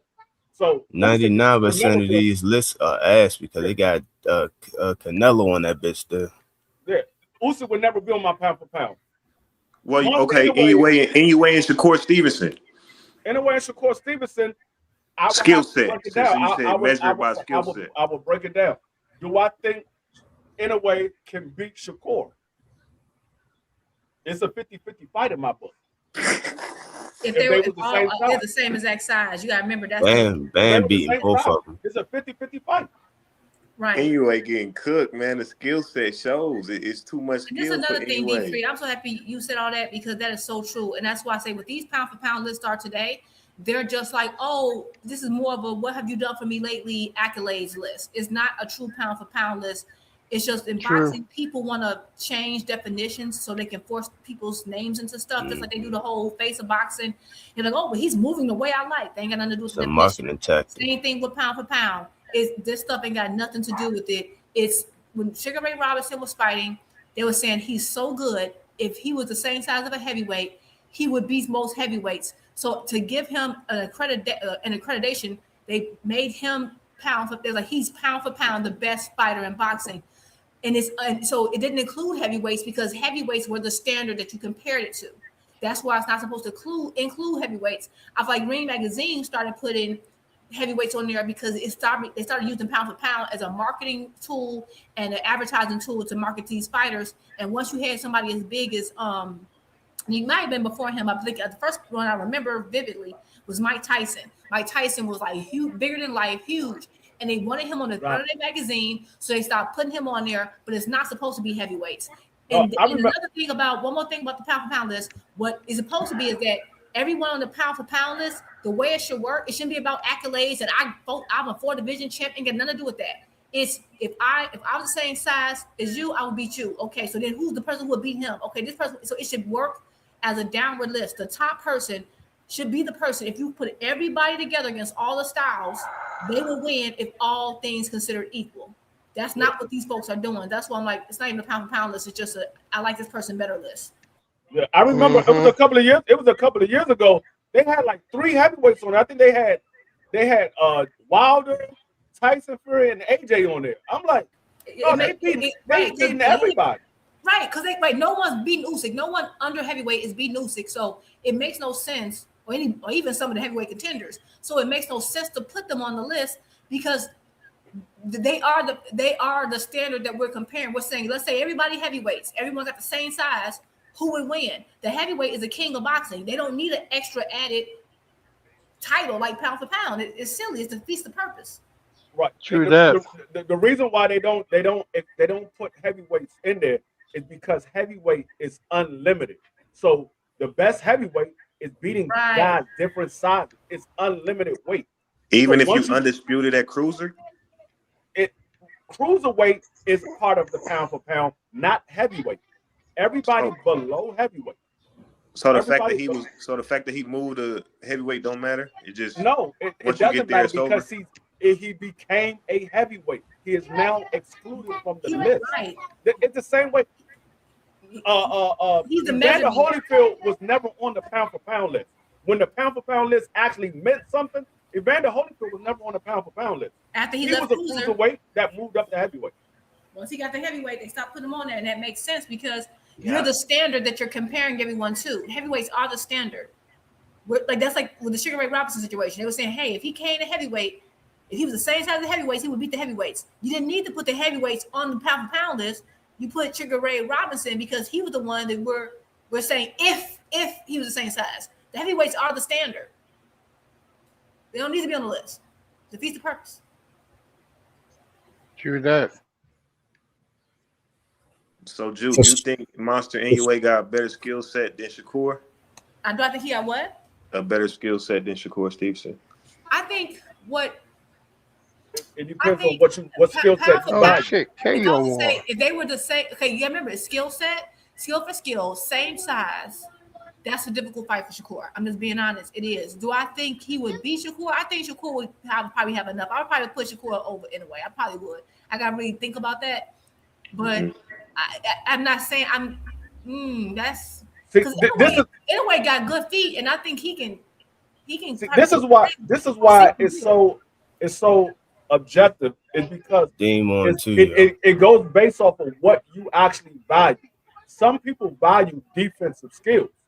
Some people value offensive skills. I believe in a way offensive skill set is better than Shakur, but I believe Shakur's defensive skill set is better than Inoue. So it's all about which one you value more. Do you value the defense more or do you value the offense more? If you value the offense more, you're going to say Inoue has a better skill set. If you value the defense more, you're going to say Shakur has a better skill set. Yeah. Shakur problem be I think you need something to keep Inoue honest. You need to really pop him a little bit. Because I'm just thinking and I'm not saying that Shakur is as good as I'm not saying that Cool Boy is as good as Shakur, but just seeing him I've seen Inoue fight some boxers and I just thought he was kind of impressive. But I personally, if I had to think about it, I would put all size being equal. I would add Shakur, but I would add Shakur. But everyone might have better. He's just better anyway. Yeah, I mean, like what you just said. What you just said, Drew. Do Shakur has enough on the end of his punches that would keep Monster in a way away from him? And I remember think they used to say that about Mayweather. All them dudes was better offensive fighters than Mayweather, but right. But Shakur, let me tell you something. I listen. I love Shakur. I love Tank. I love a whole bunch of fighters. None of these dudes was Mayweather. I know that was different. Mayweather. Is he the closest thing to it? No, though? he is not. No, he is not. Don't disrespect Floyd like that. No, he is I'm not. not disrespecting Mayweather. I'm saying the kid is pretty nice. No, they're not.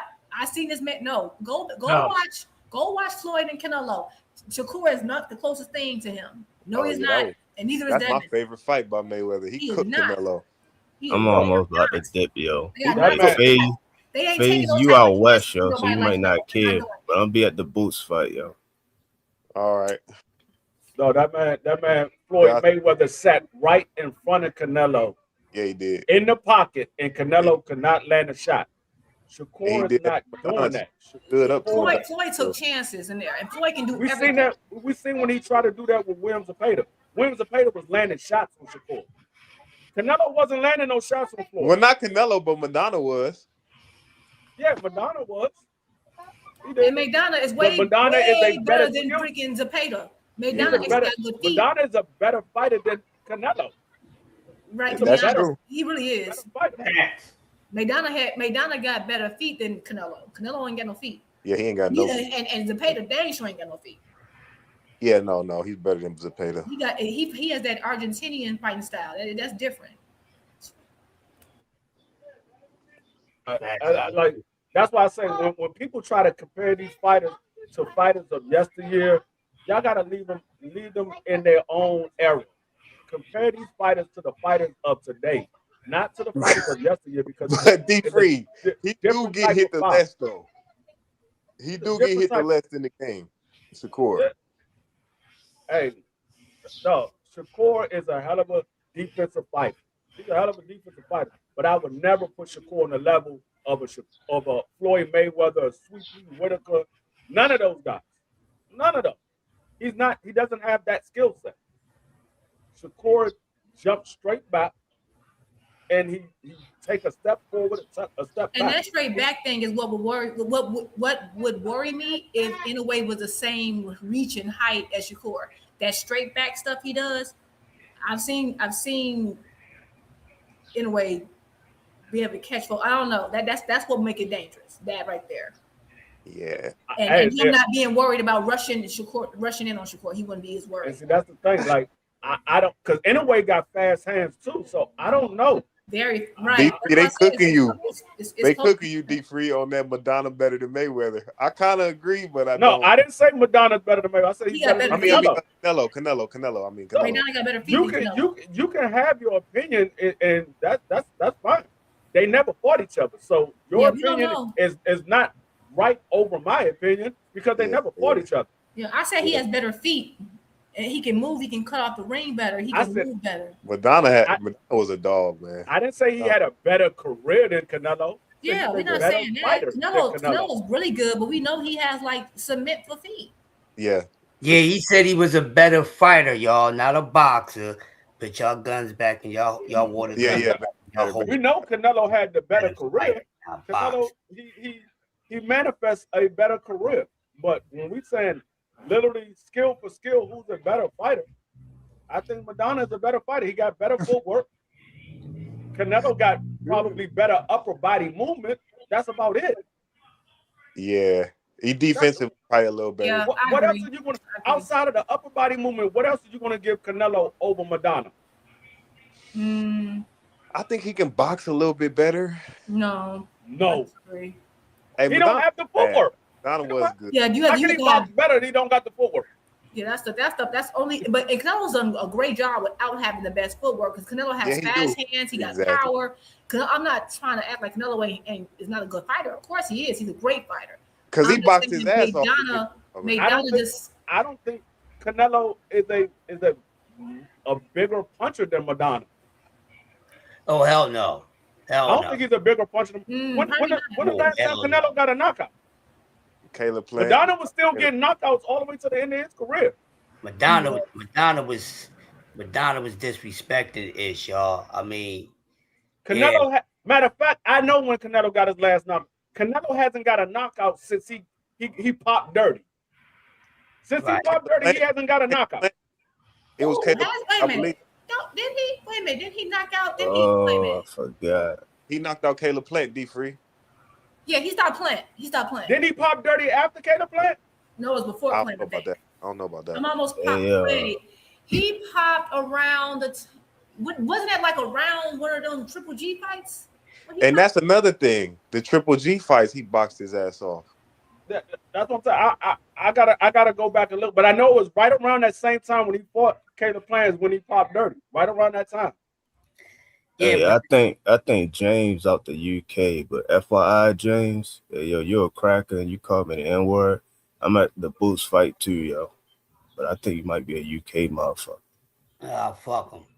He ain't around for you to smash his head and he ain't gonna worry about it. But that's what I'm saying. Just in case, I just want to make sure. It's a difference. Like Madonna is a fighter. You know what I mean? A brawler. You know what I mean? Canelo is a boxer. You know what I mean? Yeah. Boxing style, Canelo. Skill wise, boxing, far as a boxer, he's better. Yeah. Far as fighting style and skill set, Madonna is better. Pressure, yeah. I mean, and that's just the facts. Now, if they had the same style, then you can really get a true, I'm gonna tell you how you know Madonna is better than Canelo. Who fought the tougher competition? Oh man, hands down, goddamn Madonna, goddamn shit. Hands down. We got one guy that got a lot of names on his resume, but when you go to look, you take a deep dive in those names in his resume, you be like, hey, yo, Duck Nello overrated as fuck because anybody that duck people, yo, you lose your shit, yo. Because everybody try shit on Boots, but the first 39 people on motherfucking Duck Nello resume, people can only name one, maybe two. And the one motherfucker they can name is because he's somebody's brother. They really can't really name nobody. I mean, the only person that anybody know before he fought Floyd Mayweather is Austin Trout. No, I think Kirkland. I think James Kirkland. Man. That's another guy. Kirkland was after. Yeah, he was. Yeah, Kirkland was after Floyd. Hey, that's my boy Austin Trout was. What's the deal, Juan? I mean, I know he fought Kermit Citron. I know he fought Kermit Citron. I mean, there's a few guys that I know, but I watch boxing like that. There's a few guys I know because I watch boxing like that, but most people don't know anybody outside of it was right before the fight, yo. Kermit Citron was alright too. Yeah, Kermit Citron was supposed to be Canelo before Canelo. He was the guy that was a big puncher and that they was trying to promote like that, but Canelo ended up beating him, and then Canelo took over that. Yeah, let me look at this shit. Kermit Laura was after Floyd. Dana Jacobs was after Floyd. All those guys you naming is after Floyd. It's after and them is bad boys, though. Austin Don't lie, Trout D-Free. is the only one that was before Floyd. Everybody you naming is after Floyd. But they was that's what it was. Shane Mosley, yo. Shane Mosley. He beat him too. That was after Floyd. No, that wasn't. I'm looking at it. I'm looking at it. That was before. Floyd? Yeah, that's the one. That's how he got the Floyd shit. Because before that, he wasn't really popping. No, he got the Floyd by fighting Austin Trout. Because Floyd said, "If you want to fight me, go beat Austin Trout. Then I'll fight you." Yeah, but I'm saying that's how he got popular. He got popular after the Floyd shit. Because before the Floyd shit, everybody was glazing him, but he didn't have nobody. That's Broadway for hopping up though. Damn, we got everybody on at the same time, yo. KO on and Dean on. That's crazy. Shit, man, I'm about to fuck around. I'm about to go ahead and shut it down for real. I'm about to close it out. Juan just came up. Juan, man, you got anything to say, man? What's good with you, bro? What's up, Juan? Nah, ain't nothing much, man. I just came up to talk about it. If you shutting it down, man, that's it up. But shout out to you, bro. Been watching you. Yeah, for sure. I'm gonna be back tomorrow, man. I'm back in the morning tomorrow, man. You know, I mean, for Saturday for predictions for tomorrow, nice fights and everything, man. So we back at it tomorrow. All love, Cam. For sure, man. Appreciate y'all, man. Appreciate y'all. Love y'all. Do that. Love y'all family. Yeah. Do that. I'll be on Saturday morning, man. I'll be on. I Peace gotta. and What time you blessings, on, y'all. Crush? Tomorrow. I'm gonna come on at 7:30 tomorrow morning. 7:30 Man, why you always on when I'm asleep, man? What time you want me to come on, bro? What the fuck is wrong Yeah, with you? it's 7 in the morning. I went to check you the other day and you ain't never pop on, man. I was like, damn. Yeah, I was taking care of some business the past couple of days, bro. It's all good. It's all good. Yeah, Just I'll be on. No, I'll be up, Crush to watch the tap in, bro. You already know the vibes, man. 7:30, Crush the Legend on tomorrow, man. Saturday morning, 7:30 in the morning. yeah. Yeah, I got to Up. double up. You know what I mean? I ain't getting ladies Freaky Friday. I know they mad at me, but Yeah, bro. I was checking for you today, man. I was like, man, where Crush at with the stream, man? I was up this morning, man. Waiting on you, man. Taking care of business, man. I was out the door. I was like, Freaky Friday. I'm like, I know he coming on Freaky Friday today.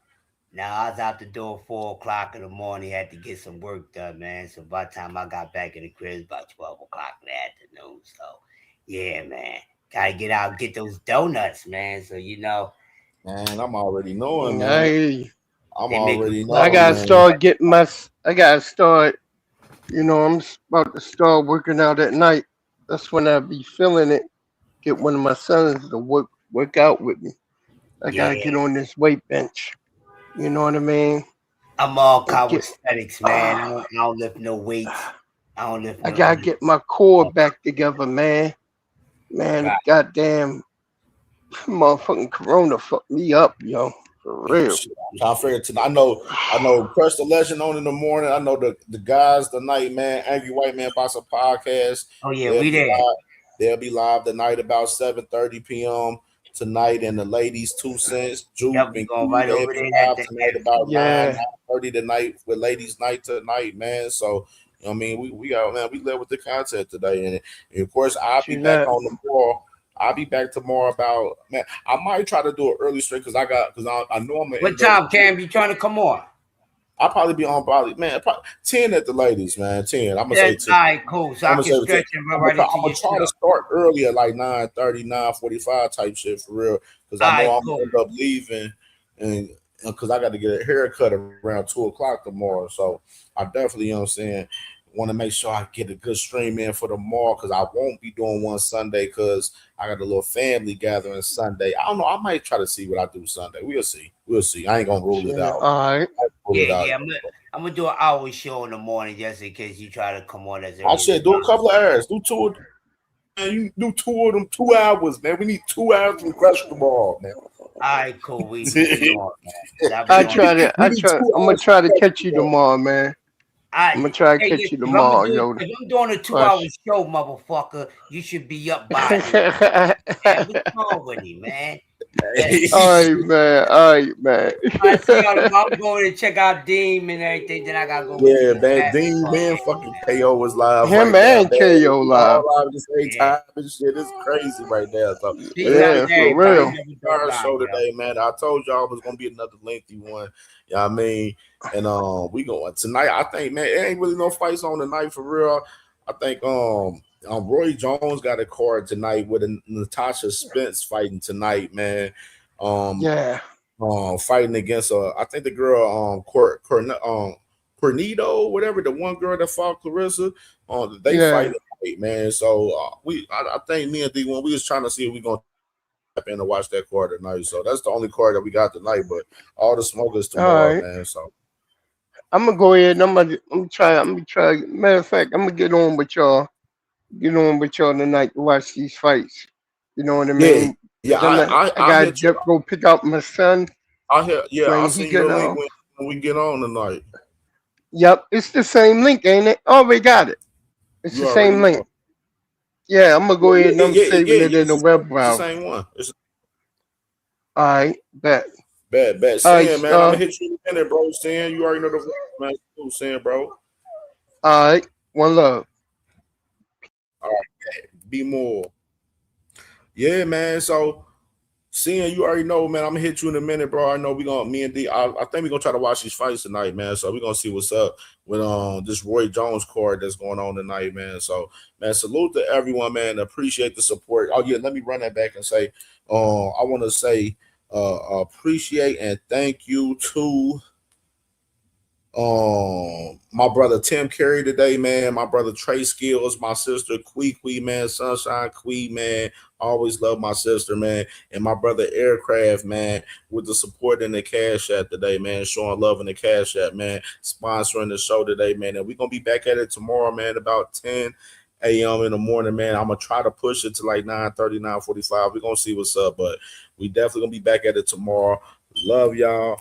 Y'all enjoy y'all Friday. We'll see y'all later. Enjoy my brother Demon KO. They popping right now. Angry White Man Boxing Podcast live tonight, 7:30 p.m. Eastern Time. And the ladies tonight, 2 Cents Boxing, Key and Juke. Ladies night tonight.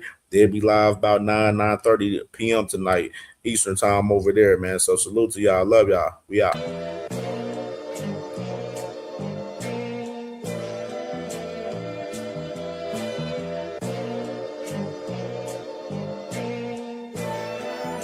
All my life I had to be patient.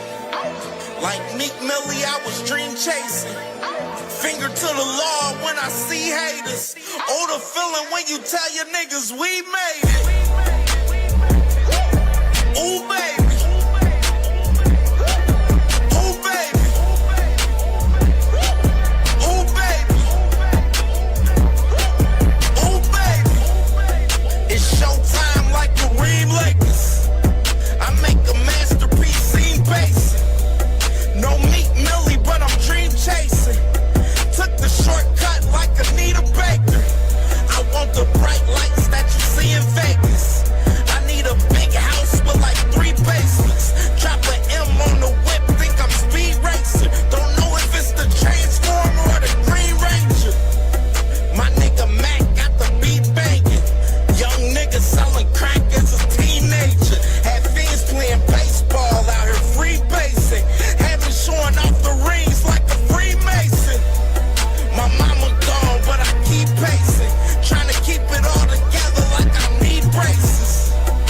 Family calling when they need favors. When I was broke, they was acting like complete strangers.